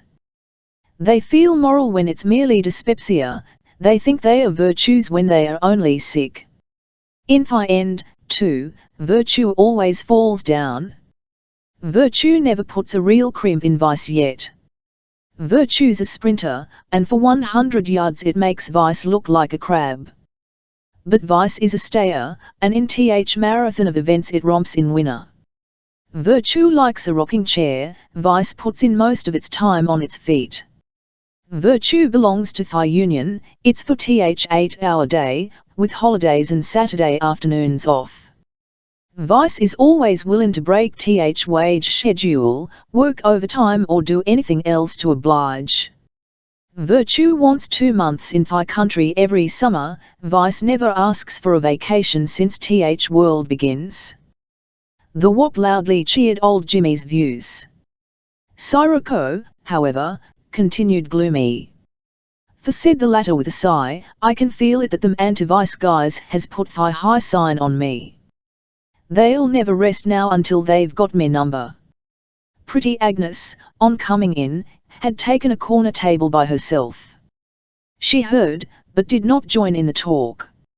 She even left untouched the glass of beer, which, at a word from old Jimmy, a waiter had placed before her. Silent and sad, with an expression which spoke of trouble present or trouble on its way, she sat staring into smoky space. "What's wrong with her?" whispered Slimmy, who, high-strung and sensitive, could be worked upon by another's troubles. "Why don't yous ask her?" said Big Kitty. Slimmy shook a doubtful head. "She ain't got no use for me," he explained, "since that trouble wid Indian Louis." "She sure couldn't expect you and Grabber," remarked Anna Gold, quite scandalized at the thought of such unfairness, "to lay dead, while Louis does you out of all that dough." "It's rent," said Julietta. She had been canvassing Pretty Agnes out of the corners of her eyes. "I'll know that look from me own experience. She can't come across for the flat, and some bum of an agent has handed her a notice." "There's nothing in that," declared Molly Squint. "She could touch me for rent, and she's hep to it." Then, in reproof of the questioning looks of Anna Gold, "Sure, both me and Agnes was stuck on Indian Louis, but out of that. Louis's gone, and besides, I never blames her. It's me who's butt in, Agnes sees Louis first." "Yous wrong," Yetta spoke up the Nella, confidently. "Agnes ain't worryin' about Cush. There ain't a better producer anywhere than Sammy Hart. No one ever sees Sammy without a role." The Nella lounged across to Pretty Agnes. Molly Squint, whose heart was kindly, followed him. "Why don't yous lap up your suds?" queried the Nella, pointing to the beer. Without waiting for a return, he continued, "Where's Sammy?" "Oh, I don't know," resumed Pretty Agnes, her manner half desperate. "Nella, I'm simply fretted batty." "What's gone crooked, dear?" asked Molly Squint, soothingly. "Yous ain't been putting on mitts with Sammy?" "No," replied Pretty Agnes, "the tear's beginning to flow, me and Sammy's all right. Only he won't listen." Then suddenly pointing with her finger, she exclaimed, "There! It's him I'm worryin' about." The Nella and Molly Squint glanced in the direction indicated by Pretty Agnes. The ghost had just come in and was sidling into a chair. It must be admitted that there was much in his appearance to dislike. His lips were loose, his eyes half closed and sleepy, while his chin was cat-like, retreating, unbased. In figure he was undersized, slope-shouldered, slouching. When he spoke, his voice drawled, and the mumbled words fell half-formed from the slack angles of his mouth. He was an eel, a human eel, slippery, slimy, hard to locate, harder still to hold. To find him you would have to draw off all the water in the pond, and then poke about in the ooze. "It's him that's frettin' me," repeated Pretty Agnes. "He's got me wild." The Nella donned an expression, cynical and incredulous. "What's this?" said he. Agnes, youse ain't soft on that mutt, be youse? Say, youse must be gettin' balmy. It ain't that, returned pretty Agnes, indignantly. Do youse think I'd fall for such a chromo? I'd be but-ouse. But-ouse wouldn't half tell it, exclaimed Molly Squint fervently. Him? Nodding towards the ghost. Why his was in a wet dog. Well, returned the puzzled Nella, who with little imagination, owned still less of sentimental breadth, if youse ain't stuck on him, how's he managin' to fret youse? Show me, and I'll take a punch at his lamp. Punchin' wouldn't do no good, replied pretty Agnes, resignedly. This is how it stands. Sammy and Big Head's gettin' ready to do a shlam job. They've let Th Ghost join out wit 'em, and I know he's going to give 'em up. The Nella looked grave. Unless youse ve got something on him, Agnes, he remonstrated, you oughtn't to make a squawk like that. How do youse know he's going to rap? 'Cause he always raps, she cried fiercely. Where's Mashia? Where's Marky Price? Where's Skinny Goodstein? Up Th Mother's son of M. And all his pals, once, everyone. He's filled in with thy best boys that ever cracked a bill.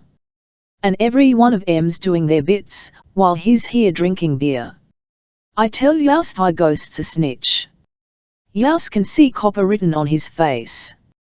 If I ought so, growled the Nella, an evil shine in his beady eyes, I'd croak him right here.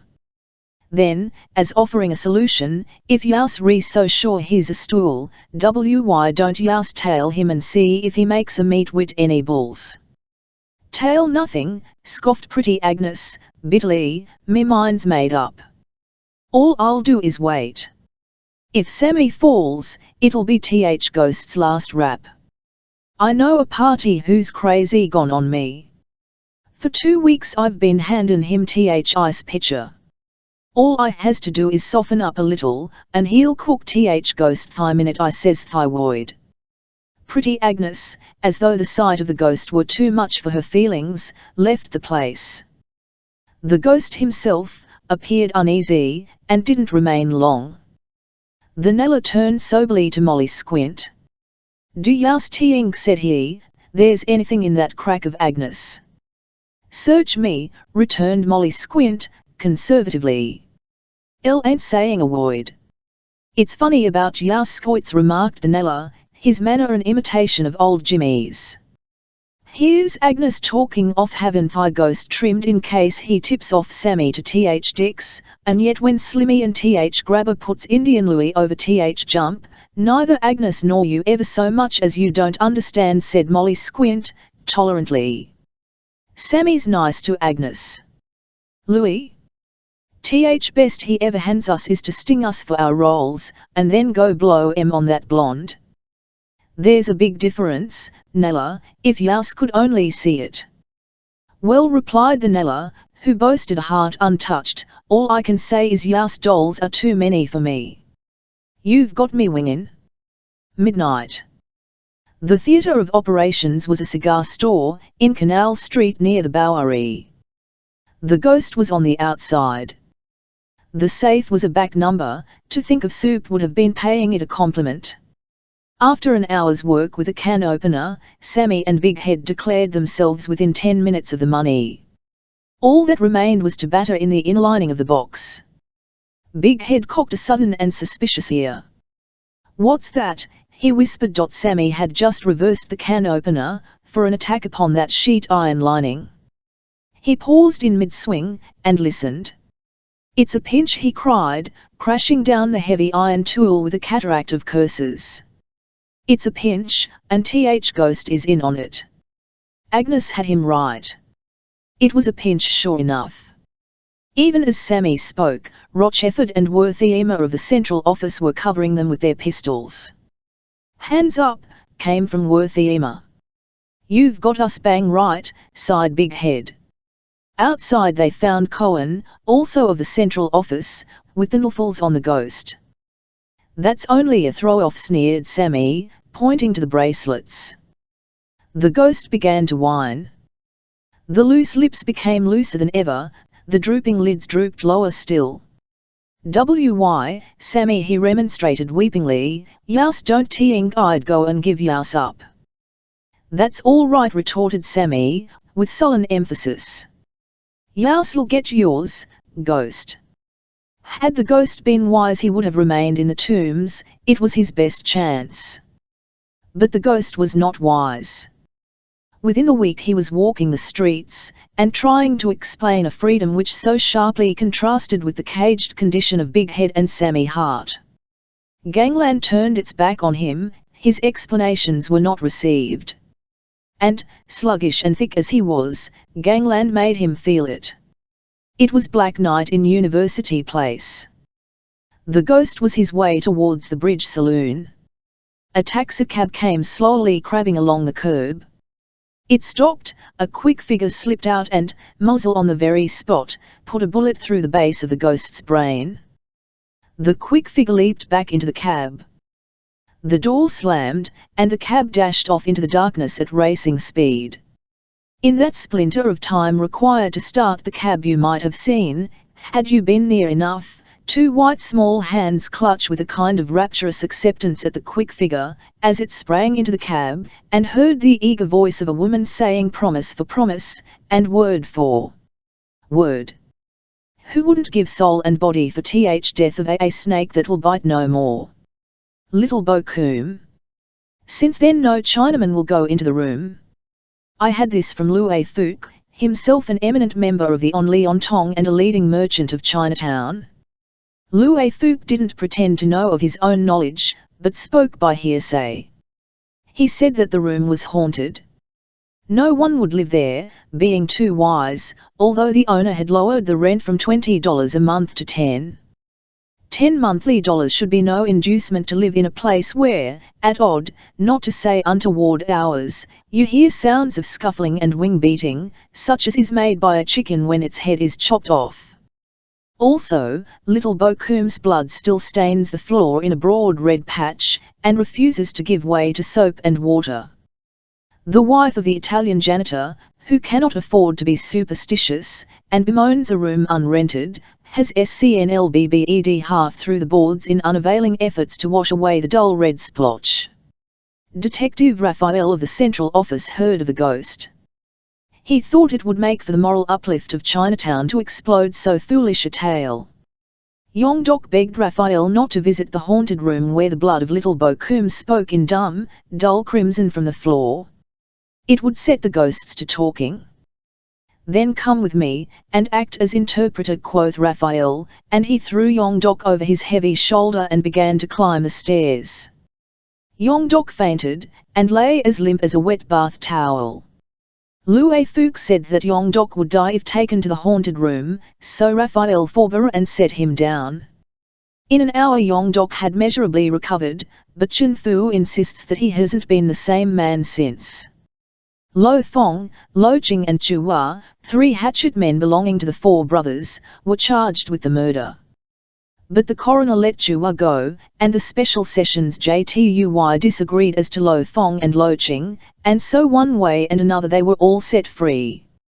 It is difficult to uncover evidence against a Chinaman. They never talk, and their faces are as void of expression as the wrong side of a tombstone. In only one way does a Chinaman betray emotion. When guilty, and pressed upon by danger, a pulse beats on the underside of his arm, just above the elbow. This is among the golden secrets known to what Central Office men do duty along Pell, Mart and Duias streets, but for obvious reasons it cannot be used in court. Although the White Devil's law failed, the Chinese law was not so powerless. Because of that murder, 8 four brothers and 5 on Leon Tongs have been shot dead. Also, slippered feet have stolen into the sleeping rooms of offensive ones, as they dreamed of China the celestial far away beyond the sunset, and unseen bird claw fingers have turned on the White Devil's gas. In this way a dozen more have died. They have awakened in Chinatown to the merits of the White Devil's gas as a method of assassination. It bids fair to take the place of the automatic gun, just as the latter shoved aside the old-time barbarous hatchet. Little Bo Kum had reached her 19th year when she was killed. Her husband, Jin Len, was worth $50,000. He was more than twice as old as Little Bo Ram, and is still in Mart Street waiting for her spirit to return and strangle her destroyers. This will one day come to pass, and he is waiting for that day. Jin Len has another wife in Canton, but he does not go back to her, preferring to live in Chinatown with the memory of his little lost Bo Kum. Little Bo Kum was born in the Canton district, China. Her father's name was Wang Hai. Her mother's name doesn't matter, because mothers do not amount to much in China. As she lay in her mother's lap, a chubby, wheat-hued baby, they named her Bo Kum, which means sweet flower, for they knew she would be very beautiful. When little Bo Kum was 5 years old, Wang Hai, her father, sold her for $300. Wang Hai was poor, and $300 is a Canton fortune. Also, the sale had its moral side, since everyone knows that children are meant to be a prop and support to their parents.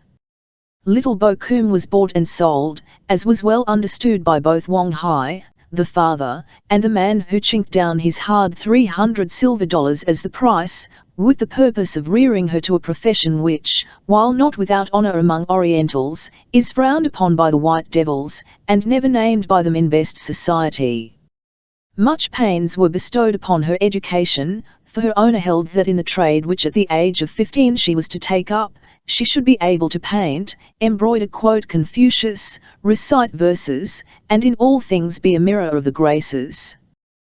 Thus she would be more valuable, being more attractive. Little Bo Kum accepted her fate and made no protest, feeling no impulse so to do. She knew that she had been sold, and knew her destiny, but she felt no shock, was stricken by no desire to escape. What had happened and would happen, had been for hundreds and thousands of years the life story of a great feminine fraction of her people. Wherefore, the thought was at home in her blood, her nature bowed to and embraced it. Of course, from the white devil's viewpoint the fate designed for little Bo Kum was as the sublimation of the immoral. But you must remember that morality is always a question of geography and sometimes a question of race. Climates, temperatures, also play their part. Then, too, there is that element of support. In the tropics, where life is lazy, easy, and one may pick a dinner from every tree, man is polygamous. In the ice-locked Arctics, where one spears his dinner out of the cold, reluctant sea, and goes days and days without it, man is polyandrous, and one wife has many husbands. In the temperate zone, where life is neither soft nor hard and yet folk work to live, man is monogamous, and one wife to one husband is the only good form. Great is latitude. Take the business of steeping the senses in drinks or drugs. That eternal quantity of latitude still worms its way into the equation. In the Arctic zone they drink raw alcohol, in the north temperate whiskey, in the south temperate wine, while in the tropics they give up drinking and take to opium, hashish and cocaine. Little Bo Kum watched her 15th year approach, that year when she would take up her profession, without shame, scandal or alarm. Had you tried to show her the horrors of her situation, she wouldn't have understood. She was beautiful beyond beauty. This she knew very well, and was pleased to have her charms confessed. Her owner told her she was a lamp of love, and that he would not sell her under $3000. This of itself was the prettiest of compliments, since he had never before asked more $2,000 for a girl. Koi Tun, 2 years older than herself, had brought just $2,000, and Koi Tun was acknowledged to be a vision from heaven. And so when Bo Kum learned that her price was to be $3000, a glow overspread her, a glow which comes to beauty when it feels itself supreme. Little Bo Kum was 4 feet tall, and weighed only 70 pounds. Her color was the color of old ivory, that is, if you can imagine old ivory with the flush and blush of life. She had rose-red lips, onyx eyes, and hair as black as a crow's wing. One day her owner went mad with opium. As he sat and looked at her, and her star-like beauty grew upon him, he struck her down with a bamboo staff. This frightened him, for he saw that if he kept her he would kill her because of her loveliness.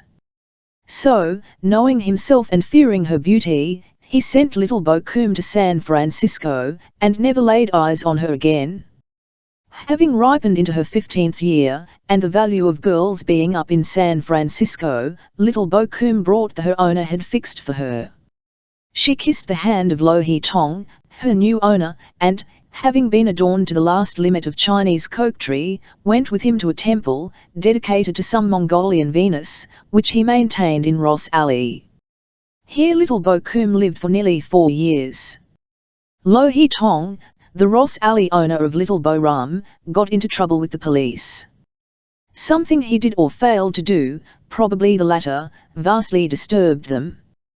With that, waxing moral, they decided that Lo He Tong's Temple of Venus in Ross Alley was an eyesore, and must be wiped out. And so they pulled it. Little Boram, so small, so much the rose flower which her name implied, aroused the concern of the judge. He gave her to a Christian mission, which years before had pitched its tent in Frisco's Chinatown with a hope of saving Mongol souls, which hope had failed.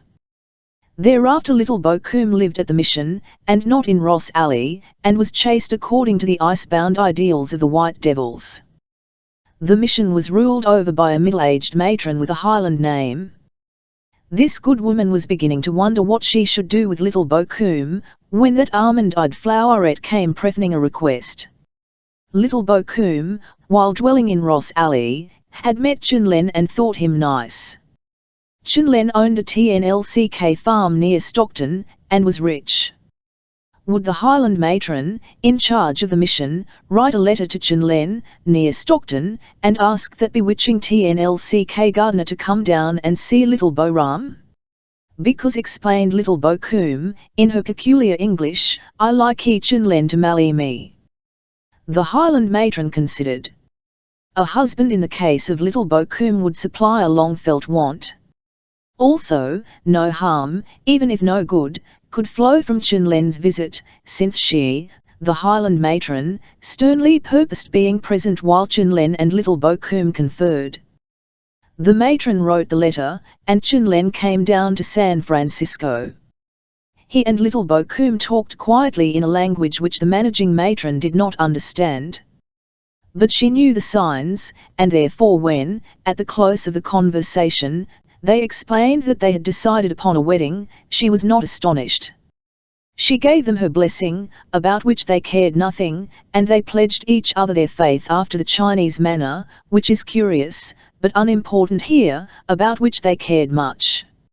Chunlen went back to his Stockton truck garden, to put his house in order against the wifely advent of little Boram.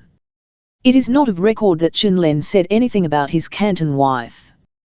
The chances are that he didn't. A Chinaman is no great hand to mention his domestic affairs to anybody. Moreover, a wife more or less means nothing to him. It is precisely the sort of thing he would forget, or, remembering, make no reference to, lest you vote him a bore. What looks like concealment is often only politeness, and good breeding sometimes wears the face of fraud. It was settled that Chunlen should marry little Boram, and the latter, aided and abetted by the watchful mission matron, waited for the day. Affairs had reached this stage when the unexpected came rapping at the door. Lo He Tong, who paid $3,000 for little Bokum and claimed to own her, had been keeping an eye on his delicate chattel. She might be living at the mission, but he no less bore her upon the skyline of his calculations. Likewise he knew about the wedding making ready with Chunlen. He didn't object. He simply went to Chunlen and asked for it was little enough, he said, especially when one considered that, excluding all others, he would convey to Chunlen in perpetuity Eve 1y right in and to little Bokum, who was so beautiful that she was hated by the moon. Chunlen said the price was low enough, that is, if Lo He Tong possessed any interest in little Bokum to convey, which he doubted. Chen Len explained that he would talk things over with the mission matron of the Highland name, and later let Lo He Tong know. Lo He Tong said that this arrangement was agreeable, so long as it was understood that he would kill both Chen Len and Little Bo Kum in case he didn't get the money. Chen Len, after telling Little Bo Kum, laid the business before the mission matron with the Highland name. Naturally, she was shocked. She said that she was amazed at the effrontery of Lo He Tong. Under the White Devil's law he couldn't possess and therefore couldn't pretend to any title in Little Bo Kum. Chen Len would be wild to pay him $3000. Lo He Tong was lucky to be alive, only the mission matron didn't put it in precisely these words. If Chen Len had $3000 which he didn't need, he might better contribute it to the mission which had sheltered his little Bo Ram. It would be criminal to lavish it upon a yellow pagan, who threatened to shed blood. Chen Len heard this with pigtailed phlegm and politeness, and promised to think about it. He said that it would give him no joy to endow Lo He Tong with. He was willing that much should be understood. Little Bo Kum was placidly present at the discussion. When it ended she placidly reminded Chen Len that he knew what she knew, namely, that he in all probability, and she in all certainty, would be killed if Lo He Tong's claim were refused. Chen Len sighed and confessed that this was true. For all that, influenced by the mission matron with the Highland name, he was tenth to give up the $3. Little Bo Kum bent her flower-like head. Chen Len's will was her law, though as the penalty of such sweet submission death, bitter death, should be her portion. Chen Len and the mission matron held several talks, and Chen Len and Lo He Tong held several talks.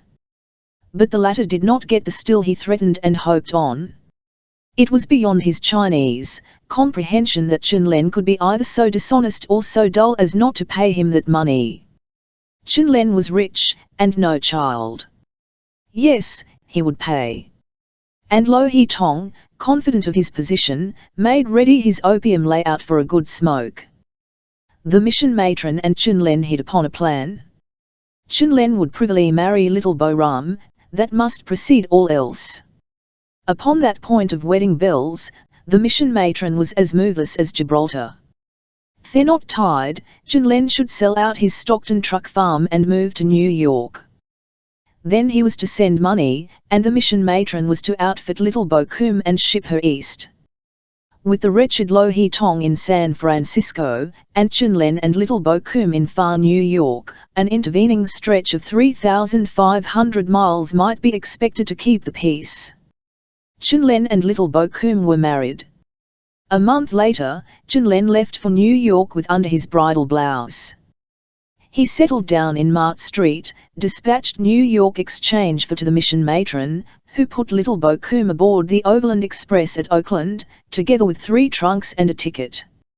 Little Bo Kum arrived in due and proper time, and Chen Len, who met her in Jersey City, after saluting her in the Chinese fashion, which is cold and lacks enthusiasm, bore her away to 17 Mart, where he had prepared for her a nest.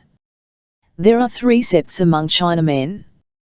These are the Onleon Tong, the Hip Sing Tong and the 4 brothers. The 2 first are associations, the last is a fraternity. You can join the Hip Sing Tong or the Onleon Tong. Your sole chance of becoming a 4-brother lies in being born into the tribe. Lue Fook told me these things late one night in the Port Arthur restaurant, where the red lamps glow and there is an all-pervading smell of preserved ginger, and added that the 4 brothers was very ancient. Its sources were lost in the dimmest vistas of Chinese antiquity, said Lue Fook. 1,000 years old? I asked. Much older. 5,000? Much older. 10,000? Maybe.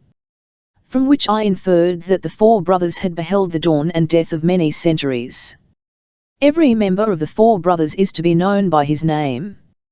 When you cut the slippered trail of a Chinaman whose name begins with Lo or Chu or Ching or Quing, that Chinaman is a 4 brothers. A Chinaman's first name is his family name. In this respect he runs counter to the habit of white devils, just as he does in the matter of shirts, which the white devil tucks in and the Chinaman does not. Wherefore, the names of Lo, Chu, Jing and Qing, everywhere the evidence of the four brothers, are family names. Lue Fuke gave me the origin of the four brothers. He himself is an Onlion Tong. Many thousands of years ago a Chinaman was travelling. Dusty, weary, he sat down by a well. His name was Lo. Another travel-stained Chinaman joined him.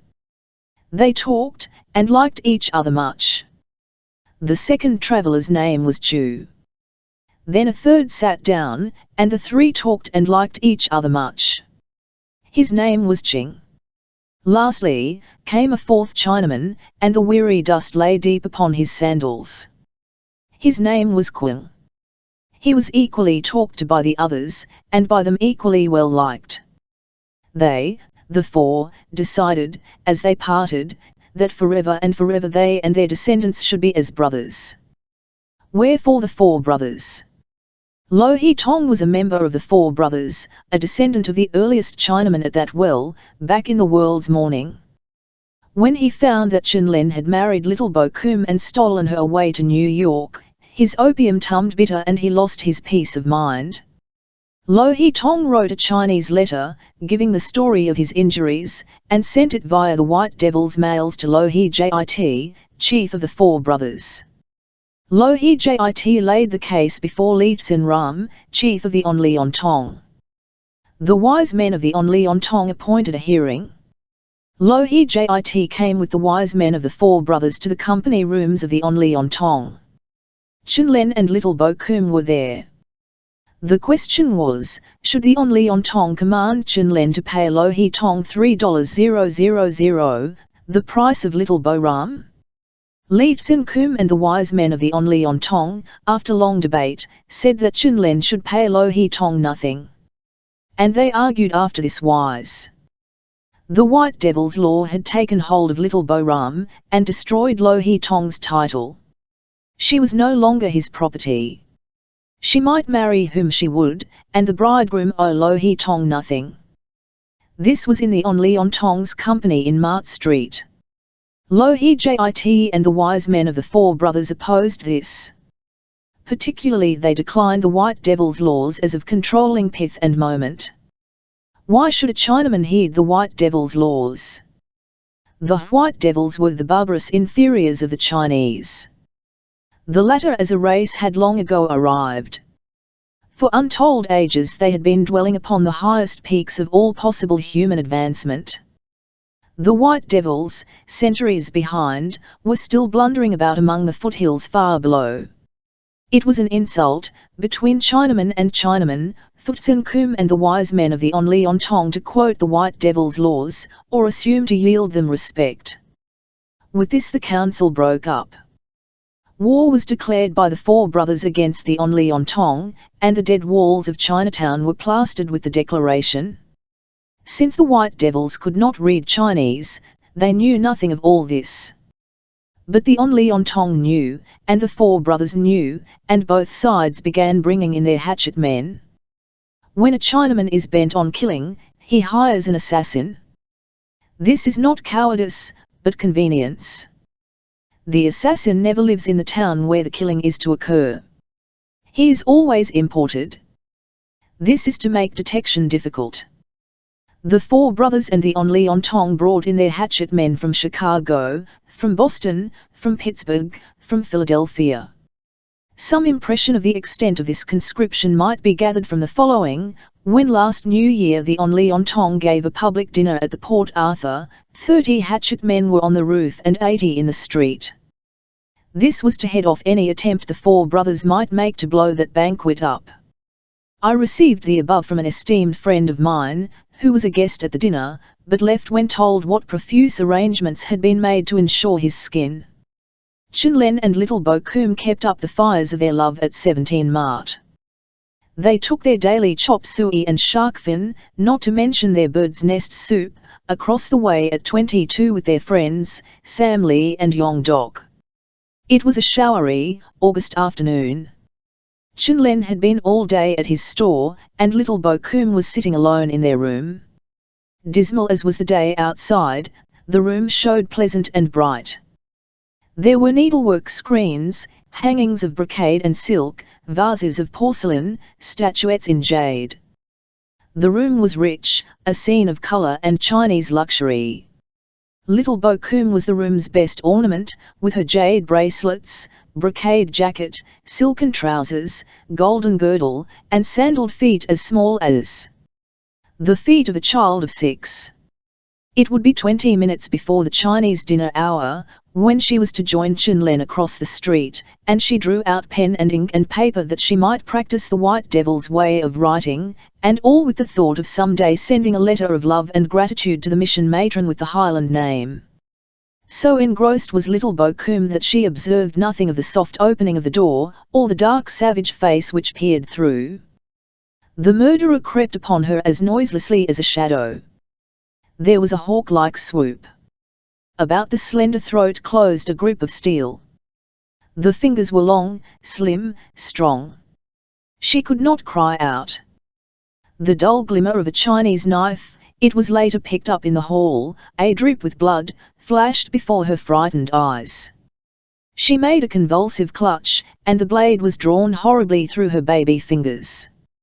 Over across, not 100 feet away, sat Chun-Len and his 2 friends in the eating room of 22. It was a special day, and they would have chicken and rice. This made them impatient for the advent of little Bo Kum. She was already 10 minutes behind the hour.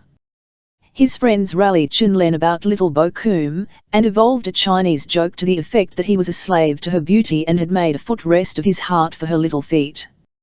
20 minutes went by, and his friends had grown too hungry to jest. Chun-Len went over to 17, to bring little Bo Kum.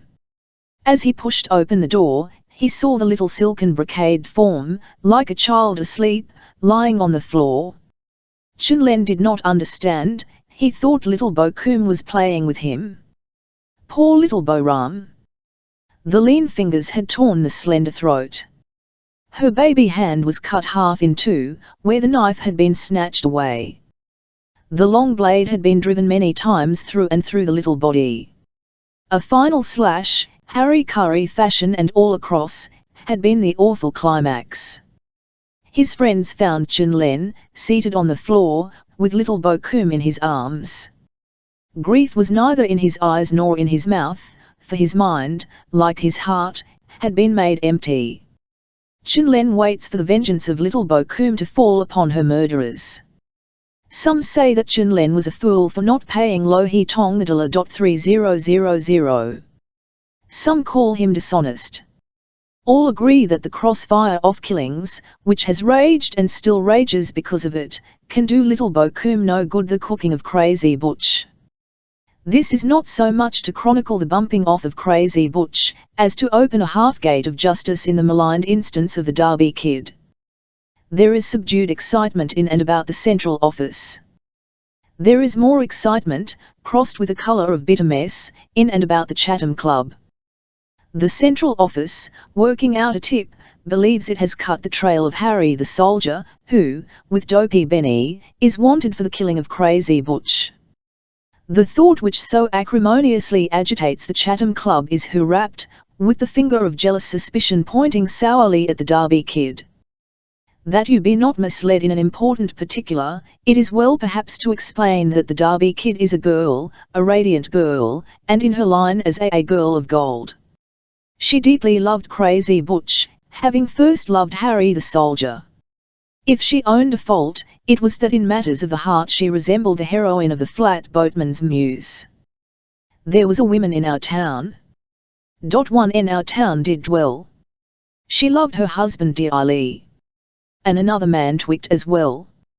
But that is not saying she would act as stool pigeon.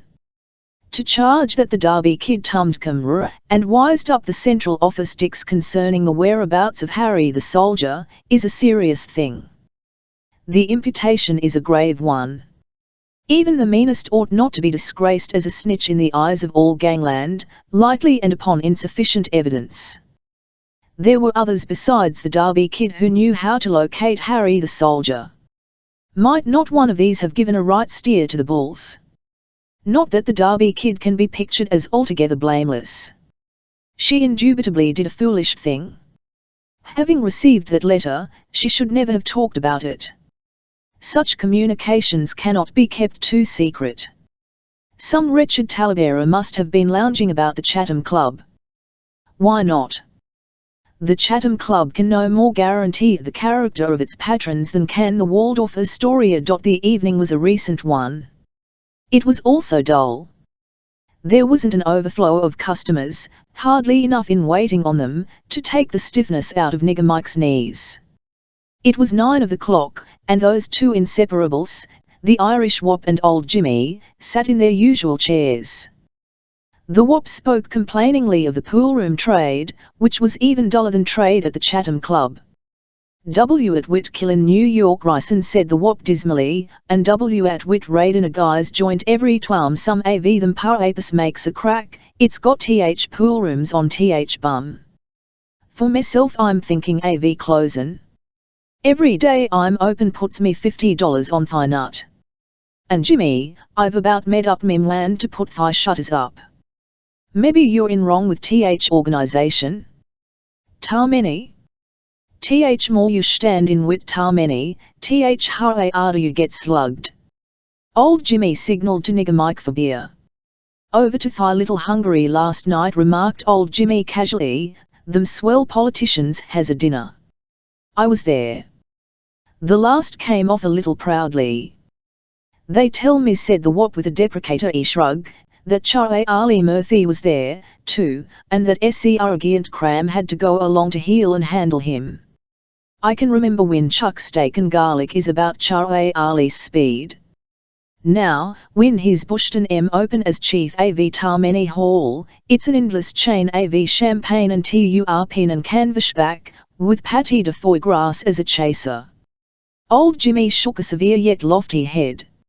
If some guy tells you, Wop, that Charlie needs anybody in his cummer at a dinner, that guy's stringing you. Charlie can see his way through from napkins to toothpicks, as well as old Chauncey Depew. There's a lot of duffers going round knocking Charlie. They are sore just because he's getting along, see? They'll tell you how if you butt him up against a dinner table, he'll about give you an imitation of a blind dog in a meat shop, how he'll try to eat peas with a knife and let 'em roll down his sleeve and all that. So far as them hobos knockin' Charlie goes, it's to his credit. You don't want to forget, Wop, they never knock a dead one. In th old gas house days, inquired the Wop, wasn't Charlie a conducts whore on one av thigh crosstown caars? He was. And a good one too. That's where he got his start. He quit 'em when they introduced bell punches, and I don't blame him. Them big companies is all alike. Which of 'em'll stand for it to give a working man a chance? Did them laads last night make speeches? Speeches? Nothing but trusts is to be th issue this next presidential campaign. Now about them trusts.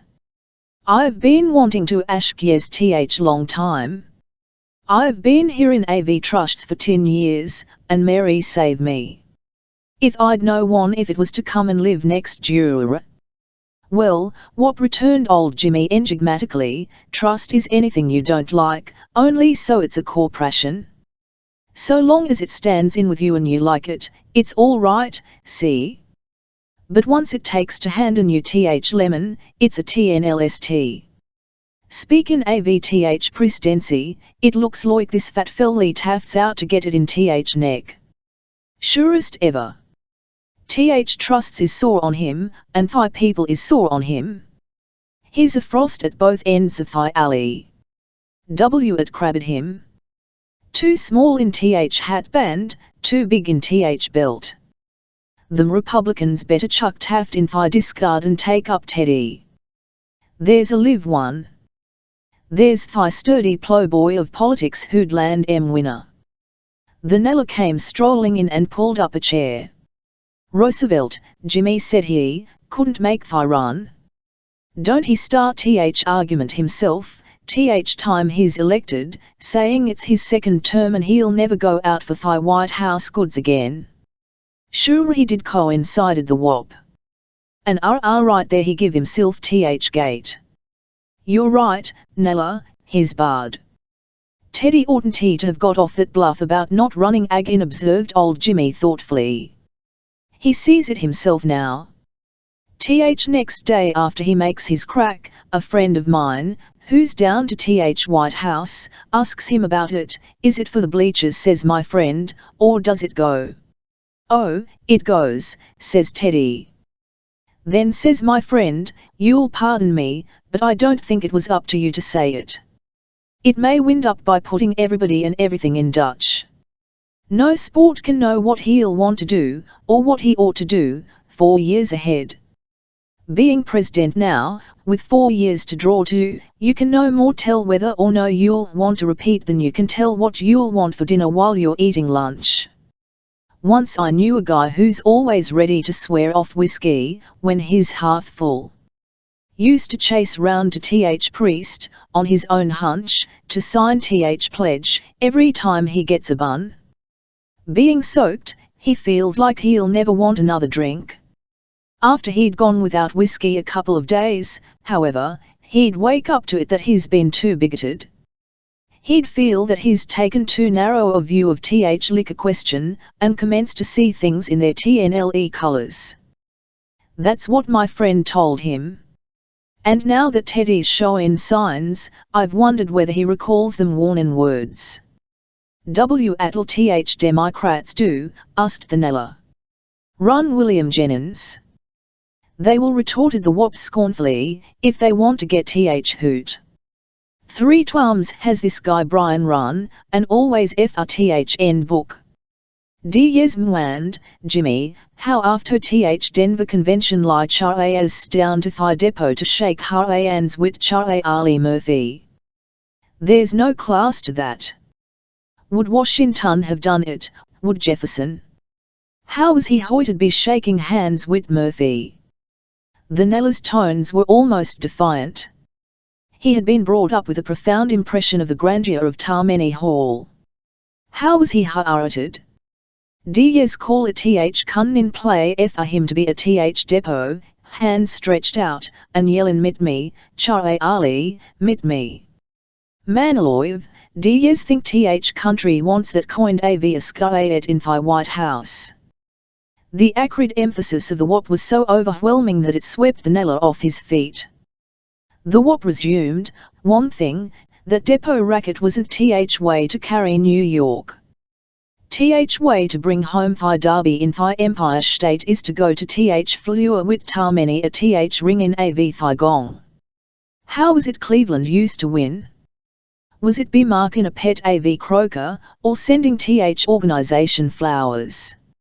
And yes'dn't he have to be told what happened to Cleveland? And Tammany, and yes, trying to thump his prospects on nut ive fute av Thigh way. If William Jymans had been Thigh wise foul, he'd have took his hunch frmth career av Cleveland, and roughhoused Tammany winever and where a river found. If he'd only knocked Tammany long enough and hard enough, he'd have had an anchor nurse on result. This sounds like treason, wop said old Jimmy in tones of mock reproach. Croker was boss in Cleveland days. You'll hardly say that Charlie ain't a better chief than Croker. Jimmy, there's as much difference between old man Croker and Charlie Murphy as between a buffalo bull and a billy goat. To make Murphy chief was like setting a boy to carry an hod. While yes couldn't say for sure whether he'd fall frm Thigh ladder or simply sit down with hod, it's a cinch he'd neither get bricks to scaffold. Murphy's too busy counting buttons on his Prince Albert, and balancing Thigh gold eyeglasses on ridge av his nose, to lave him any twam for vict ry. While Yaus guys observed the Nella, with a great air of knowing something, is indulgent in your spiels about Mulphy, don't it ever strike Yaus that he's out to make Gaynor president? Gaynor, repeated old Jimmy, in high offence. Do you think Charlie's balmy? If it ever gets so that folks of Gaynor size is looked on as big enough for presidency, I for one shall retire to booby house and devote the remainder of an ill-spent life to cut and paper dolls.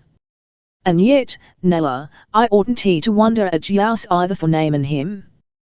There's a Democrat club mutt speaks to me about that very thing at thy little Hungary dinner.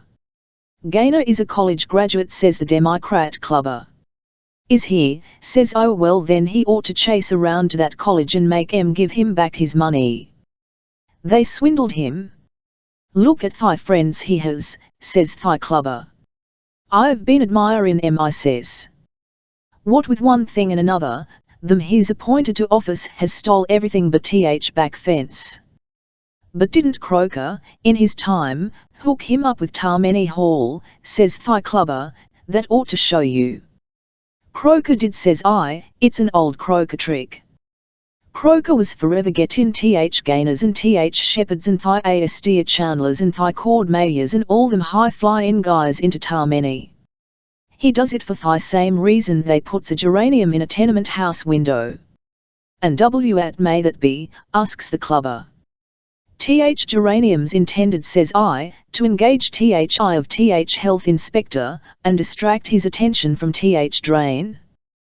The Derby kid, a bright dancing light in her eyes and all a flutter, rushed in. The Nella crossed over to a table at which sat Molly Squint. The Derby kid joined them. What do youse think? Cried the Derby kid.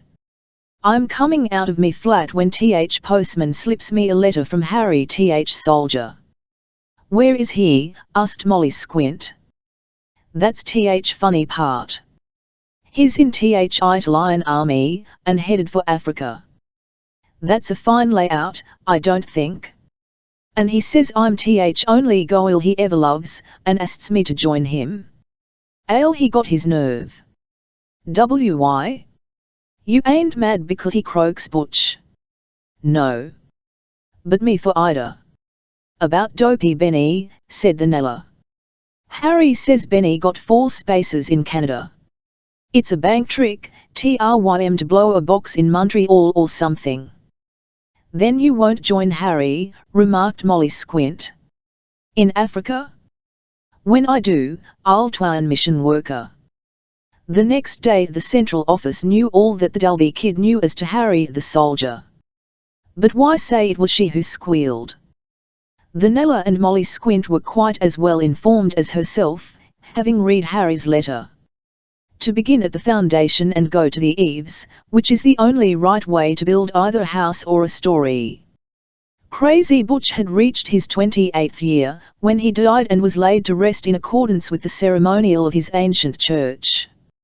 He was a child of the East Side, and his vices out-topped his virtues upon a principle of 16 to 1. The parents of Butch may be curtly dismissed as unimportant.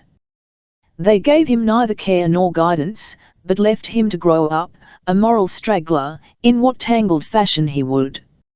Never once did they show him the moral way in which he should go.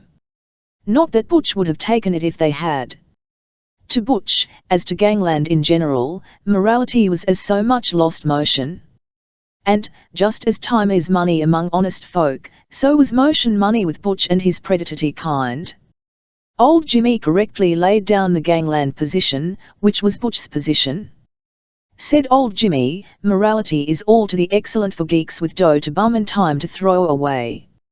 It's right into the midst of wite chokers, who gets paid for being good and hire out to be virtuous for so much a year. But of what use is morality to a guy along the Bowery? You could take a cartload of it to Simpson's, and you couldn't get $1 on it. Not much was known of the childhood of Butch, albeit his vacuous lack of book knowledge assisted the theory that little or less of it had been passed in school. Nor was that childhood a lengthy one, for fame began early to collect upon Butch's scheming brow. He was about the green and unripe age of 13 when he went abroad into the highways and byways of the upper city and stole a dog of the breed termed setter. This animal he named Rabbi, and trained as a thief. Rabbi, for many months, was Butch's meal ticket. The method of their thievish procedure was simple but effective. Butch, Rabbi alertly at his godless heels, would stroll about the streets looking for prey. When some woman drifted by, equipped of a handbag of promise, Butch pointed out the same to the rascal notice of Rabbi. After which the discreet Butch withdrew, the rest of it, as he said, being up to Rabbi. Rabbi followed the woman, his abandoned eye on the handbag. Watching his chance, Rabbi rushed the woman and dexterously whisked the handbag from out her horrified fingers. Before the woman realized her loss, Rabbi had raced around a nearest corner and was lost to all pursuit. 15 minutes later he would find Butch at Willett and Stanton streets, and turn over the touch. Rabbi hated a policeman like a Christian.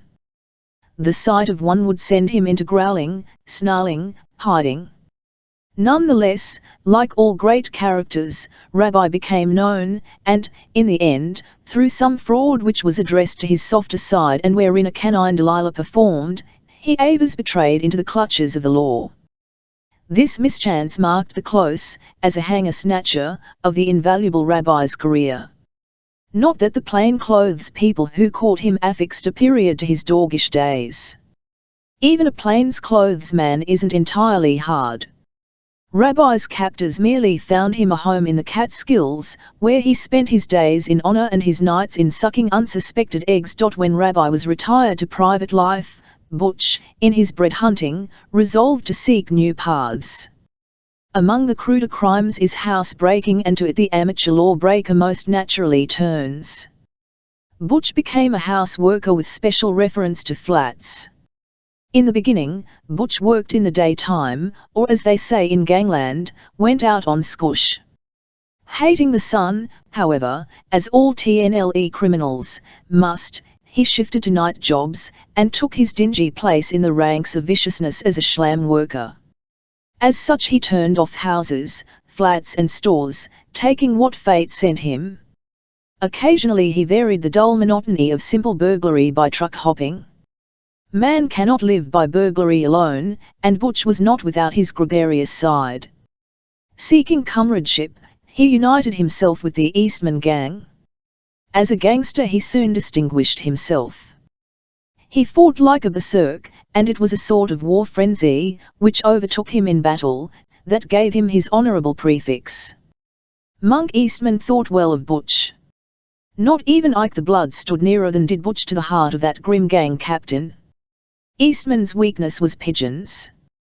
When he himself went finally to Sing Sing, he asked the court to permit him another week in the Tombs, so that he might find a father for his 500 feathered pets.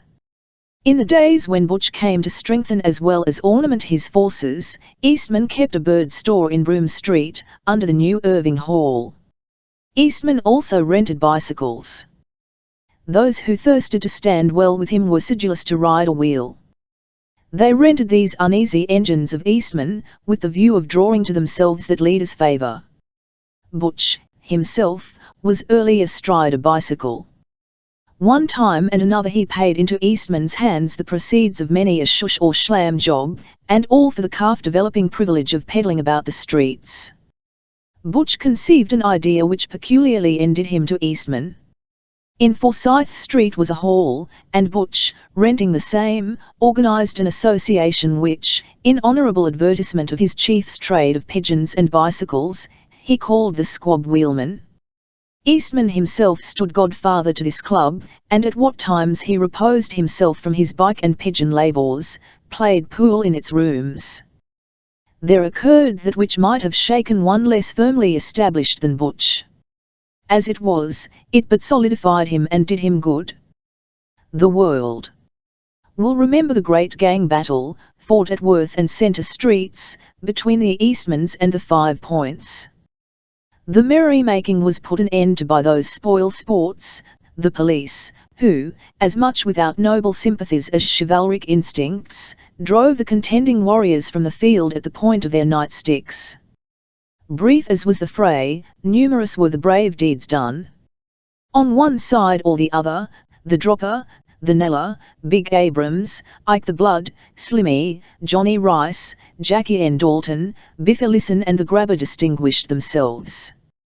As for Butch, he was deep within the warlike thick of things, and no one than he came more to the popular front. Sequential to that jousting, a thought came to Butch. The Squab Wheelmen were in nightly expectation of an attack from the 5 Pointers. by way of testing their valor and settle definitely, in event of trouble, who would stick and who would duck, Butch one midnight came rushing up the stairway, which led to the club rooms, blazing with 2 pistols at once. Butch had prevailed upon 5 or 6 others, of humour as jocose as his own, to assist, and the explosive racket the party made in the narrow stairway was all that heart could have wished. It was comparable only to a Mart Street Chinese New Year's, as celebrated in front of the Port Arthur. There were 60 members in the rooms of the squab wheelman when Butch led up his feigned attack, and it is discouraging to relate that most if not all of them fled. Little Kishki, sitting in a window, was so overcome that he fell out backwards, and broke his neck. Some of those who fled, by way of covering their confusion, were inclined to make a deal of the death of Little Kishki and would have had it set to the discredit of Butch. Gangland opinion, however, was against them. If Little Kishki hadn't been a quitter, he would never have fallen out. Butch was not only exonerated but applauded. He had devised, so declared Gangland, an ideal method of separating the sheep who would fly from the goats who would stay and stand fire. Then, too, there was the laugh. Gangland was quick to see the humorous side, and since humanity is prone to decide as it laughs, Gangland overwhelmingly declared in favour of Butch. It was about this time that Butch found himself in a jam. His shlam work had never been first class. It was the want of finish to it which earned him the name of Butch. The second night after his stampede of the squab wheelman, his clumsiness in a Brooklyn flat woke up a woman, who woke up the neighborhood. Whereupon, the neighborhood rushed in and sat upon the body of Butch, until the police came to claim him. Subsequently, a Kings County judge saw his way clear to send Butch up the river for 4 weary years. And did. Butch was older and sober when he returned. Also, his world had changed. Eastman had been put away, and Richie Fitzpatrick ruled in his place. Butch cultivated discretion, where before he had been hot and headlong, and no longer sought that gang prominence which was formerly as the breath to his nostrils. Not that Butch altogether turned his back upon his old-time associates. The local Froissarts tell how he, himself, captained a score or so of choice spirits among the Eastmans, against the Humpty Jackson gang, beat them, took them prisoners and plundered them. This brilliant action occurred in that 14th Street graveyard which was the common hangout of the Humpty Jacksons. Also, Humpty Jackson commanded his partisans in person, and was captured and frisked with the rest. Butch gained much glow and some money, for the Jacksons, however it happened, chanced to be flush.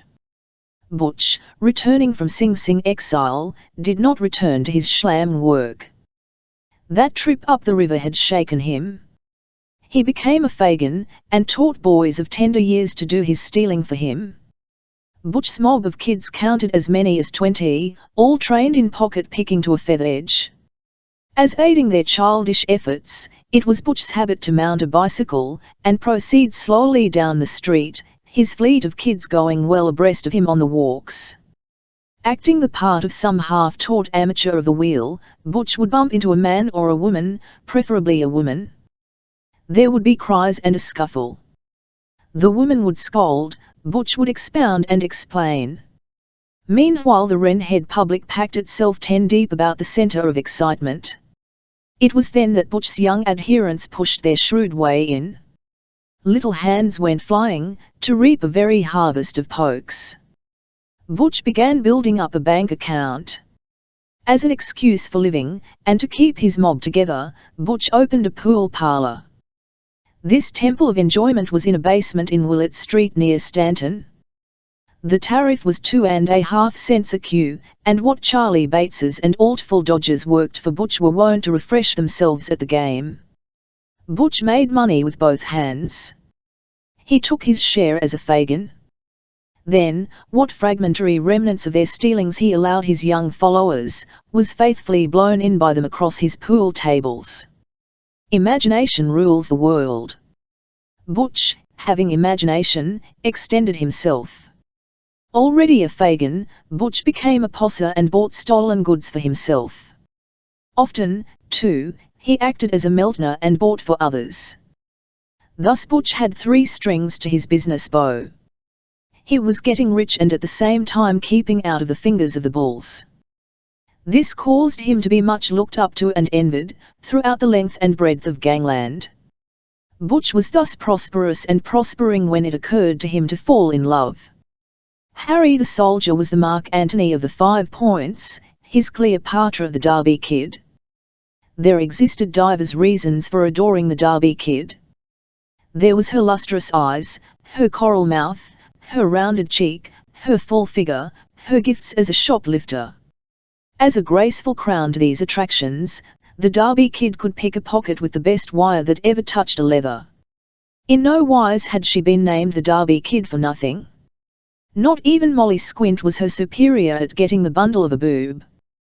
They said, and with TNLTH, that those soft, deep, lustrous eyes could look a sucker over, while yet that unconscious sucker was 10 feet away, and locate the keck wherein he carried his roll. Is it astonishing then that the heart of Butch went down on its willing knees to the Derby Kid? Another the Derby Kid, the chosen one of Harry the soldier? Was not Haney a 5-pointer? Had not Butch, elbow to elbow, with his great chief, Eastman, fought the 5-pointers in the battle at Worth and Centre? It was a triumph, indeed, to win the heart of the Derby Kid. It was twice a triumph to steal that heart away from Harry the soldier. The Derby Kid crossed over from Harry the soldier to Butch, and brought her love along. Thereafter her smiles were for Butch, her caresses for Butch, her touches for Butch. Haney the soldier was left desolate. Harry the soldier was a man of merit and deserved eminence. That he had been an inmate not only of the House of Refuge but the Elmira Reformatory, should show you that he was a past master at his art. His steady partner was Dopey Benny. With one to relieve the other in the exacting duties of stinger, and a couple of good stalls to put up an effective back, TN1 street them, at fair or circus or theatre break, to make leathers, props and thimbles fly. It was gangland decision that for Butch to win the Derby Kid away from Harry the soldier, even as Paris aforetime took the lovely Helen from her men-laws, touched not alone the honour of Harry but the honour of the 5 Points. Harry must revenge himself. Still more must he revenge the 5 Points. It had become a case of life or his. On no milder terms could Harry sustain himself in gangland first circles. His name else would be despised anywhere and everywhere that the fair and the brave were wont to come together and unbuckle socially. Butch, tall and broad and strong, smooth of face, arched of nose, was a born hawk of battle. Harry the soldier, dark, short, of no muscular power, was not the physical equal of Butch. Butch looked forward with confidence to the upcome. And yet, Butch sweetly warned the Derby Kid, her arms about his neck, "You mustn't go to sleep at the switch. Harry'll nail you if yous do. It'll be a gunfight, and he's a dream wit a gat. Never mind about that gat thing. Do yous think, dearie, I'd let that guinea copper sneak on me?" It was a cool evening in September. A dozen of Butch's young'uns were knocking the balls about his pool tables. Butch himself was behind the bar. Outside in Willett Street a whistle sounded. Butch picked up a pistol off the dripboard, just in time to peg a shot at Haney the soldier as that ill-used lover came through the front door. Dopey Benny, Jonathan to the others David, was with Harry. Neither tried to shoot. Through a hail of lead from Butch's pistol, the two ran out the back door. No one killed, no one wounded. Butch had been shooting too high, as the bullet-raked ceiling made plain. Butch explained his wretched gun-play by saying that he was afraid of pinking some valued one among his Boy Scouts. At that he added, "It's just as well. The Wops 11 never come back. Now when they see I'm organized they'll stay away. There ain't no sand in them Sicilians." Butch was wrong. Harry, with Dopey Benny, was back the next night. This time there was no whistle. Haney had sent forward a force of skirmishers to do up those sentinels, with whom Butch had picketed Willett Street. Butch's earliest intimation that there was something doing came when a bullet from the gun of Harry broke his back. Dopey Benny stood off the public, while Harry put 3 more bullets into Butch. The final 3 were superfluous, however, as was shown at the inquest next day. The Derby Kid was abroad upon her professional duties as a gun mole, when Harry hived Butch. Her absence was regretted by her former lover. Because, said he, as he and Dopey Benny fled down Stanton Street, I'd like to have made the play a double-header, and downed the kid along with Butch. It was not so written, however. Double-headers, whatever the field of human effort, are the exception and not the NLLE of life. It was whispered that Harry the soldier and Dopey Benny remained 3 days in the Pell Street room of Big Mike Abrams before their getaway. They might have been at the bottom of the lower bay, for all the central office knew. Butch was buried, and the Derby Kid wept over his grave. After which she cheered up, and came back smiling. There is no good in grief. Besides, it's egotistical, and trenches upon conceit. The central office declares that, equipped of the right papers, it will bring Harry the soldier back from Africa. Also, it will go after Dopey Benny in Canuckland, when his time is out. The chair, says the central office, shall yet have both. Old Jimmy doesn't think there's a chance, while the jaundiced wop openly scoffs. Neither believes in the police. Meanwhile dark suspicions hover cloudily over the Derby Kid. Did she rap? She says not, and offers to pawn her soul. Why should L? Asks the Derby Kid. Of course I'd soon it was Butch copped Harry. But it went the other way, and why should I holler? Would beef and bring Butch back. Big Mike Abrams. This was after Nigger Mike had gone into exile in cold and sorrowful Toronto, and while Tony Kelly did the moist honours at number 12 Pell. Nigger Mike, you will remember, hurried to his men on the combined currents of enthusiasm and many drinks, had registered a score or 2 of times, for he meditated casting full 50 votes at the coming election, in his own proper person, and said so to his friends. As Mike registered those numerous times, the snapshot hirelings of certain annoying reformers were busy popping him with their cameras. His friends informed him of this, and counselled going slow. But Mike was beyond counsel, and knew little or less of cameras, never having had his picture taken save officially, and by the tools of Bertillon. In the face of those who would have saved him, he continued to stagger in and out upon that multifarious registration, inviting destruction. The purists took the pictures to the district attorney, their hirelings told their tales, and Mike perforce went into that sad Toronto exile. He is back now, however, safe, sober, clothed and in his right mind, but that is another story. The day had been a sweltering July day for all of Chinatown. Now that night had come, the narrowness of Pell and Dewey's and Mart streets was choked with Chinamen, sitting along the curb, lolling in doorways, or slowly drifting up and down, making the most of the cool of the evening. Over across from number 12 a sudden row broke out. There were smashings and crashings, loopholed, as it were, with shrill Mongolian shrieks. The guests about Tony's tables glanced up with dull, half-interested eyes. It's Big Mike Abrams tearin' packin' out of laundry across Street, said Tony. Tony was at the front door when the war broke forth, and had come aft to explain. Otherwise those about his tables might have gone personally forth, seeking a solution of those yellings and smashings and crashings for themselves, and the flow of profitable beer been thereby interrupted. At Tony's explanation his guests sat back in their chairs, and ordered further beer. Which shows that Tony had a knowledge of his business. About them socialists, resumed Sop Henry, taking up the talk where it had broken off. Big Tom Foley tells me that they are getting something fierce. They cast more than 30,000 votes last fall.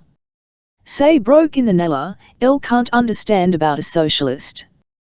He must be on the level at that, for one evening, when they are holding a meeting in the Bowery, a fleet of guns goes through a dozen of 'em, and, except in for one who's an editor, and has pulled off a touch somewheres, there ain't street car fare in all their kecks. That shows there's nothing in it for 'em. Th editor has 4 bones on him, hardly enough for a round of drinks and beef stews. Th mob blows it in at Flynn's joint, down BTH corner. I'm like you, Nella, agreed Sop Henry. Them socialists have certainly got me going. I can't get onto their coives at all. Lushton, then. This came from the Irish wop, who was nothing if not political. Lushton to me. Yes, can go to sleep on it, I know all about a socialist. There's old Case's son, Barney, old Casey that made a killin' in asphalt. Well, since his pa got rich, young Case's a socialist. Wonny, his name ain't Barney now, it's Bimayard. There's slathers av them sons av rich men turnin' socialists. They ain't strong enough to git a fall out av either av thigh big parties, so they rush off to thigh socialists, where be paying for th spotlight, they are allowed to break into th picture. That's th way which young Barney, old asphalt Case's son. One evening he drives up to Lyons with his Paul's broom, 2 bob-tailed horses that spint most av their time on their hind legs, and thigh Casey coat av arms on the broom thigh same being a shtick av dynamite rampant, with 2 shovels reversed on a field av potatoes. How are ye, he says. I want yes to jump in and come with me to thigh Crystal Palace. It's a socialist meet in comma, he says. Oh, it is, says I, and what is a socialist? Is it a game or a musical instrument? With that he goes into particulars. Well, thinks ill, there's th ride, anyhow, and I ain't had a carriage ride since eat em up Jack packed in, since rest him. So I goes out to thigh broom, and bakun th restlessness av them bob-tailed horses and me not seeing a carriage for so long, I nearly broke me 2 legs gettin' in. However, I went. And I sat on th stage, and I listened to thigh windjammin', and not to go no further, a socialist is simply an anarchist who don't believe in bombs. There arose laughter and loud congratulatory sounds about the door. Next, broadly smiling, utterly complacent, Big Mike Abrams walked in. Did yous lobsters hear me handin' it to th monkeys, he asked, and his manner was the manner of him who doubts not the endorsement of men. That chink, lo foo, snakes 2 of me shirts. I sends him 5, and he only sends back 3. So I caves in his block wit a flat iron. You ought to pipe his joint. I leaves it looking like a pool room that won't produce, after the wardman gets through. And lo foo, queried Tony, who had shirts of his own. Oh, a couple of monks carries him to his bunk out back. It'll take something more in a shell of hop to chase away his troubles. Mike refreshed himself with a glass of beer, which he called suds. Say, he continued with much fervour, "El wished I could get a job punchin' monks at $1 a monk." Mike Abrams, alias Big Mike, was a pillar of Chinatown, and added distinctly to the life of that quarter. He was nearly 6 feet tall, with shoulders as square as the foretopsail yard of a brig. His nervous arms were long and slingy, his bony hands the size of hams. Neither the dropper nor yet Big Meyerson could swap blows with him, and his hug, if it came to rough and tumble, was comparable only to the hug of Misha the strong arm, who had out-hugged a bear for the drinks. While he lived, little Maxie greatly appreciated Big Mike. Little Maxie is dead now. He ranked in the eyes of Mulbeany Street as the best tool that ever nailed a leather. To be allowed to join out with his mob was conclusive of one's cleverness as a gun. For Maxie would have no bunglers, no learners about him. And, yet, as he himself said, Big Mike's value lay not in any deftness of fingers, but in his stout, unflinching heart, and a knock-down strength of fist like unto the blow of 'em all. As a stall he's worse en a dead one, Maxie had said. No one ever put up a worse back. But let a sucker raise a roar, or some galoot of a country sheriff start something, that's where Mike comes on. You know, last summer, when I'm following Ringling's show. Stagger, Benzie and Mike's with me as bunches. Over at Patterson we had a rumble. I got a ribs ticker, a red one. He made me, and with that Yas could hear th yell he lets out of him in Newark. A dozen of them special bulls which Ringling has on his staff makes a grab at us. Yas should have lamped Mike. Th way he laid out them circus sticks was like a tune of music. It's done in a flash, and every last guy of us makes his getaway. Hock your socks, it's Mike for me every time. I'd sooner he filled in wit a mob of mine than th best dip that ever pinched a poke. Big Mike had been a fixed star in the gangland firmament for years. He knew he could slug, he knew he could stay, and he made the most of these virtues. When not working with little Maxie, he took short trips into the country with an occasional select band of yeggs, out to crack a po or a jug. At such times, Mike was the outside man, ever a post of responsibility. The outside man watches while the others blow the box. In case things take to looking queer or leery, he's to pass the whistle of warning to his pals. Should an officer show unexpectedly up, he must stand him off at the muzzle of his gat, and if crowded, shoot and shoot to kill.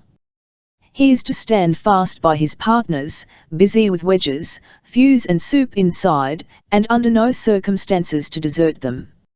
Mike was that one of 10,000, who had the nerve and could be relied upon to do and be these several iron things. Wherefore, he lived not without honour in the land, and never was there a fleet of yeggs or a mob of guns, but received him into its midst with joy and open hearts. Mike made a deal of money. Not that it stuck to hum, for he was bomb with his hands open and spent it as fast as he made it. Also, he drank deeply and freely, and moreover hit the pipe. Nor could he, in the latter particular, be called a pleasure smoker nor a Saturday nighter. Mike had the habit. At one time Mike ran an opium den at Coney Island, and again on the second floor of number 12 Pell. But the police, who had no sure way of gauging the profits of opium, demanded so much for the privilege that Mike was forced to close. Them bulls wanted all I made and more, complained Mike, recounting his wrongs to Benzie. I had a 50-pipe joint that time in Pell, and from the size of the rake off the captain's wardman asks, you'd have thought that every pipe's a roulette wheel. Couldn't you do nothing wit em? Asked Benzie, sympathetically. Not a ting. I shows em that number one hop is $87.50 a can, and yenchi or seconds not less $32. Nothing doing. It's either come across wit 500 bones thigh foist of every month, or quit. Mike sighed over his fair prospects, blighted by the ignorant avarice of the police. It was Yas chargin' a smoke, inquired Benzie. 2 bits a shell. Of course, that's for yenchi. I couldn't give em number one for 2 bits. After all, what I cares most for is me cats, 2 long-haired Persians. Cats, repeated Benzie, suspiciously. What be Yas handin' me? Benzie, by the way, knew nothing of opium. What am I handin' Yas, said Mike. I'm handin' you thigh goods. Cats get th habit same as people. My cats would plant be some party who's cooking a pill, and sniff thigh hop and get as happy as anybody. Take em off the pipe, and it's thigh same as if they are Christians. Dogs, too. Let em once get thigh habit, and then take em away from a pipe joint, and they has pains in their stomachs, and twists and yells till you think they are going mad. When th cops shut down on me, I has to give me cats to th monk who's running th opium dump on th top floor. Sure ting. They'd have croaked if I hadn't. They are only half happy, though, for while they gets their hop they misses me. Them Toms and me has had many a good smoke. Folks often wondered at the intimacy between Mike and little Maxie, not that it has anything to do with this story. Little Maxie, his name on the central office books was Maxie Fine, alias Maxie English, ahas little Maxie, alias Sharopathic, was the opposite of Big Mike. He was small, he was weak, he didn't drink, he didn't hit the pipe. Also, at all times, and in cold blood, he was a professional thief. His wife, whom he called My Little Maxie, was from Houndsditch, and now and then his accent showed it, was as good a thief as he, but on a different lay. Her specialty was robbing women. She worked alone, as all good moles do, and because of her sure excellences was known as the Golden Hand. Little Maxie and his Golden Hand, otherwise his Kitey, her name was Kate, had a clean little house near Washington Square on the south. They owned a piano and a telephone, the latter was purely defensive, and their 2 children went to school, and sat book to book with the children of honest men and women. The little quiet home, with its piano and defensive telephone, is gone now. Little Maxie died and his Golden Hand married again, for there's no false sentiment in gangland. If a husband's dead he's dead, and there's nothing made by mourning. Likewise, what's most wanted in any husband is that he should be a live one. Little Maxie died in a rather curious way. Some say he was drowned by his pals, Big Mike among them. The story runs that there was a quarrel over splitting up a touch, and the mob charged little Maxie with holding out. Be that as it may, the certainty is that little Maxie and his mob, being in peak skill, got exceeding drunk, all but little Maxie, and went out in a boat. Being out, little Maxie went overboard abruptly, and never came up. Neither did anybody go after him. The mob returned to town to weep, crocodile tears, some said, into their beer, as they told and retold their loss, and in due time little Maxie's body drifted ashore and was buried. That was the end. Had it been some TNRST thief of a millionaire, there would have been an investigation. But little Maxie was only a pickpocket. Big Mike, like all strong characters, had his weakness. His weakness was punching Chinamen. Fairly speaking, it grew to be his fad. It wasn't necessary that a Chinaman do anything, it was enough that he came within reach. Mike would knock him cold. In a single saunter through Pell Street, he had been known to leave as many as 4 senseless Chinamen behind him, flits of his fist. For said Mike, in cheerful exposition of the motive which underlay that performance, I do so like to beat them monks about. I'd sooner slam one of 'em against th wall than smoke th pipe. One time and another Mike punched 2/3 of all the pig-tailed heads in Chinatown. Commonly he confined himself to punching, though once or twice he went a step beyond. Lee Doc he nearly brained with a stool. But Lee Doc had been insultingly slow in getting out of Mike's way.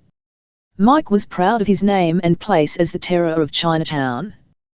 Whether he walked in Mount or Pell or Duias Street, every Chinaman who saw him coming went inside and locked his door.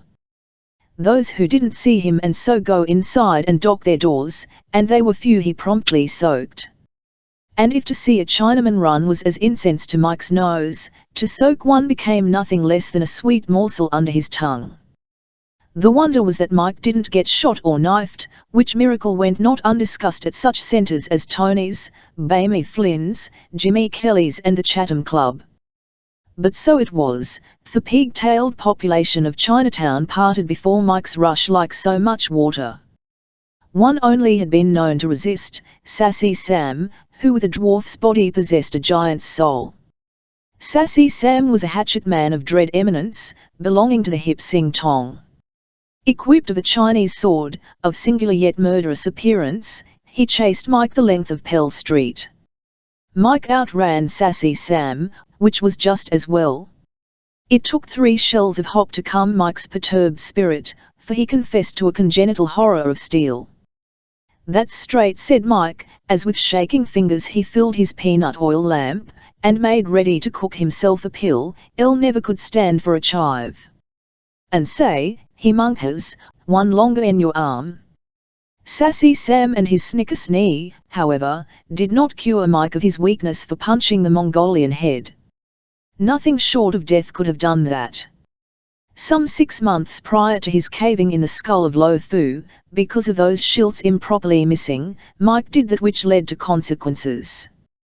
Prompted by an overplus of sweet, heady Chinese NLM, or perhaps it was the heroic example of Sassy Sam, Ling Chen, being surprised by Mike in Pell Street, did not, pigtail flying, clatter inside and lock his door. More and worse, he faced Mike, faced him, coughed contumeliously and spat upon the cobbles. To merely soak Ling Chen would have been no adequate retort, Ling Chen who thus started to shame him. Wherefore Mike killed him with a clasp knife, and even went so far as to cut off the dead Chen's head. The law might have taken notice of this killing, but some forethoughtful friend had wit enough to tuck a gun beneath the dead Chen's blouse, and thus it became at once and obviously a case of self-defense. There was a loose screw in the killing of Ling Chen. The loose screw dwelt not in the manner of that killing, which had been not only thorough but artistic.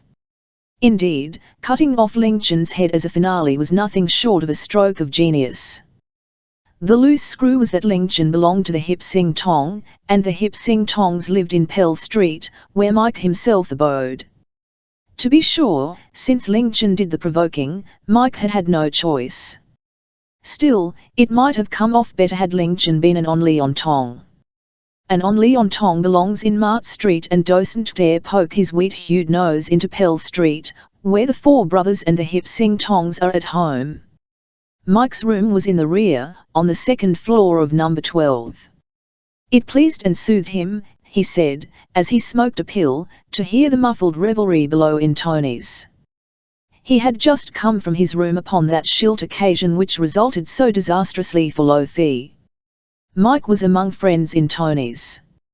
Having told in full how he did up Lo Fu, and smashed that shift thief's laundry, Mike drank 2 glasses of beer, and said that he thought now he'd go upstairs and have a smoke.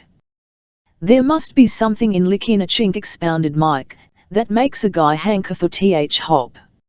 It's early yet, better stick round, urged Tony, politely. There is some high rollers from Newport up here on a yacht, and crazy to see Chinatown in summer when blankets is off. Dix W.'s got em in tow, gives me thigh tip that they'll come lungin' in here about 10. They are over in Mart Street now, taking a peek at the Joss house and drinking tea in the Port Arthur. Don't want to meet em, declared Mike. Them stiffs makes me sick. If yousty promise to lock thy doors, Tony, and put em all in air for what they've got on em, I might stay. That'd be a wise play, I don't think, remarked the dropper, who had just come in. Tony dear last about as long as $1 point and stuss. Putting a chink on bum is easy, and a guy can get away with it, but lay a finger on a Fifi Avenue will a boy, or look cockeyed at a spark fawny on finger of one oft hem dames, and a judge'll fall over himself to hand youse 20 years. Right youse be, dropper, said the sophisticated Tony. Mike climbed the creaking stairway to his room. Below, in Tony's, the beer, the gossip, the music, the singing and the dancing went on. Pretty Agnes sang a new song, and was applauded. That is, she was applauded by all save Molly Squint, who uplifted her nose and said that it wasn't so much. Molly Squint was invited to sing, but refused. About 10 o'clock came the Newport contingent, fresh from quaffing tea and burning joss sticks. They were led by a she-captain of the 400, who shall go here as Mrs. V. Mrs. V, young, pretty, well-jewelled, was in top spirits. For she had just been divorced from her husband, and they put brandy into the Port Arthur tea if you tell them to. Tony did the honours for number 12. He and Mrs. V, surrounded by a fluttering flock of purple doves, all from aristocratic coats, became as thick as thieves. The dropper, who was not wanting in good looks and could spiel like a dancing master, went twice around the room with Mrs. V, just for a lark, you know, to a tune scraped from Tony's fiddles and thumped from that publican's piano. After which, Mrs. V and her flutter of followers, Williboys and all, went their purple way. Tony, with never-flagging courtesy, escorted them to the door. What he beheld filled his somewhat sluggish soul with wonder. Pell Street was thronged with Chinamen. They were sitting or standing, all silent, faces void of meaning. The situation, too, was strange in this. A Chinaman could have told you that they were all of the hip sing tong, and not a four brothers among them. He wouldn't, of course, for a Chinaman tells a white devil nothing.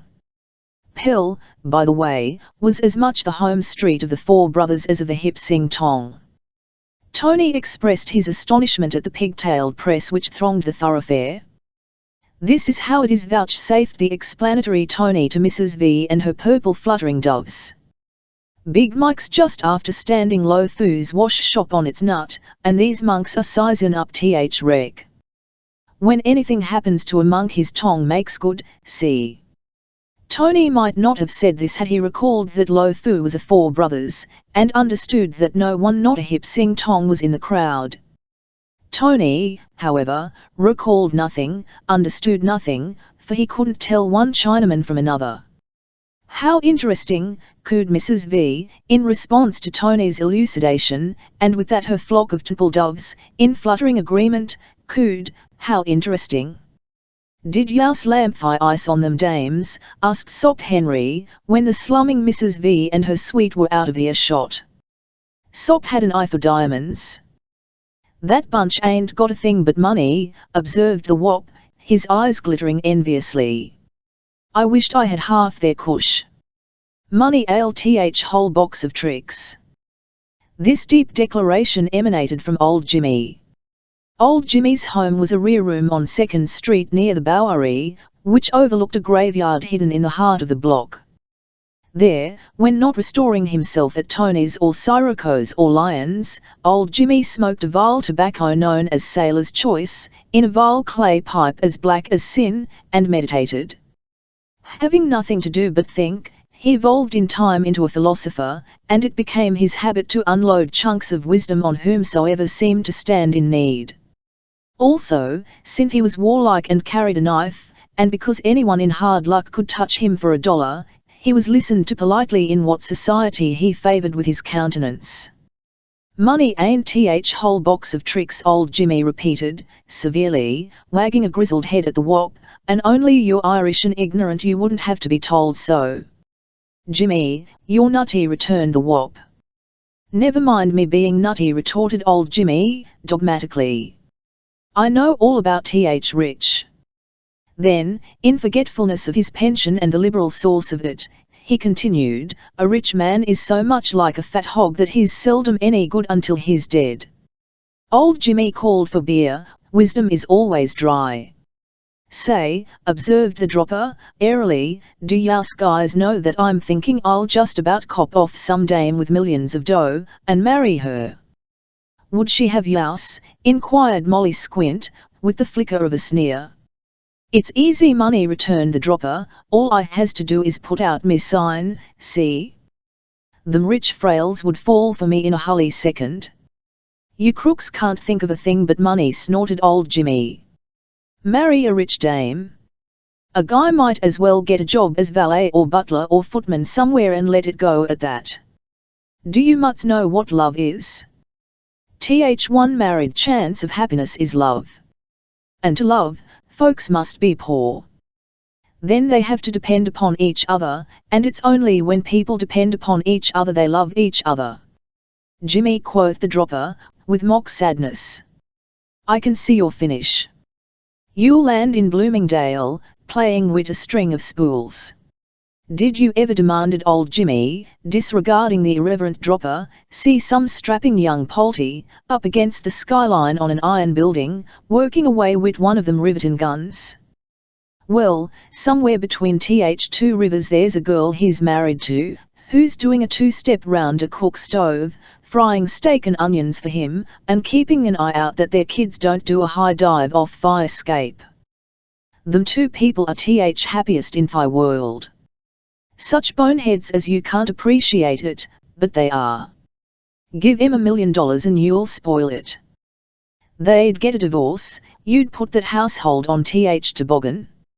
If this Mr. V, now, had been poor and drove a TN1CK instead of being rich and driving a 6-horse coach, and if Mrs. V had been poor and done a catch can with thy family wash tub instead of having money to burn and hire in a laundress, she'd never have bucked divorce game, but lived happy ever after.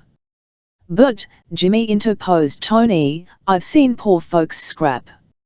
Sure, assented Jimmy, all married folks scrap, a little. But them's only love spats, when they are poor. Wife begins M. She thinks she'll just about tly hubby out, and see can he go some. Only risk is him being weak enough to let her win. She don't want to win, victory would only embarrass her. What she's after is a protector, and if hubby lets her put him on floor for thigh count, she don't know where she's at. She's dead sure she's no good, and if he's a quitter she's left all in air. Having floored him, she thinks to herself, this thing protect me? Why, I can lick him myself after that, hubby might better keep close tabs on little bright eyes, or some morning he'll call the family roll and she won't answer. Take a boy and a girl, both young, both square, both poor, so they'll need each ether, and so he's got her shaded a little should it come to gloves, 2 bugs in a rug won't have nothing on them. Old Jimmy upended his glass, as one who had settled grave matters, while the dropper and the wop shook contemplative heads. And yet, said the wop, after a pause, going back to them rich babies who was here, I still say I wished I had their bundle. It's 4 for 1, returned old Jimmy, his philosophy again forging to the fore, it's 4 for 1, wop, you'd have a dead bad time. What street shows most empty houses? Ain't it Fifth Avenue? Why be they empty? Because the ginks who lived in M didn't have a good time in M. If they had they'd have stuck. A guy don't go places, he leaves places. He don't go to Europe, he leaves New York. Old Jimmy turned to Tony. Fill up crockery. I'm talking way over heads of these burns. Ain't he a wonder, whispered pretty Agnes to the Nella. I should say as much, responded the admiring Nella. He ought to be selling gold bricks. He's talked dropper and wop into a hard knot. The dropper was not to be quelled, and insisted that Jimmy was conversing through his sou'wester. I don't think so, broke in Julietta, I strings wit Jimmy. Take a tumble to yourself, dropper. If you was to marry one of the money dames, you'd have to go into high society. And then what? You'd look like a pig on a front porch. Don't you bet on it, declared the dropper loftily. There's nothing in that high society stuff. A smart guy like me could leam his way rough in a week. Could he? Said the Nella, and his tones were tones of derision. That's I says, replied the dropper. Then, heatedly, do you geeks think I've never been north of 14th Street? Yas make me tired, Nella. While you was up River, for twanin off that loft in Chambers Street, don't I go to a shindy at Democrat Club in honor of Senator Depew? There was Lloydies there, the real thing, too. And wasn't I another time at Charlie Murphy dinner? Talk of high, that ain't high society, what is? Having squelched the Nella, the dropper proceeded more moderately. I'll remember scare that's run into me at the Depew racket. I've been put up against some hot propositions, but if ever I'm faded it's then when, for thy first time, I lamps a full-blown dame in evening dress. On dead, I felt like yellin' police. What was it scared yes, dropper, asked the wop. It ain't that I'm so scared as rattled. There's too much free board to them evening dresses. And the Charlie Milfy banquet, said pretty Agnes, wistfully. Didn't yez get cold feet? No, I don't git cold feet. I admits I falls down, I don't tty to sidestep that, but it wasn't my fault. Do it over again, and I'd go rough wit bells on.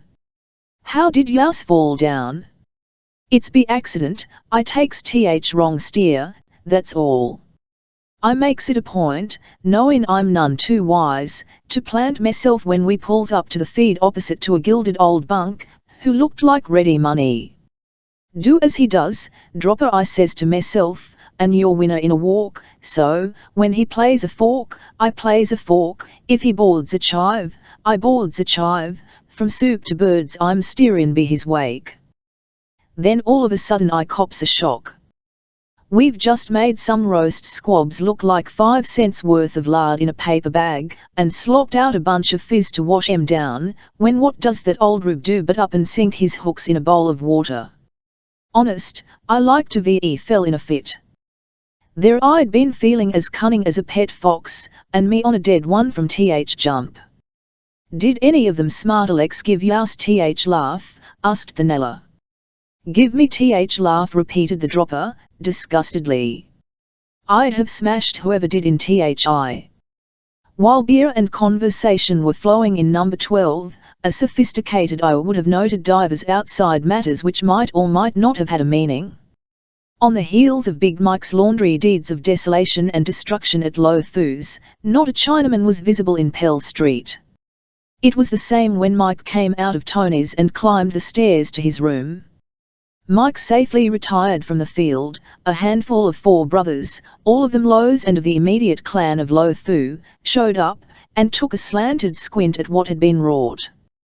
They spoke not above a murmur, but as nearly as a white devil might gather a meaning, they were of the view that no man soon could have more thoroughly scrap-heaped the belongings of Lo Fu. Other Chinamen began to gather, scores upon scores. These were Hip Sing Tongs, and they paid not the slightest heed to Lo Fu's laundry, or what was left of it. What 4 brothers were abroad did not mingle with the Hip Sing Tongs, although the 2 tribes lived in friendship. The 4 brothers quietly withdrew, each to his own den, and left the Hip Sing Tongs in possession of the street. Being in possession, the Hip Sing Tongs did nothing beyond roost on the curb, or squat in doorways, or stand idly about. Now and then one smoked a cigarette. About 20 o'clock, a Chinaman entered Pell Street from the Bowery. Every one of the Hip Sing Tongs looked at him, none of them spoke to him. Only, a place was made for him in the darkness of the darkest doorway. Had some brisk central office intelligence been there and consulted its watch, it might have occurred to such intelligence that had the newcomer arrived from Philadelphia over the B&O by latest train, he, assuming him to have taken the ferry with proper dispatch, would have come poking into Pell Street at precisely that hour. Trinity struck midnight. The bells sounded dim and far away. It was as though it were the ghost of some dead midnight being struck.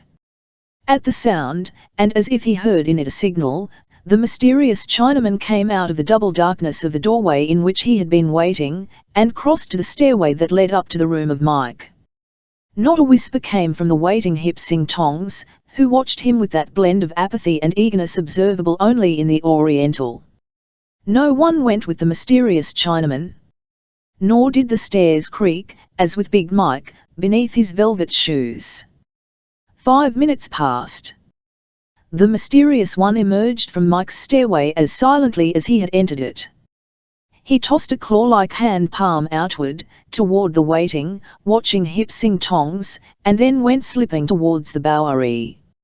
Had that brisk central office intelligence been there to see, it might have reflected, recalling a timetable, that by taking the Cortlandt Street ferry, the mysterious one would be in time for the 12.30 train to Philadelphia over the Pennsylvania. Before the mysterious one had reached the Bowery, those scores of waiting, watching Hip Sing Tongs had vanished, and Pell Street was as empty as the promise of a politician. Now, whispered Ching Li to Sam Coombe, who kept the chop suey shop. As they turned to go, now he meet Ling Chen, maybe so. 1 o'clock. Tony began to think about locking his front door. This, out of respect for the law. Not that beer and revelry were to cease in number 12, but because such was Tony's understanding with the precinct skipper. Some reformer might come snooping else, and lodge complaint against that skipper with the Commissioner of Police. Just as Tony, on bidding goodbye to Mrs. V and her pulpal fluttering flock, had been impressed by the crowded condition of Pell Street, so now, when he made ready to lock up, was he impressed by that causeway's profound emptiness. Say, he cried to his guests in the rear, "You stews, come here. This is funny, there ain't a chink in sight. Elios think thy bulls are gettin' ready for a raid?" asked Sop Henry. Sop, with the Nella and the Wop, had joined Tony in the door. "Perhaps there's something doing over at Th Elizabeth Street Station, and the wardman's past Th Monk's Thigh Tip." "Nothing in that," responded Tony, confidently. "Wouldn't I be put wise, too?" Marvelling much, Tony fastened his door, and joined old Jimmy, pretty Agnes and the others in the rear room. When he got there, he found old Jimmy sniffing with suspicious nose, and swearing he smelled gas. "One of your pipes is leakin', Tony," said Jimmy, "leakin' for fair, too, or I'm a dago." Tony, in refutation, called attention to a patent truth. He used electric light, not gas. "But they use gas upstairs," he added. Then, half anxiously, "It can't be some hophead has blown out the gas." The thought was enough to start the dropper, ever full of enterprise. "Let's have a look," said he. "Nella, you and Wop come with me." Tony again opened the front door, and the dropper, followed by the Wop and the Nella, filed into the stairway that led to the floor above. They made noise enough, blundering and stumbling in the sudden hurry of spirit which had gripped them. As they reached the landing near Mike's door, the odour of gas was even more pronounced than in Tony's rear room. The hall was blind black with the thick darkness that filled it. "How about this?" queried the dropper. "El thought a gas jet vas always boinin' in Th hall." The dropper, growing fearful, hung back. With that, the Wop pushed forward and took the lead. Only for a moment. Giving a cry, he sprang back with such sudden force that he sent the dropper headlong down the stairs. "Th Virgin save us," exclaimed the Wop, "but I touched something soft." "What's Th row?" demanded Tony, coming to the foot of the stairs. At the dropper's request, Tony brought a candle, used by him in excursions to those crypts wherein he kept his whiskey. In a moment all was plain. That something soft which had so told upon the Wop was a rubber tube. There was a gas jet in the hall. One end of the rubber tube had been fastened over the gas jet, and the other stuffed into the keyhole of Mike's door.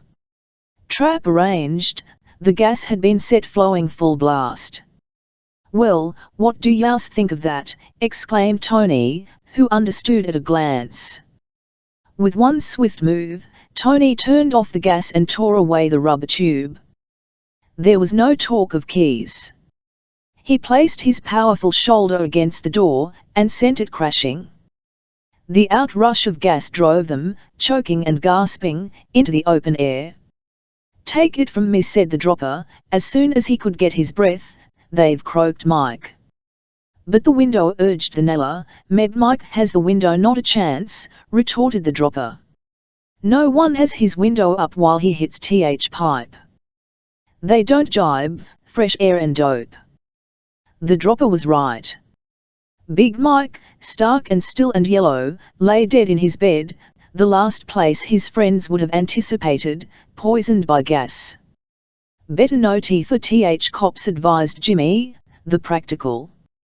"Who did it?" sobbed pretty Agnes. "Mike never handed it to himself." "Who did it?" repeated the dropper, bitterly. "Th Chinks did it. It's for Lothu's laundry." "You're down wrong, dropper," said old Jimmy. "It's that Ling Chen trick. I knew them hip sings would get Mike." The going of Biff Ellison. The jury returned a verdict of guilty. Thereupon the judge, fixing Ellison with hard and thoughtful eye, gave him from 8 to 20 years. When a man gets from 8 to 20 years, he is worth writing about. He would be worth writing about, even though it had been for such crimes of the commonplace as poke getting at a ferry or sticking up a drunken sailor. And Ellison was found guilty of manslaughter. Razor Riley would have been sentenced along with Ellison, only he had conveniently died. When the Gophers gather themselves together, they give various versions of Razor Riley's taking off. Some say he perished of pneumonia. Others lay it to a bullet in his careless mouth. In any case, he was dead, and therefore couldn't, in the nature of things, accompany Ellison to Sing Sing. Razor was a little 110-pound man, with weak muscles and a heart of fire. He had, raison vise, cut and slashed his way into much favourable mention, when that pneumonia or bullet, whichever it was, stopped short his career. While the width of the city apart, he and Ellison were ever friends. They drank together, fought together, and held their foes as they held their money, in common. When the jury said guilty, it filled Ellison with resentful amazement. His angry wonder grew as the judge coldly mentioned that from 8 to 20 years. He couldn't understand. The politicians had promised to save him. It was only upon such assurance that he had concluded to return. Safe in Baltimore, he could have safely continued in Baltimore. Lured by false lights, misled by spurious promises, he had come back to get from 8 to 20 years. Cray and Savage rounded him up. All his life a cop fighter, he would have given those Central Office stars a battle, had he realized what was in store for him and how like a rope of sand were the promises of politicians. My own introduction to Ellison and Razor Riley was in the Jefferson Market Court. That was several years ago. The day was the 18th of March, and Magistrate Corrigan had invited me to a seat on the bench. Ellison and Razor were arraigned for disorderly conduct. They had pushed in the door of a 6th Avenue bird and animal store, kept by an agitated Italian, and in the language of the officer who made the collar, didn't do a thing to it. They are guilty, Your Honor, said their lawyer, manner deprecatory and full of conciliation, with a view to softening the magisterial heart. They are guilty. And yet there is this in their defence. They had been celebrating St. Patrick's Day, over-celebrating it, perhaps, Your Honor, and they didn't know what they were about. That's the mere truth, Your Honor. Befuddled by too much and too fervently celebrating the glorious day, they really didn't know what they were about. The lawyer waved a virtuous hand, as one who submitted affairs to the mercy of an enlightened court. Magistrate Corrigan was about to impose sentence, when the agitated Italian broke from. "Don't I get my chance, Judge?" he called out. "Certainly," returned Magistrate Corrigan. "What is it you want to say?" "Judge, that the finger of rebuttal at the say these mans don't know what they do." "One lie." "They know what they do all right. I show you, Judge. They smash canaries, they knock thigh blocks off monks, they tear thigh tails out of macaws, but," here his voice rose to a screech, "they never touch bear." Magistrate Corrigan glanced at the policeman. The latter explained that, while Ellison and Razor had spread wreck and havoc among the monkeys and macaws, they had avoided even a remotest entanglement with a huge cinnamon bear, chained in the centre of the room. They had nodently ploughed round the bear. 25 and costs, said Magistrate Corrigan, a smile touching the corners of his mouth. Then, raising a repressive palm towards the lawyer, who betrayed symptoms of further oratory, not a word. "Your people get off very lightly. Upon the point you urged that these men didn't know what they were about, the testimony of our Italian friend is highly convincing. When a gentleman goes to Sing Sing for longer than 5 years, it is gangland good manners to speak of him in the past tense. Thus, then, shall I speak of Ellison. His name, properly laid down, was James Ellison.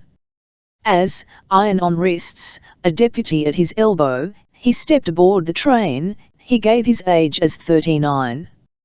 His moniker of Biff came to him in the most natural way in the world. Gangland is ever ready to bestow a title. Therefore, when a recalcitrant customer of Fat Flynn's, having quaffed that publican's beer and then refused to pay for it, was floored as flat as a flounder by a round blow from Ellison's fist, Gangland, commemorating the event, renamed him Biff. Ellison was in his angular, awkward 20s when he made his initial appearance along the Bowery. He came from Maryland, no one knew why, and a youthful greenness would have got him laughed at, had it not been for a look in his eye which suggested that while he might be green he might be game. Having little education and no trade, Ellison met existence by hiring out as barkeeper to Fat Flynn, who kept a grog shop of singular vileness at 34 Bond. Its beer glasses were vulgarly large, its frequenters of the roughneck school. But it was either work in Flynn's or carry a hod, and Ellison, who was not fanatically fond of hard labour, and preferred to seek his bread along lines of least resistance, instantly and instinctively resolved on the side of Flynn's. Gangland is much more given to boxing gloves than books, and the conversation at Flynn's, as it drifted across the bar to Ellison, busy drawing beer, was more calculated to help his hands than help his head. Now and then, to be sure, there would come one who, like Slimmy, had acquired a stir education, that is, a knowledge of books such as may be picked up in prison, but for the most those whom Ellison met, in the frothy course of business, were not the ones to feed his higher nature or elevate his soul. It was a society where the strong man was the best man, and only fist right prevailed. Ellison was young, husky, with length of reach and plenty of hitting power, and, as the interests of Flynn demanded, he bowed to his environment and beat up many a man. There were those abroad in Bond Street whom he could not have conquered. But, commonly sober and possessed besides of in-bomb gifts as a matchmaker, he had no trouble in avoiding these. The folks whom he hooked up with were of the genus cinch, species pushover, and proceeding carefully he built up in time a standing forefinger throughout all the broad regions lying between 14th Street and City Hall Park. Let it be said that Ellison had courage. It was his prudence which taught him to hold aloof from the tough ones. Now and then, when a tough one did insist on war, Ellison never failed to bear himself with spirit. Only he preferred to win easily, with little exertion and no injury to his nose and eyes. For Ellison, proud of his appearance, was by Gangland's crude standards the glass of fashion and the mould of form, and flourished the idol of the ladies. Also, a swollen nose or a discoloured eye is of no avail in winning hearts. Every dispenser of beer is by way of being a power in politics. Some soar higher, some with weaker wing, that is a question of genius. One sells beer and makes himself chief of Tammany Hall. Another rises on the tides of beer to a district leadership. Still others, and it is here that Ellison comes in, find their lower beery level as Tammany's shoulder-hitting aids. In the last role, Ellison was of value to Tammany Hall. Wherefore, whenever he fell into the fingers of the police, generally for assault, the machine cast over him the pinion of its prompt protection.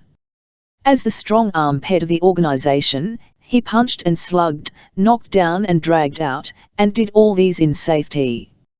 Some soft-whispering politician was sure to show a magistrate, all ears, that the equities were on the side of Ellison, and what black eyes or broken noses had been distributed went where they belonged and would do the most Tammany good. In his double role of beer dispenser and underthug of politics, Ellison stood high in gangland opinion. From Flynn's in Bond Street he went to Pickrell's in Christie Street.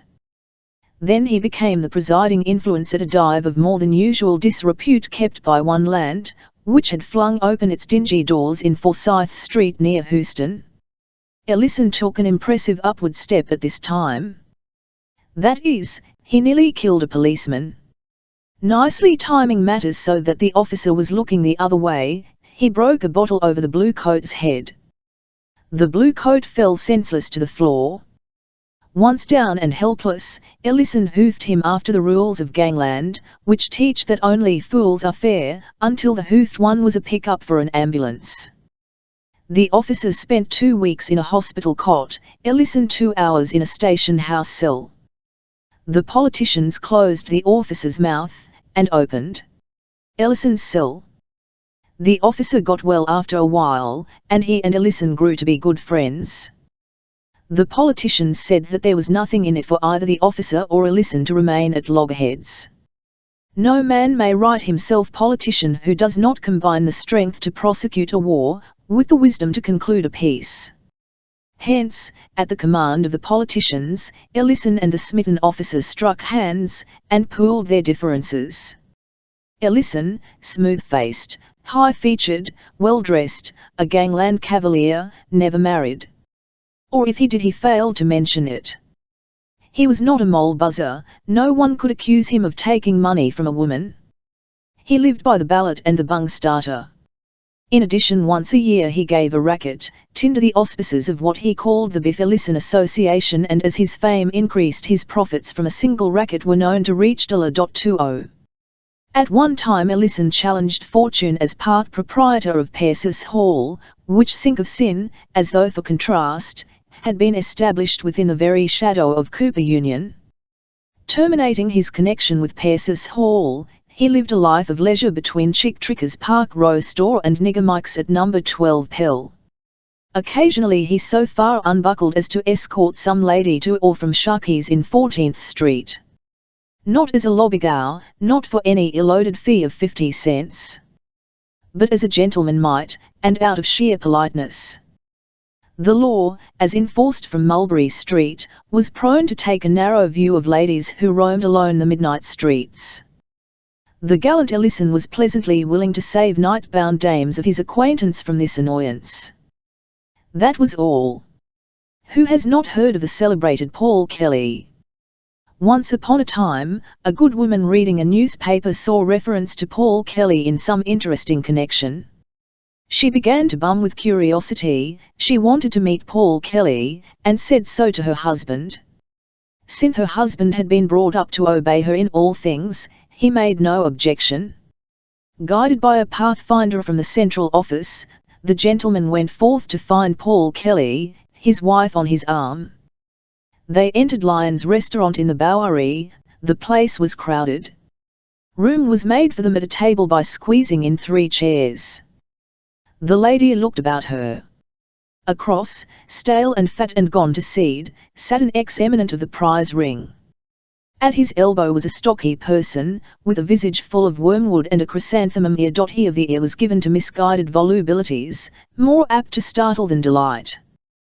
The woman who wanted to see Paul Kelly looked at the champion gone to sulky seed, listened to the misguided conversationist with the chrysanthemum ear, and wished she hadn't come.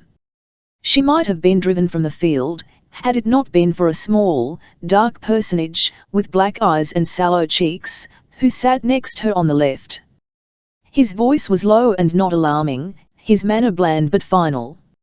And he took quiet and quieting charge of the other 2. The dark, sallow little man led those 2 others in the wordy way they should go. When the talk of him of the unsatisfactory ear approached the Elizabethan so closely as to inspire Tel-T0R, he put him softly yet sufficiently back in his hole. Also, when not thus employed, in holding down the conversational lid, he talked French to one man, Italian to another, English to all. Purringly polite, Chesterfield might have studied him with advantage. The woman who wanted to see Paul Kelly was so taken with the little dark man's easy mastery of the situation, that she forgot the object of the expedition. When she was again in the street, and had drawn a deep, clear breath or 2 of long relief, she expressed astonishment that one possessed of so much grace and fineness, so full of cultured elegances, should be discovered in such coarse surroundings. "Surely, he doesn't belong there," she said. "Who is he?" "Who is he?" repeated the Central Office delegate in a discouraged tone. "I thought your hubby wised you up." "That's Paul Kelly." Paul Kelly owned the New Brighton in Great Jones Street. One evening, as the orchestra was tuning its fiddles for the final valse, a sudden but exhaustive bombardment then and there broke loose. In the hot midst of it, some cool hand turned off the lights. They were never again turned on. The guests departed through window and by way of door, and did not come back. It was the end of the New Brighton. Gangland, which can talk bitims, can also keep a secret. Coax, cousin, cross-question as you will, you cannot worm from it the secret of that New Brighton bombardment. Ask, and everyone is silent. There is a silence which is empty, there is a silence which is full. Those who will not tell why the New Brighton was shot up that night are silent with the silence which is hill. As usual, the Central Office is not without its theories. The Central Office is often without the criminal, but never without the explanation. One Mulberry Street whisper declared that it was a war over a woman, without saying which woman. Another whisper insisted that money lay at the roots of the business, without saying what money. Still another ran to the effect that it was one of those hit-or-miss mix-ups, in their sort extemporaneous, in their upcome inexplicable, the distinguishing mark of which is an utter lack of either rhyme or reason. One officer with whom I talked pointed to Ellison and Harrington as the principals. Paul Kelly, he said, was drawn into it as incident to his proprietorship of the New Brighton, while the redoubtable Razor became part of the picture only through his friendship for Ellison. Another officer, contradicting, argued that there had been a feud of long standing between Razor and Paul Kelly, that Ellison was there in Razor's behalf, and Harrington got killed because he butted in. Both officers agreed that the rumpus had nothing to do with Eat 'em Up Jack's run-in with Chick Tricker, then sundry months astern, or the later lead pipe wiping out of Jack. The story of the taking off of Eat 'em Up Jack has already been told. The New Brighton missed Jack. He whom Paul Kelly brought to fill his place no more than just rattled about in it. The new sheriff did not possess Jack's nice knowledge of dance hall etiquette, and his blackjack lacked decision. Some even think that had Jack been there that night, what follows might never have occurred at all. As said one who held this view, if Eat 'em Up Jack had been holding down floor, New Brighton wouldn't have looked so easy to Biff and Razor, and they might have passed it up. The dancing floor of the New Brighton was crowded with gangland chivalry and fashion. Out in the bar, where waiters came noshing bearing trays of empty glasses to presently rushingly retire loaded to the beery guards, sat Paul Kelly and a select bevy. The talk was of business mixed with politics, for a campaign was being waged. After election, said Paul, I'm going to close up this joint. I've got enough, I'm going to pack in. What's Row? Asked Slimmy, who had drawn up a chair. There's too much talking, returned Paul. Only the other day a bull was telling me that I'm credited with being the first guy along the Bowery tokening a gun. His crazy broke in Harrington, who with the lovely Goldie Cora had joined the group. There were canisters by the ton along the Bowery before ever you was pupped. The Irish wop, whose mind ran altogether upon politics, glanced up from a paper. Sparkin' AVTH campaign, said he, how comes it things is so quiet? No one giving Thai banks a ballin' out, no one soaking Thai railroads, no one handin' hot wallops to TNLSTS. What's gone wrong wit 'em? I found but one man, just one, being Skate, who's writin' in paper. The wop held up the paper as exhibit, acts like he has something to hand out. Lushton, after buck dancin' a bit, he ups and calls William Jinnins Brian Modern Brutus says Caesarism is abroad and that William Jinnins is Thai only ladderbuck who can put it on bum. It's one of them hot air students, said Harrington. But about this Brutus Caesar thing? Are they with organisation? It's what a swell mouthpiece like Duat Cochran calls a figure of speech, interjected Slimmy, ever happy to be heard concerning the ancients. Caesar and Brutus were a couple of long ago dagos. According to Thai dope they lived and croaked 2,000 years ago. Only a pair of old wops, was they. And dead and gone at that. Sure, I thought BTH way this right, and Zibo carried on about they was right here on thy job, cuttin' ice. And they are nothing more in a brace av old dead guineas after all. The wop mused a moment over the unprofitable meanness of the discovery. Then his curiosity began to brighten up a trifle. How did yez come to be so hep to Slimmy? Be studyin', how else? And then there's Councillor Noonan. You ought to hear him when he gets to going about Brutus and Caesar and rest of Roman fleet. To hear Noonan you'd think he had been one of their pals. Councillors from Leitrim, said the wop, I'm a Mayo man myself. And say, them Leitrim larads are born liars. Still, as long as the councillor's talking about what happened 2,000 years ago, yez can chance a bet on him. It's only when he's repoetin events av yesterday he'll try to hand yez a lemon. I wished I was as wise as yous, Slimmy, said Goldie Cora, wistfully nibbing her delicate nose. It must be dead swell to know about Caesar and rest of them dubs. If they was to show up now, hazarded the wop, them old fellies you'd feel like farmers.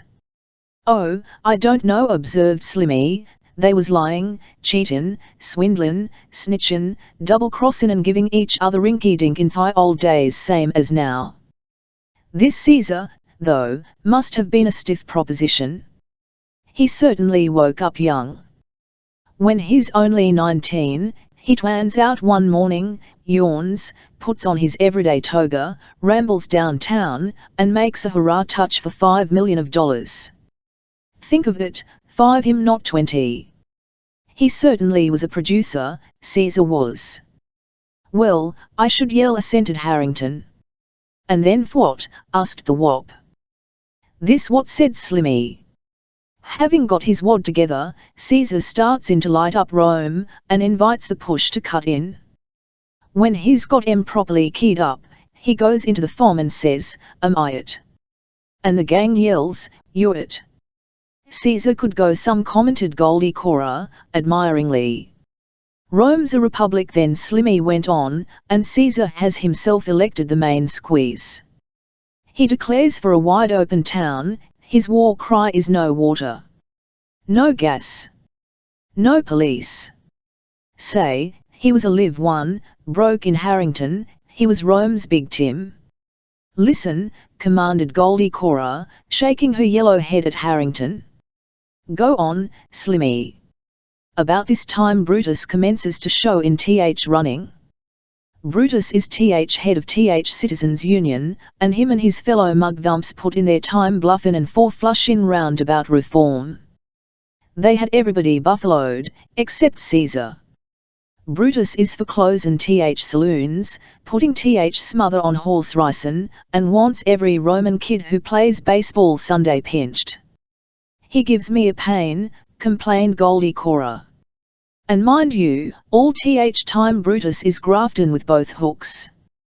He's in on the aqueduct, he manages a 40% holdout on the Appian Way, and what long green he has loose he loans to needy skates in Spain at pawn shop rates, and when they don't kick in he uses the legions to collect. Brutus is down 4 ways from the jack on everything in sight. Nothing's calculated to embarrass him but a pair of mittens. And at that, remarked Harrington, who had a practical knowledge of politics, him and his mugvump bunch didn't have nothing on New York reformers. Do yous guys remember when the city bought ferries? There, I'd sooner hear, Slimmy, said Goldie Cora. NLE2, agreed the wop. Slimmy looked flattered. Well, then, he continued, all this time Caesar is the big screech, and it makes Brutus so sore he gets to be a bug. So he starts to talking. This Caesar guy, says Bnultus, won't do. Right you be, says Cassius, who's always been a kicker. That's what I've been telling you lobsters from jump. With this, an old souse named Casca sits up, and says he ain't seen nothing wrong about Caesar. Oh, roll over, says Cassius. Why, even the newsboys are on. You know Caesar's wardman, that fresh baby, Mark Antony? It's ribbed up right now that a th Lupercal his to hand Caesar a crown. Casca and th other boneheads turns to Brutus. Yes, says Brutus, answering their looks, Cassius has got good information. He's giving Yaus th correct steer. And did Caesar cop off the crown? Asked Goldie Cora, eagerly. Slimmy shook his head. Th Lupercal comes round, said he, and Mark Antony is there with bells on. He makes a funny crack or two about a crown, but nothing goes. Th wind up is that Brutus, Cassius, Casca, and the rest of the Citizens' Union, gang Caesar later in the forum, go at him with their chives, and cut and slash till his hide won't hold his principles.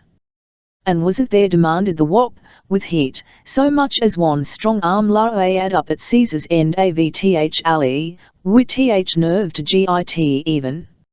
Never fear, returned Slimmy, reassuringly, th day they plant Caesar, Mark Antony goes in to make th funeral spiel. His th Roman Senator Grady, Mark Antony is, and he bums em up. Brutus and his bunch get th tip up at their clubhouse, and take it on the run. With that, Caesar's gang gets to going, and they stand Rome on its nut from the Capitolian Hill to the Tarpeian Rock. Brutus and the other mugvumps gets it where th baby wore th beads, and there ain't been a Seth Low or a Fulton cutting along th Tiber from that day to this. Oh, they've got us left standing sideways, them guineas have, in some things. About the time Slimmy began his lucid setting forth of Brutus, Caesar and their political differences, Ellison and Razor, down at Nigger Mike's in Pell Street, were laying their heads together. A bottle of whiskey stood between them, for they required inspiration. There were 40 people in the room, some dancing, some drinking, some talking. But no one came near Ellison and Razor, for their manner showed that they did not wish to be disturbed. As the Nella observed, they had hen on, and when gentlemen have a hen on they prefer being quiet. I've no use for Paul Kelly, whispered Razor in response to some remark of Ellison's. You bet he knows enough not to show his snout along 8th Avenue. He'd get it good if he did. My notion, said Ellison, is to turn th trick right now. Just th two of us. Why not? He'd have his gorillas, Yaus have got to figure on that. They wouldn't stand th gaff. It's the difference between guys who knows what they wants, and guys who don't. Once we started, they'd tear thy side out the Brighton in the getaway. All right, said Razor, bringing down his hand, I'm with you. Just a moment, and Ellison motioned Razor back into his chair. If Paul's dancing, we must stall him into th bar. I don't want to hoit any of them skirts. It was the delightful habit of Slimmy, on the tail of one of his lectures, to order beer for his hearers. That's why he was listened to with so much interest. Were every lecturer to adopt Slimmy's plan, he would never fail of an audience. Also, his fame would grow. Slimmy, having finished with Caesar and the others, had just signed up to the waiter to go his many rounds, when Ellison and Razor slipped in from the street. Their hands were on their guns, their eyes on Kelly. Harrington saw it coming. Your gat, Paul, your gat, he shouted. The rule in gangland is to let every man kill his own snakes. Harrington's conduct crowded hard upon the gross. It so disgusted Razor that, to show Harrington what he thought of it, he half-tummed and laced a bullet through his brain.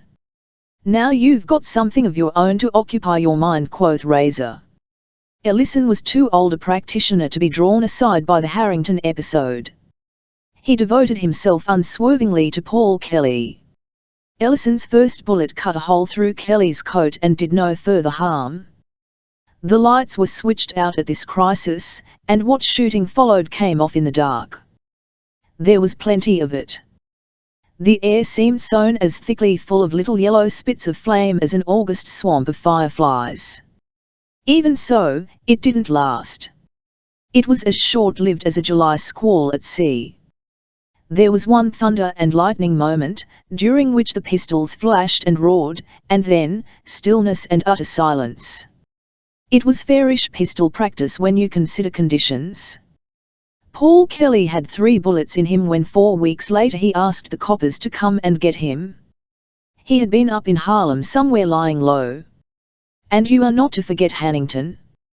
There were other casualties, also, which the police and politicians worked hand in hand to cover up. 5 minutes went by after the shooting, 10:01 was in a hurry. At last a policeman arrived. He might have come sooner, but the New Brighton was a citadel of politics. Would you have had him lose his shield? The policeman felt his official way into the as a drum, dark as the inside of a cow. He struck a match. By its pale and little light he made out the dead Harrington on the floor. Not a living soul, not even Goldie Cora. Goldie Cora? Said that practical damsel, when the matter was put up to her by Big Kitty, who being sentimental called Goldie Cora a quitter for leaving her dead love lying in his blood. What good could I do? If I'd stuck I'd have got pinched, and then, me in Th Tombs, I'd have stood a swell chance, I don't chink, of being at Bill's funeral. The end.